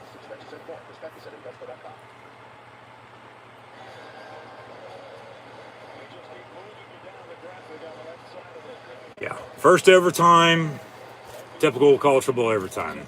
Second overtime now, yeah, you got to go for 2 after touchdown. But both teams kick field goals. So 20-20 at the end of the second overtime. Third overtime and beyond, yeah, it's all 2-point attempts until somebody wins. And it was a final with Illinois beating Penn State a month ago. Week before Halloween, 2018 and 9 overtimes. Let's see if the Iron Bowl can go longer. But Minnesota's going to beat Wisconsin. Win Paul Bunyan's axe. As they'll chop trees into the land of 10,000 lakes with a 10-point, 23-13 win. And now technical difficulty on CBS with 2-point attempts to come with Alabama and Auburn. Okay, some more technical difficulties with everything. Knock on wood. Come on, let's go. Been fine all day. Why now? Why now? Oh, bullshit. You can so play the content.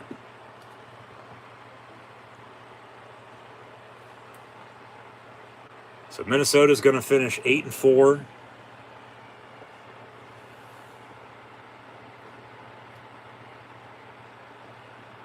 And we'll see who's Michigan's opponent next week. It's either going to be Iowa or Minnesota. But Iowa beat Minnesota, right? Yeah, so it should be the Hawkeyes. So it'll be Iowa, Michigan next week, it seems like, for the Big Ten championship. And if Michigan wins, they're in the playoff. Some more technical difficulties. What the hell? We have a timeout.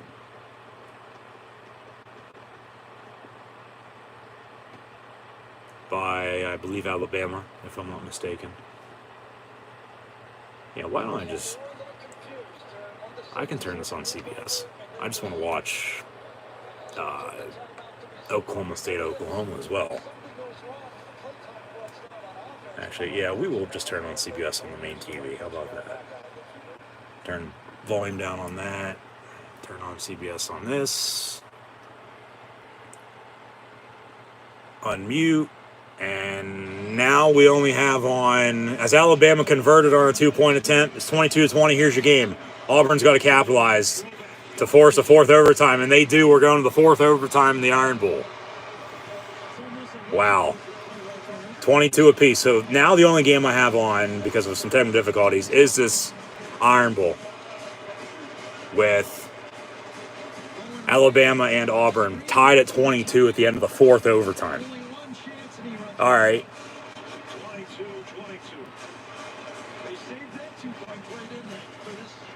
Okay. It'll be Auburn football now, first and goal, with a 2-point attempt from the 3. Trade 2-point attempts until there's a winner. They'll switch ends, too. They always switch ends, north-south. We're on the fourth overtime on CBS. As on Thanksgiving on CBS, the Raider-Cowboy game, bringing in almost 40 million viewers. The NFL saying that was the highest rated, most watched NFL game during the regular season since at least 1990. I'm sure everybody's tuning in to CBS right now for this fourth overtime with Alabama and Auburn tied at 22 apiece. Game once again coming down to the wire. This Iron Bowl with Alabama and Auburn, for the most part, when they play at Auburn, never disappoints.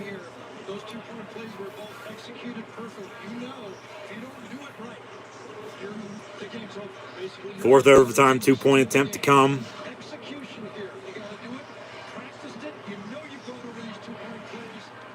The thing is, how many, as I said during Illinois Penn State, how many 2-point plays does a team have, you know? a handful, not many, but then you just work, your short goal line plays in from the 3, and you run those for a 2-point if you feel it's going to work. And it's trick plays as well. So 4th overtime, Alabama will still have a shot after this. But in the 4th overtime, here's a 2-point attempt for the Auburn Tigers to go up 24-22. They get it. Alabama's going to need one of their own to tie to force the 5th overtime. Auburn doesn't. Alabama's, if they convert, they score, they win. From the 3 for another 2-point attempt in this 4th overtime, tied at 22 in the Iron Bowl. Motion man near side. They'll fake it. And then the pass is going to be incomplete. Almost picked off, but incomplete. So Alabama's, all the Tide's going to need to roll out of the Plains back to Bryant-Denny with a win into the SEC Championship game next week is to convert this 2-point attempt to win the game, 24-22 in the 4th overtime. And Nick Saban, a former Michigan State head coach, who, when he was at Michigan State, did in fact defeat Penn State as the Spartans did today earlier as well, 30-27, as that game's been over now for, 45 minutes or so, close to an hour maybe, I don't know. But we're in the 4th overtime. Alabama-Auburn. Penn State beat Auburn 28-20 earlier this year. Potential opponent in a bowl game as well before they play at Auburn next year as well. In this 4th overtime for the win on a 2-point attempt from the 3-yard line.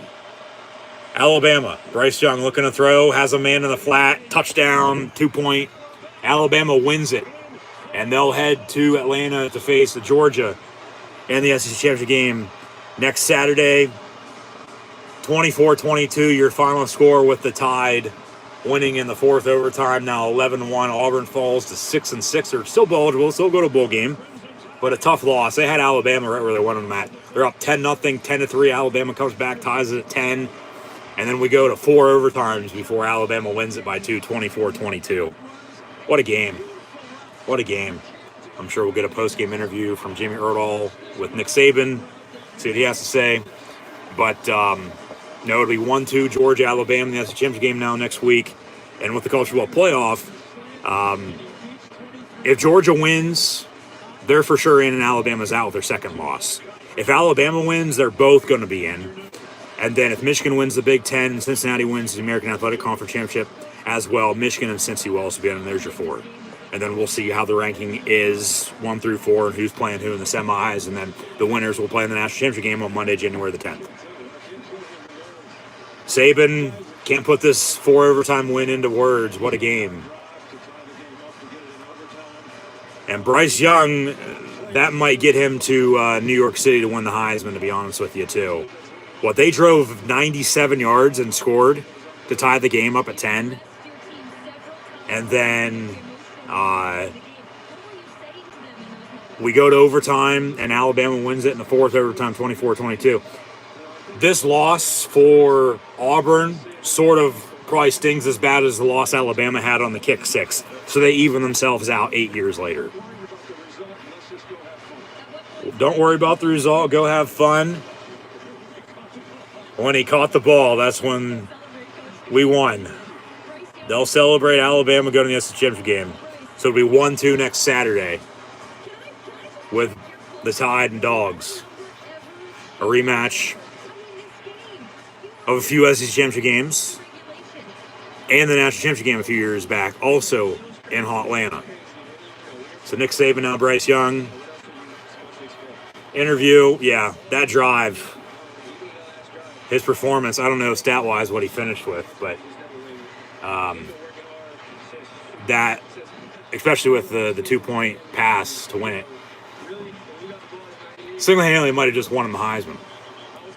Even with, a few other candidates for that as well.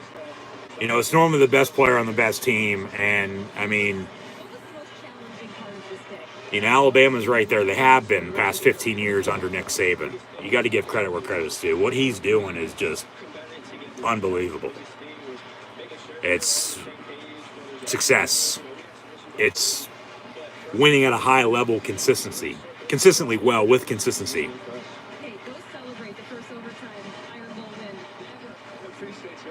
First Iron Bowl to ever go to overtime, and went to the fourth overtime before Alabama won. The first ever SEC overtime game was 25 years ago. Georgia beat Auburn in So, overtimes. Mike Bobo was the Roll Tide, defeating War Damn Eagle in 4 overtimes, 24-22. All right, we'll put these other games back on now. See what else is on actually right now. I know I had on A&M and LSU, which we'll keep that on. We'll throw Bedlam back on as well with Oklahoma and Oklahoma State. Pitt at Syracuse just kicked off. So did West Virginia, Kansas, Kentucky, Louisville, Clemson, South Carolina in the Palmetto Bowl. Other games still to come tonight. Notre Dame, Stanford, Nevada, Colorado State, BYU, USC, and Cal, UCLA. However, now I guess just for the hell of it, since I'm here talking about it, we'll recap what has already happened, even though I've said twice. We'll wait till tomorrow. Third time's charm. Here we go. This is what happened this week in college football. And in the MAC on Tuesday before Thanksgiving, if you know, you know, Ball State and Western Michigan were awarded shower curtain rings in their 20-3 win. Ball State over Buffalo and 42-21 for Western Michigan over Northern Illinois. On Thursday, Thanksgiving, Fresno State defeated San Jose State 40-9 in the Vince McMahon $100 million Egg Bowl in the SEC West from Money, Mississippi. Ole Miss beat Mississippi State by 10, 31-21. All 5 away teams on Thanksgiving, college football and the NFL, all won. And Fresno State, Ole Miss, along with the Bears, Raiders, and Saints. Yesterday in college football, San Diego State advances to the Mountain West Conference Championship game. They'll face Utah State, who also won yesterday as well. Utah State 35-10 over New Mexico. San Diego State 27-16 winners at home. 12 noon Eastern, a 9 a.m. kick out west yesterday morning on Black Friday. 27-16 your final. Texas finally won for the first time in forever, it seems like. They finished 5-7 though, no bowl game. 22-17, winning at home against Kansas State. Okay, they sign off on CBS, turn on ABC with Oklahoma State, with Herbie in the commercial. Now he's on the call with Chris Fowler. And we'll mute that. We'll have some silence before we... They are. I mean, it starts at the top. Nick Saban. Look at Penn State and James Franklin. You know, credit to Michigan. 1-2 in a conference championship? Yeah, I'd say so. With, like I said, if Alabama wins, they're both in. Georgia wins, that's going to open the door for somebody. Might open the door for a few teams because, you know, those other games are still going to have to be played. Somebody else might lose too. You know, there still might be a whole hell of a lot of chaos from now until next Sunday. No, but yeah, they found a way to come back and win it in the 4th overtime on the road in the Iron Bowl. First ever Iron Bowl to go to OT and went to 4 overtimes. So yeah, now, yeah, having some technical difficulties there a little bit ago.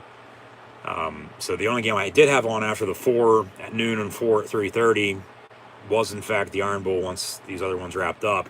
But now we're back to it. Okay, Oklahoma State, Texas A&M, LSU, along with, let's see here.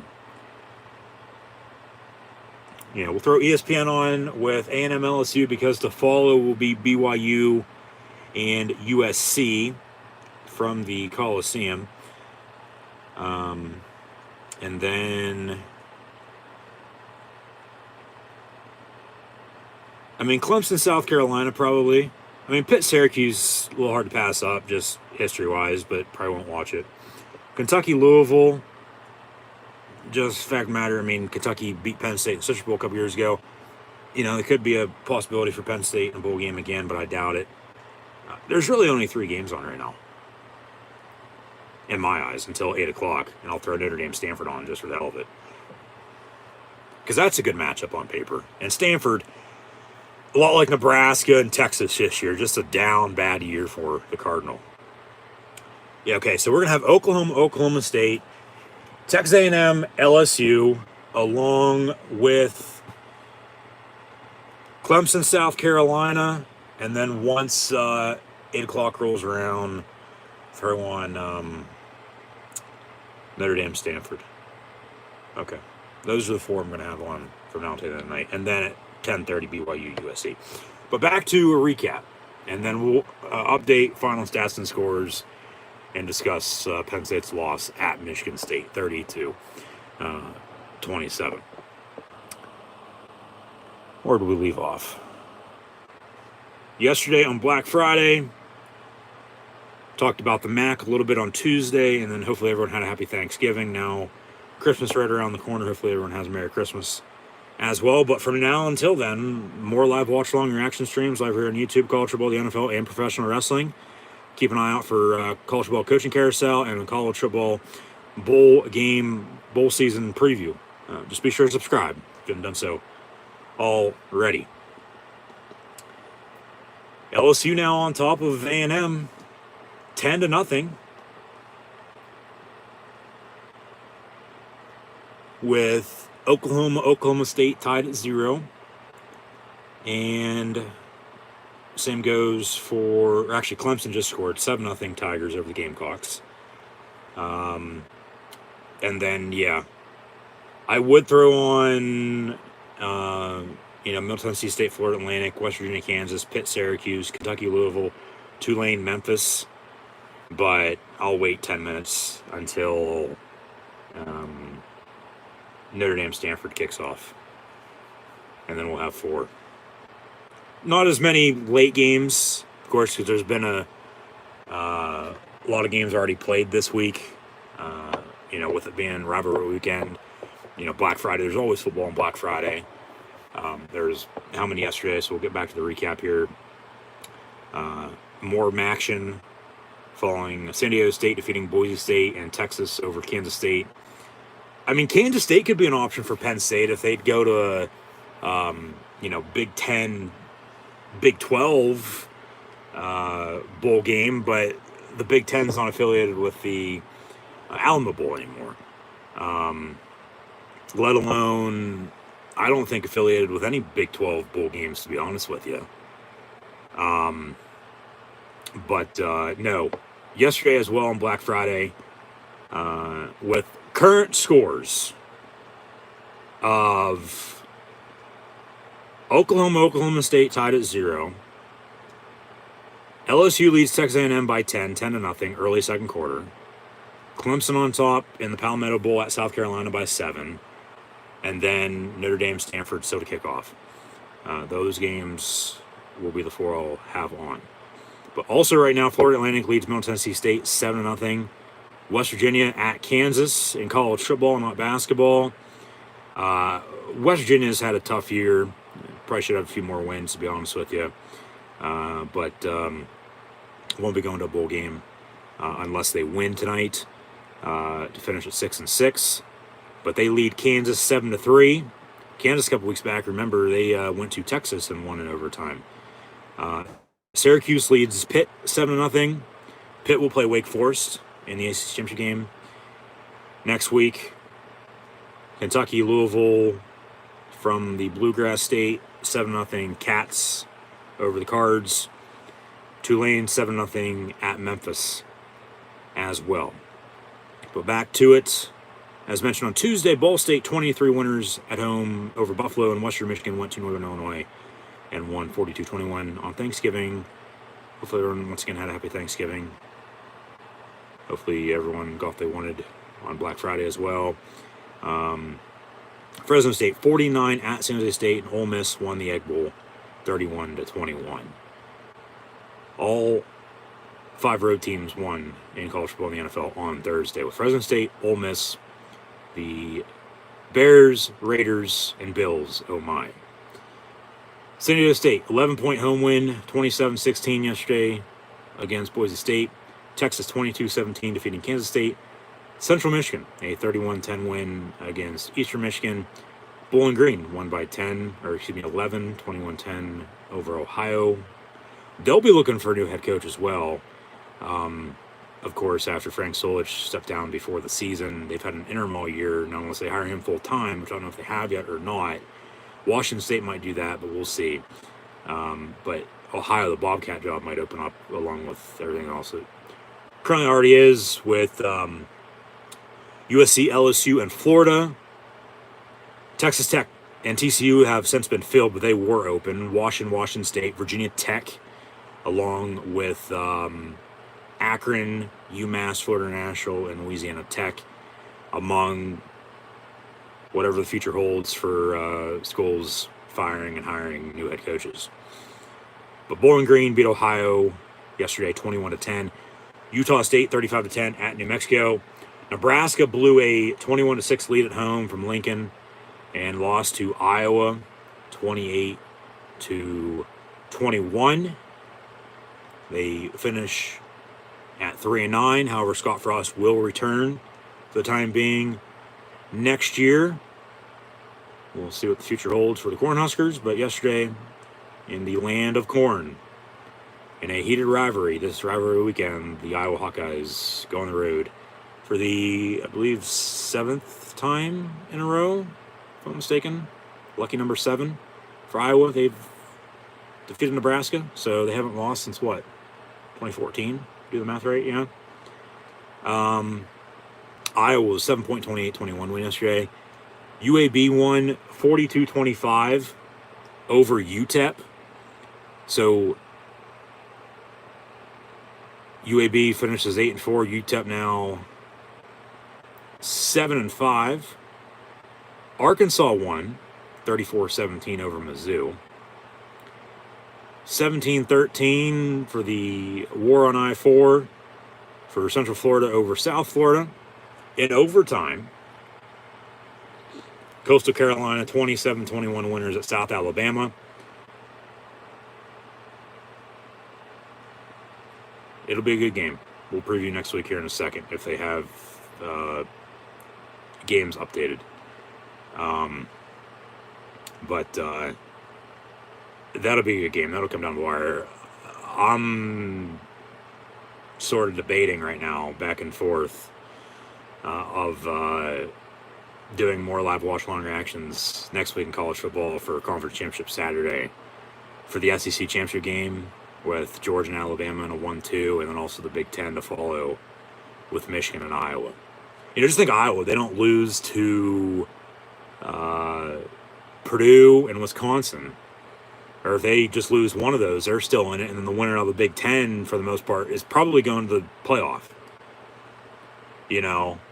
But if they're undefeated, well, then as a conference, you know, well, it just depends on the rankings. You know,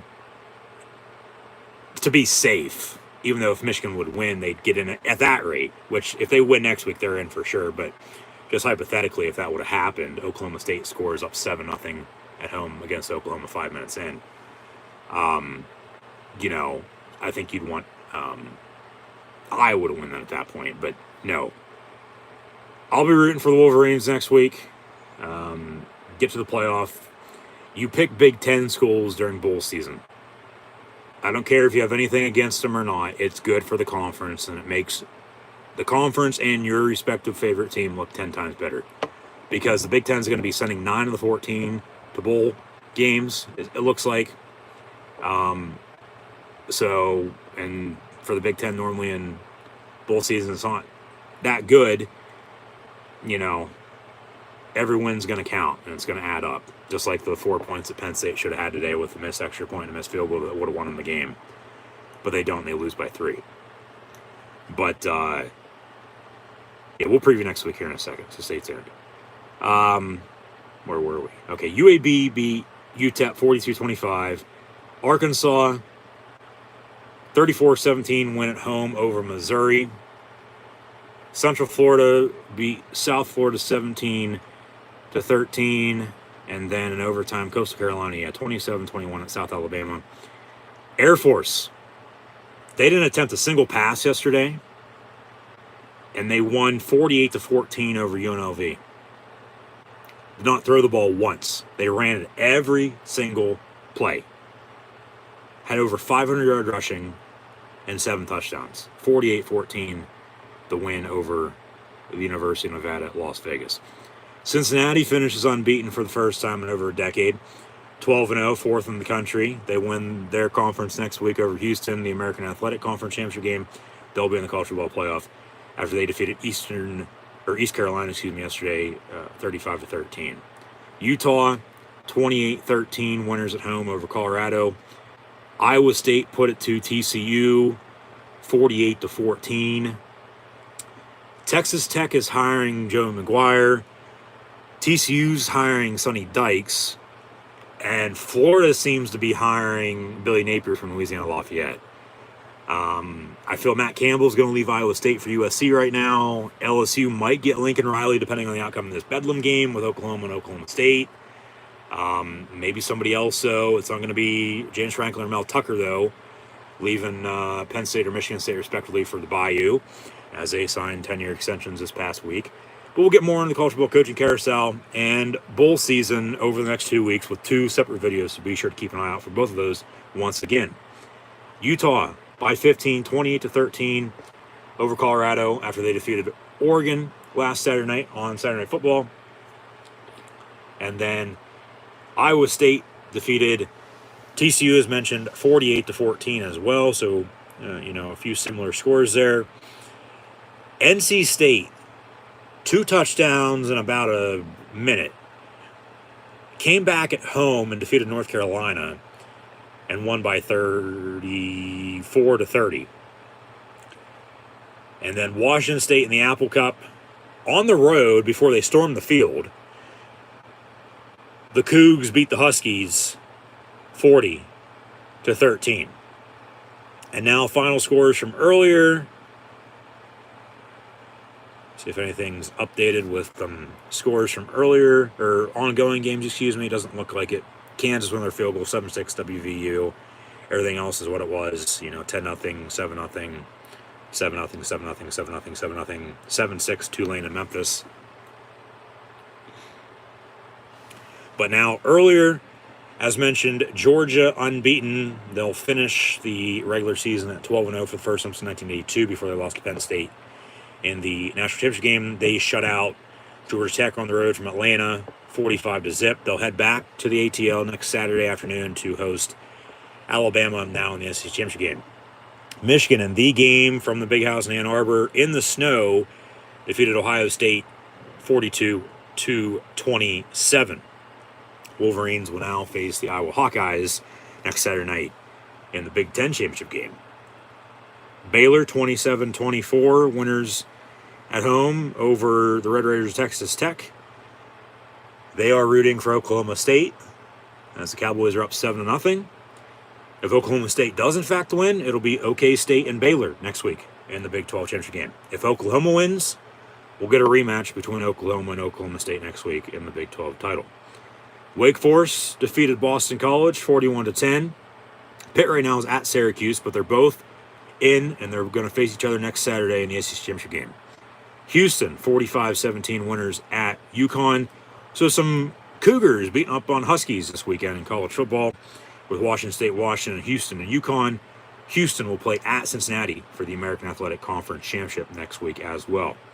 In the Sunshine State of Florida, the Gators beat the Noles by 3, 24-21 to become bowl eligible. Florida will now begin to search for a new head coach, and it seems like it'll be Billy Napier, so reports and rumors say, but until it comes to fruition, those are in fact just rumors.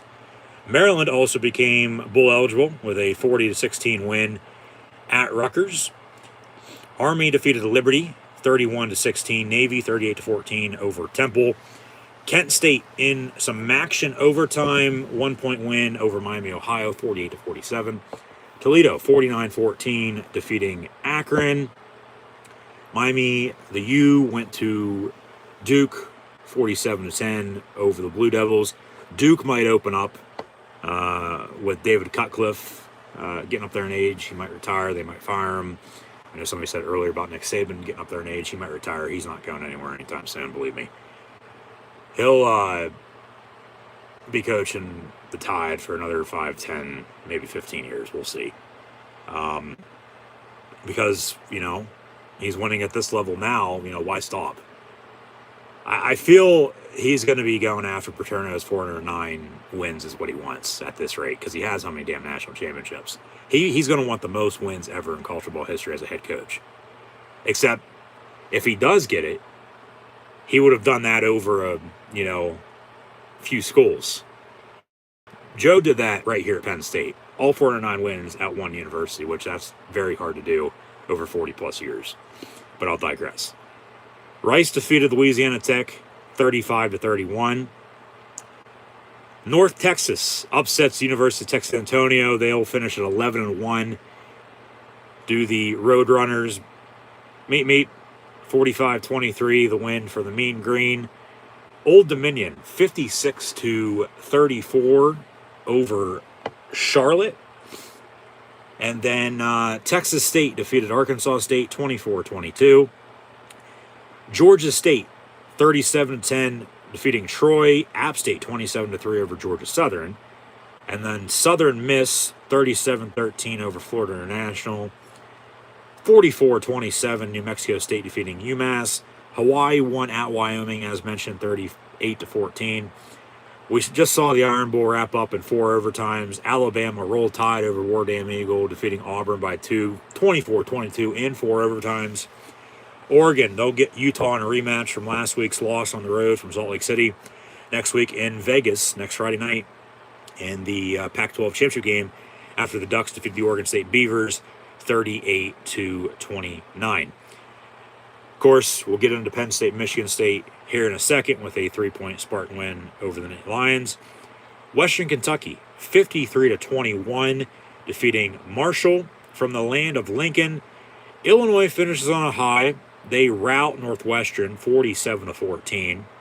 Purdue put up 40+ on Indiana as well, 44-7 for the Boilermakers over the Hoosiers in the basketball state of Indiana, as both schools now will focus on that sport the next few months into March Madness, which will be here before we know it. But happy Thanksgiving, Merry Christmas, Happy New Year, and then we'll be into 2022. And, of course, following this year in college football in the NFL, next year also will be here before we know it. But also today, Tennessee beat Vandy in the SEC East from Neyland Stadium in Knoxville, 45-21. Virginia Tech, they won at Virginia, 29-24. I feel, once again, Bronco Mendenhall at UVA is a dark horse candidate for USC. I've said it throughout the season a few times. But, they had a good season going. They did. They stumbled as of late and finished at 6-6. Both teams actually did. Virginia Tech going to be looking for a new head coach, following parting ways with Justin Fuente. So both going to be going to bowl games, but that's bragging rights in the state of Virginia for the Hokies over the Cavs. 29-24, Virginia Tech with the win over UVA. Minnesota, a 10-point win over Wisconsin from TCF Bank Stadium in the Twin Cities. Of course, no more Triple H Metrodome, but they still play for Paul Bunyan's Axe. And the Golden Gophers defeat the Badgers 23-13. Tulsa, 34-31 win at SMU in what now will be Sonny Dykes' final game as the Mustang head coach, taking over in the Dallas-Fort Worth area still. Won't have to move, really. He'll be the next TCU head coach, replacing Gary Patterson. Louisiana Lafayette, and very well what might be Billy Napier's last game as well if he does go to Florida. Lafayette defeated Louisiana Monroe by 5, 21-16. And then also Arizona State defeated Arizona. Arizona might open up if they'd want to move on from Jedd Fisch after a year. They had a very disappointing, I believe, 1-11 year, if I'm mistaken. Yeah, that's correct, 1-11. That's just pathetic. Just no. Like, what the hell? They're probably wishing they still had Rich Rod after his West Virginia and Michigan stints. Now, an offense coordinator for one of the Bowdens at Louisiana Monroe. They gave LSU all they could handle last week, but right now LSU still on top of Texas A&M by 10 to nothing. And then games still to kick off.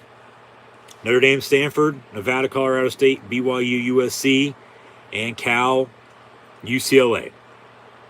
So following Georgia, Georgia Tech, Ohio State, Michigan, Florida State, Florida, and Maryland, Rutgers, we watched Penn State, Michigan State, Alabama, Auburn, Oregon State, Oregon, along with Wisconsin, Minnesota.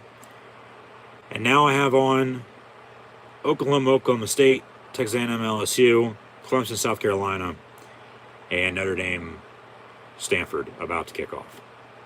That's college football for rivalry weekend to close out the regular season. However, next week is in fact conference championship weekend. Next Friday,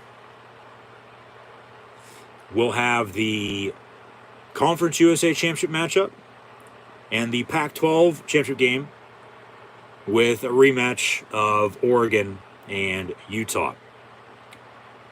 USC along with Cal, well actually USC, if they beat BYU tonight and beat Cal next week, they'll still become bowl eligible at 6-6. That game is being made up from a few weeks back due to, I believe, COVID, if I'm not mistaken. There was an issue with COVID, I believe, and they had to postpone that a few weeks back.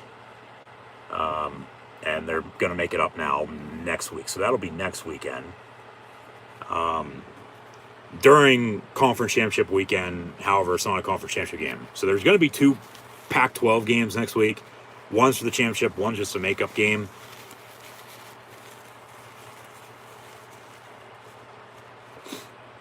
Excuse me. So yeah, USC Cal's also next Saturday, but we have 2 conference championship games Friday, Conference USA and the Pac-12, and then USC Cal next Saturday as well. Hell, they might even just cancel the game if USC loses tonight. They'll probably still play it, but you know, what's the point other than just playing each other? Because if they win that, they're still not going to the bowl game. And Cal, with what they did this week,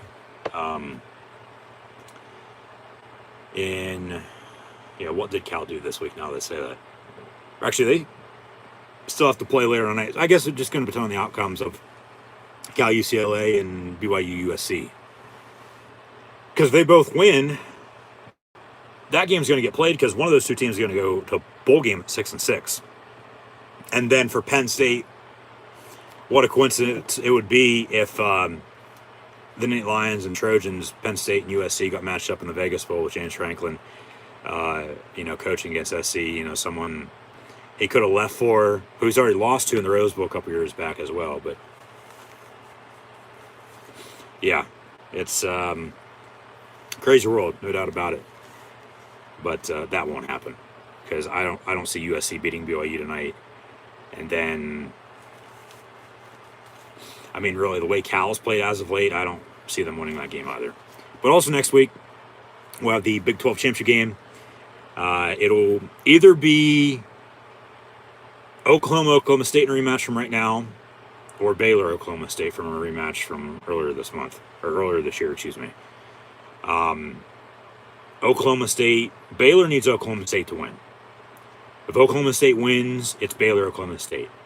If Oklahoma beats Oklahoma State tonight, then Oklahoma could be one of those 2 teams, or one of those teams that could move on up and sneak their way into the playoff, maybe depending on what else happens, with 1 loss. If they'd win the conference with 2 wins and against Oklahoma State in back-to-back weeks. But yeah, if Oklahoma wins, it's a rematch with Bedlam from right now tonight. Oklahoma State next week in the Big 12 title. That'll be noon on ABC. But if Oklahoma State wins, it'll be Baylor, Oklahoma State. We'll also have the MAC Conference Championship game next weekend as well. The Mountain West will feature Utah State and San Diego State.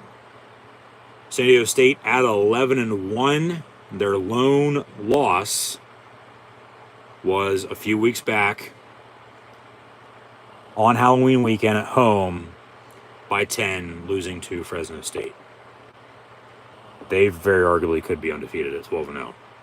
But at the same time, as non-power 5, Cincinnati playing the way they're playing, they probably still, because nobody's talking about them to begin with, nobody probably still would be talking about them if they wouldn't have lost, but they did. And then the Sun Belt will be App State, Louisiana Lafayette. That'll be a damn good game. I believe they met earlier this year, if I'm not mistaken, on a Wednesday night, maybe Thursday night. Actually, a Tuesday night.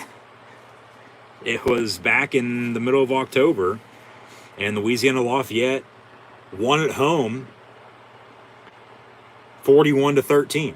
So they'll get a rematch in the Sun Belt Conference Championship game next week. SEC Championship, of course, Georgia and Alabama. Alabama wins, they're both in the playoff for the most part. Georgia wins, Alabama's out. And then it opens up a hole for somebody with, I would think, Michigan. If they win the Big Ten, yeah, no doubt about it there. And they lose, though, that's going to open another hole maybe. Because Iowa's not going to get in with 2 losses. And then Cincinnati, if they win, they'll be in at 13-0. I hope Cincinnati makes it in. And then they do, in fact, expand the playoff whenever they hopefully do. But we'll see what the future holds.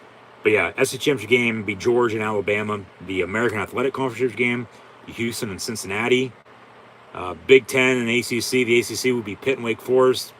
And the Big Ten will put Michigan and Iowa against one another next Saturday night. So that's next weekend. And then we'll have Army-Navy on December the 11th. Later on that night, 2 weeks from now, the Heisman will be awarded back to the original schedule as it is. As it normally is. Last year, of course, 2020 was all over the damn place. But and then a week from then, that's when the bowl games begin. We'll have 2 games with the Bahamas Bowl and Cure Bowl on Friday, December the 17th.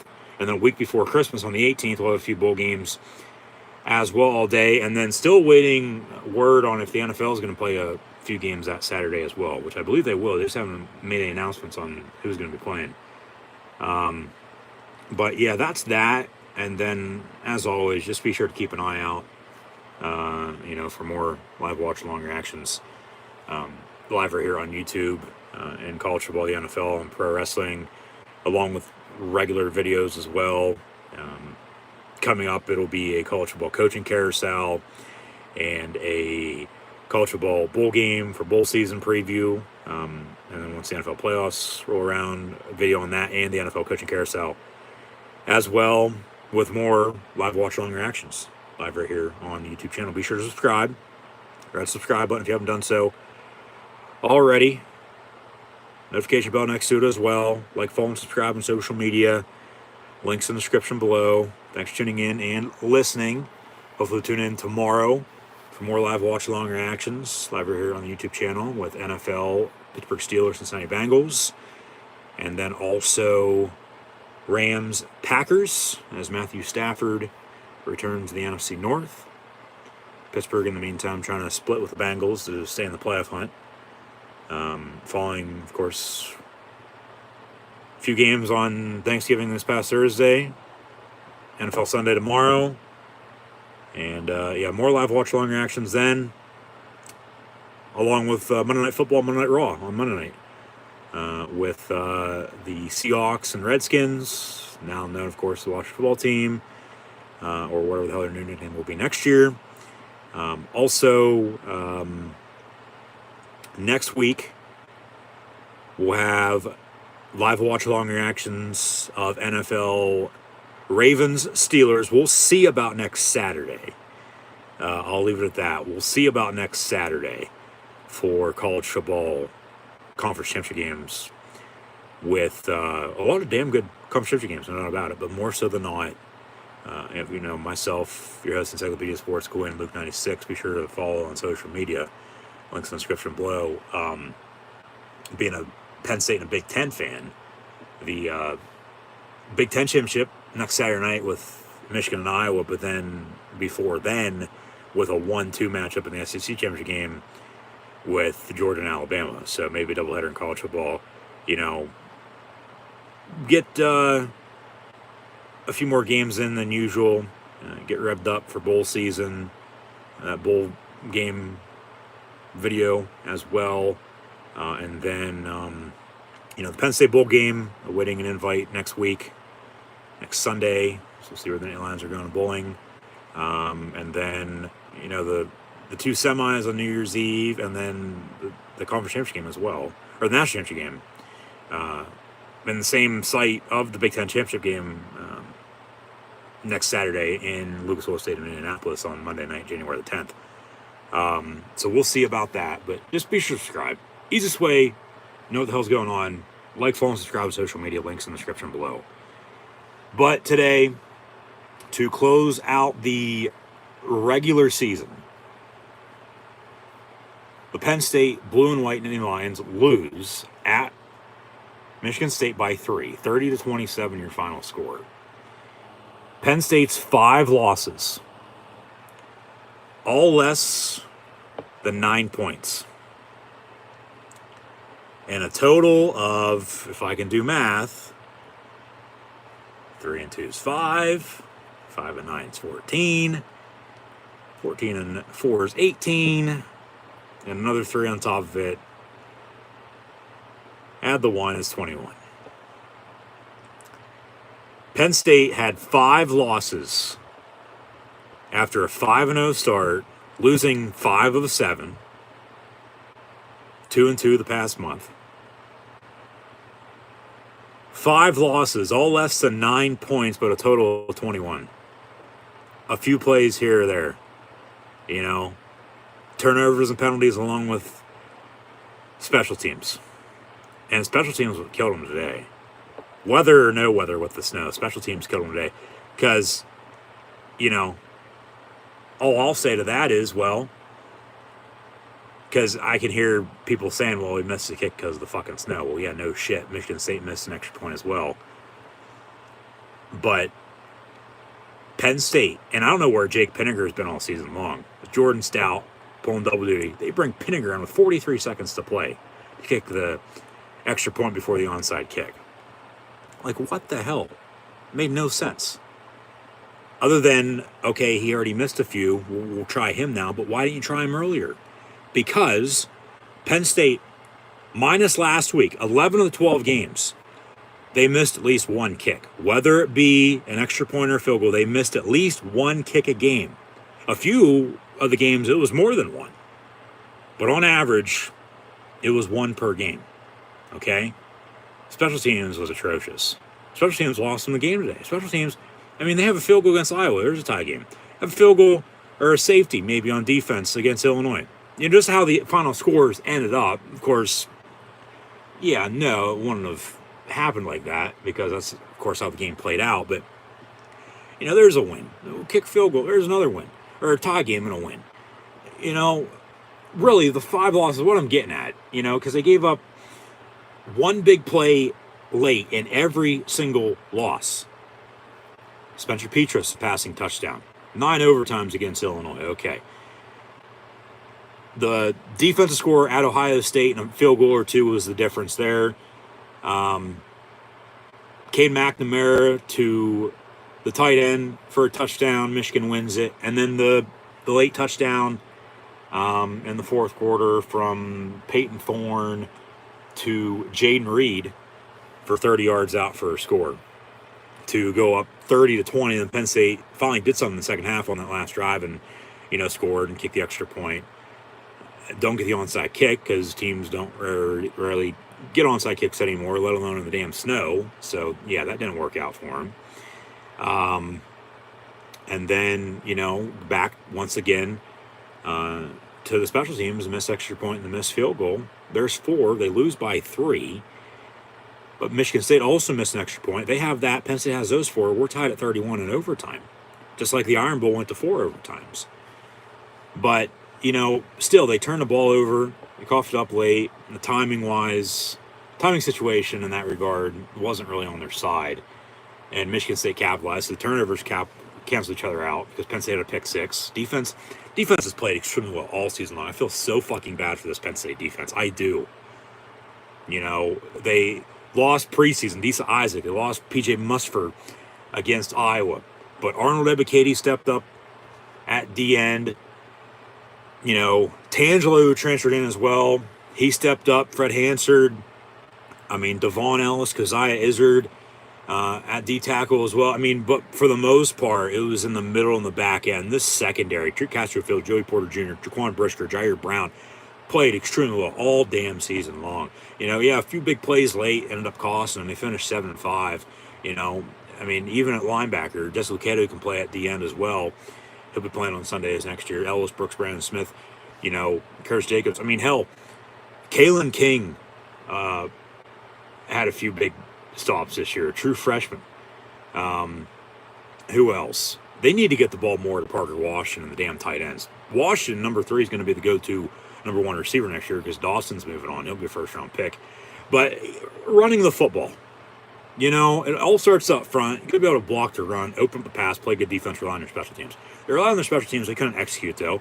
Defensively, 5 losses, giving up a big play that ended up costing them, whether it was for the lead and the win or set up the game-winning drive and they still lost. 7-5 when really, 9-3, maybe undefeated anywhere in between. It's just very disappointing and frustrating. But it starts up front with the run game. Got to be able to run the football. And they have not had a 100-yard rusher since this very weekend last year. It's been a full year now since Penn State has had a 100-yard running back. And it was Kevon Lee a year ago at Michigan. Saturday after Thanksgiving this year, they still don't have a 100-yard rusher. They almost had one last week, almost had one today. Lee finished 15 carries, 79 yards rushing. But still, no. It's got to be balanced. It's got to be consistent. Sean Clifford can't do it all by himself. We didn't see any Christian Veilleux today. It was Clifford all day long. He'll be moving on, it seems like. We'll see if he, ends up in the NFL as a starter or backup. I don't know. Wish him the best. Wish all the seniors the best, as mentioned last week. I get Clifford's got a movie out right now as well, so maybe, he'll get into the acting business. But, with him, he's taken way too many sacks this year. Throwing the ball away, very rarely did that. It seemed like just stupid, boneheaded decisions, not playing smart football. And that's what ended up costing him late with no running game because he had to do it all by himself. And there's more than Jahan Dotson on this offense once again, even though they got him the ball to tie it up at 14 with 2 touchdowns. And, 17-14, they trailed at halftime. They're 0-3 now when they trail at half, so keep that in mind for the bowl game. Missed a field goal, missed an extra point, and they lose by 3. So you add that 4 on top of it, they win by 1. But at worst there, Michigan State, if they make their extra point as well, we're tied at 31 and going to overtime. It's a whole new ball game then at that point. It truly is. And, you got to give credit, though, to Michigan State Spartans. They were able to run the football all afternoon long. Kenneth Walker III finished with 30 carries for 138 yards rushing and a touchdown. Okay? Have him go to New York City for the Heisman, for God's sakes, along with a few others at quarterback and running back this year in college football. Just very disappointing and frustrating with how they started to how they finished. Very unhappy right here in Happy Valley once again. 5-0 before they lose 5 of 7 to close out the year. Just like, it is what it is. James Franklin's been extended for another 10 years and $85 million.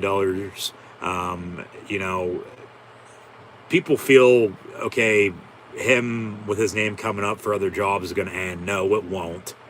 Believe me. All it's going to take is money to have him be bought out, and then Penn State would use that money to go out and get somebody. It's not Right now, it wasn't last year, and it's not this year either. And at the latest that they could fire him if things get worse, which, okay, Penn State still hasn't had a losing season. There's consistency there for you since 2004. I don't count last year because they had a chance to go to a bowl game and they declined. They said no because of COVID, and I get that. I totally understand that. So you got to take it for what it's worth. But I feel they would have went to a bowl game and they would have won and finished at 500 or 5-5. But they, 4-5, 9 in a row with a 5-game losing streak to begin this year. 5-game winning streak, to begin this year. Not 5-game losing streak as they began last year. 4 to close it out. 5 this year and a 9-game winning streak before they've lost 5 of the 7. Now sit at 7-5. They're still going to bowl game. They got one more game. Get bowl practice in. Get experience for the young guys. Damn good recruiting class for the time being. Coming in early signing day right before Christmas. Old school signing day, first Wednesday in February, as it always is. That's really non-existent though anymore because everybody signs in the first signing period. But yeah, just very frustrating, very disappointing and frustrating is all it is. And just imagine if they had a running game all season long. I've hounded all year for them to find a running game. And I feel that's what's most disappointing about it is that they couldn't. They had no running game whatsoever all season long. None.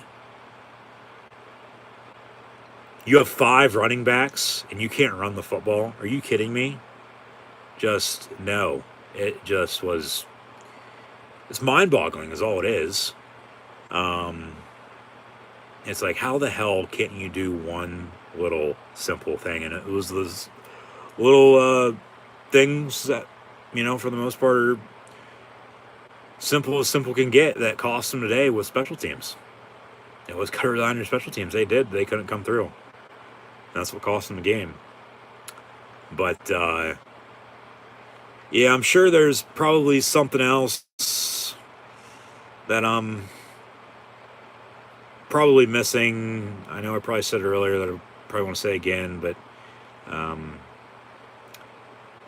guess that's it. I mean, I will update some stats here in a second, but credit to Michigan State. 10-2 now. They'll be going to a good bowl game, even better bowl game than Penn State, but both teams are. And 9 of the 14 out of the conference going to a bowl game as well. So that's good for the league as well.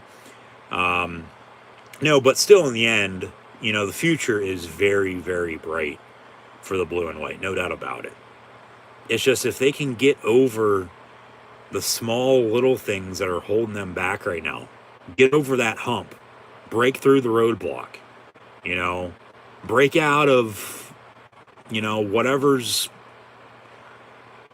right there in front of them that's holding them back. It seems like they get to this point in a game and it's like they just lock themselves up and they can't find a way to escape. They continue to shoot themselves in the foot with just the stupidest shit. And, it ends up costing them the game for the most part. Because of the 5 losses, all less than 9, total 21 points. So go back into the 5 games that they lost. And there's a play or two here or there that, of course, if it goes their way, or if, they make a stop, don't give it up, whatever the case may be, which they didn't, and credit, I know I've said during the 5 losses, deserve to lose. Those games, very well could be wins, and they could be sitting in a different setting right now rather than, 7-5, and hope they make, of course, their way home safe and sound from snowy Michigan. But that snow's just coming across Ohio and Pennsylvania right now anyway. And, it'll be right here in Happy Valley tomorrow morning. So, they had to play through it. They played in it, played through it. And Michigan State ended up winning. And, credit to Go Green, Go White. But we are still Penn State, no doubt about it. So, yeah, just very frustrating, disappointing with how things have gone and, where they started at to how they finished. It's on how you start, it's how you finish. And, 5-0, but then they've lost 5 of 7 and, 2-2 the past month. Like, hey, at least they're going to a bowl game. At least they're going to get a good opponent in that bowl game, hopefully. Knock on wood. Going to have a hopefully good chance to win that as well. And end the season on a high with 8 wins on at that point. Whether it be, as mentioned earlier, to the Music City Bowl or the Las Vegas Bowl. We'll find out a week from tomorrow. But until then, so as always, say thank you for tuning in and listening. I'll have live watch-along reactions of the Penn State Bowl game in this sport of college football as we know it as. Late December, early January, whenever the hell it might be, versus regardless of whoever they play. Yeah, they just need to find a way to finish. Need to find a way to execute and finish. They know they can do it as much as we do, so just fact of the matter of fucking doing it, plain and simple. Yeah. Update some stats, and then that'll do it for myself, your host, Encyclopedia Sports. Cohen Luke 96 here this afternoon, now into the night, and then also for the Penn State regular season here in 2021 before one more blue and white game with the bowl game next month. And then keeping an eye out for more videos to be published right here on the channel starting tomorrow with more live watch-along reactions live here on YouTube with the NFL, Pittsburgh Steelers, Cincinnati Bengals, and LA Rams, Green Bay Packers. And then more college football and NFL, along with pro wrestling live watch-along reaction streams from now, of course, until the end of the season and into next calendar year, into next year for the season then as well into 2022. But always great appreciated for your support. As always, thanks for tuning in and listening. But update some final stats and scores now in the Michigan State 30-27 win over Penn State to get to 10-2. Penn State falls to 7-5. All 5 losses in conference. Losing at Iowa, at home on homecoming and 9 overtimes to Illinois, at Ohio State, Michigan in the first ever Beaver Stadium helmet stripeout game, and then at Michigan State today in the snow. All 5 losses by less than 9 points and a total of 21. Penn State now sits at 7-5, awaiting a bowl bid. Michigan State, though, with a 30-27 win here today. Peyton Thorne finished 19-30 for 268 yards passing, 2 touchdowns, an interception that was returned to the house for a pick 6 by number 25 from Penn Hill's Daquan Hardy. Kenneth Walker III had 30 carries for 138 yards rushing and a touchdown. Peyton Thorne, with his 2 passing touchdowns, interception, which the interceptions and the turnovers, Penn State had a few more there late, but the capitalization, the scores that were off of it, they canceled each other out anyway. Thorne had 8 carries for 39 yards and a touchdown. Elijah Collins, 5 carries, 19 yards. And then Jaden Reed had 6 catches for 89 yards receiving and a touchdown. Trey Mosley had a catch for 9 yards and score as well early to go up 14-0. Connor Hayward, Cam Hayward's younger brother, sons of the late great Ironhead, had a big afternoon. 4 catches, 60 yards receiving. Malik Carr, 2 for 51. Foster had 4 catches, 41 yards.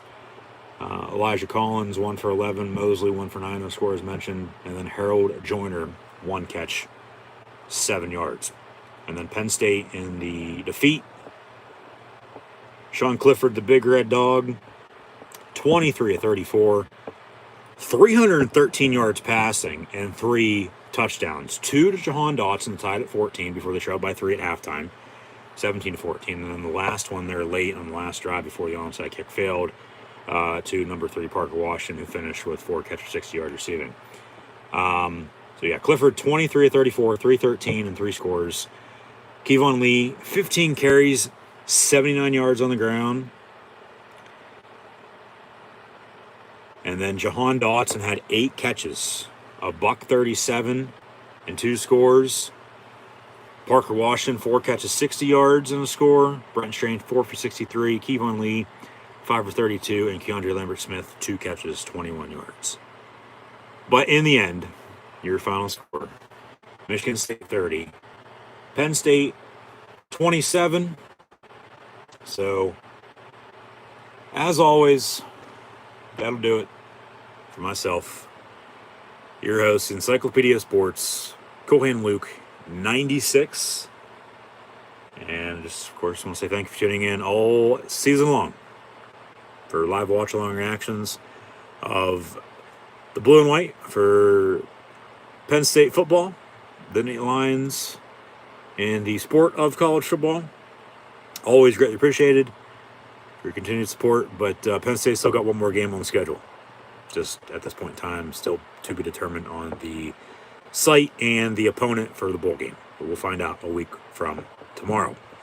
But today, to close out the regular season, the Nittany Lions lose at Michigan State 30-27 in the battle for the land-grant trophy.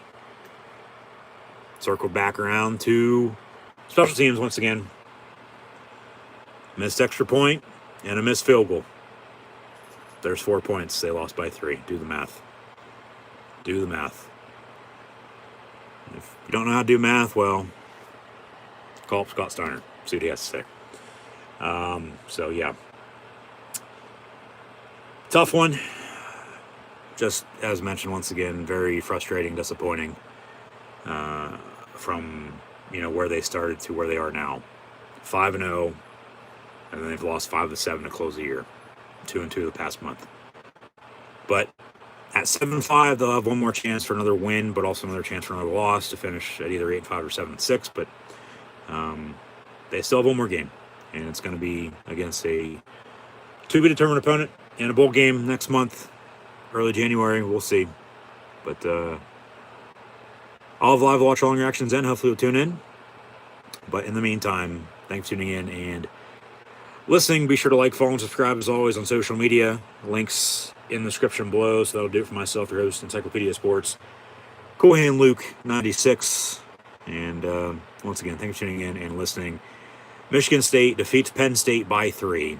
30-27, your final score, as they win the land grant trophy in the process of doing so as well. But hey, there's always next week. There's always the next game on the schedule. If only they can get over the hump, the roadblock that's right in front of them. Just find a way to break through. Penn State's going to be back on top one day. Believe me.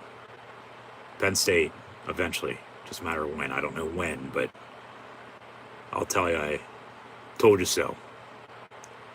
But, yeah, another tough one. Just very frustrating, disappointing. So, your final score, Sparty.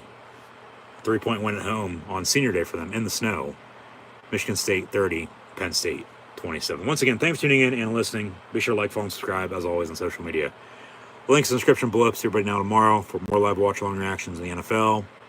And then in the upcoming weeks and months to come as well, live right here on YouTube in college football, the NFL, and professional wrestling. But today, once again, to close out the regular season, Penn State now 7-5 with a 3-point loss at Michigan State. Your final score, Michigan State 30, Penn State 27.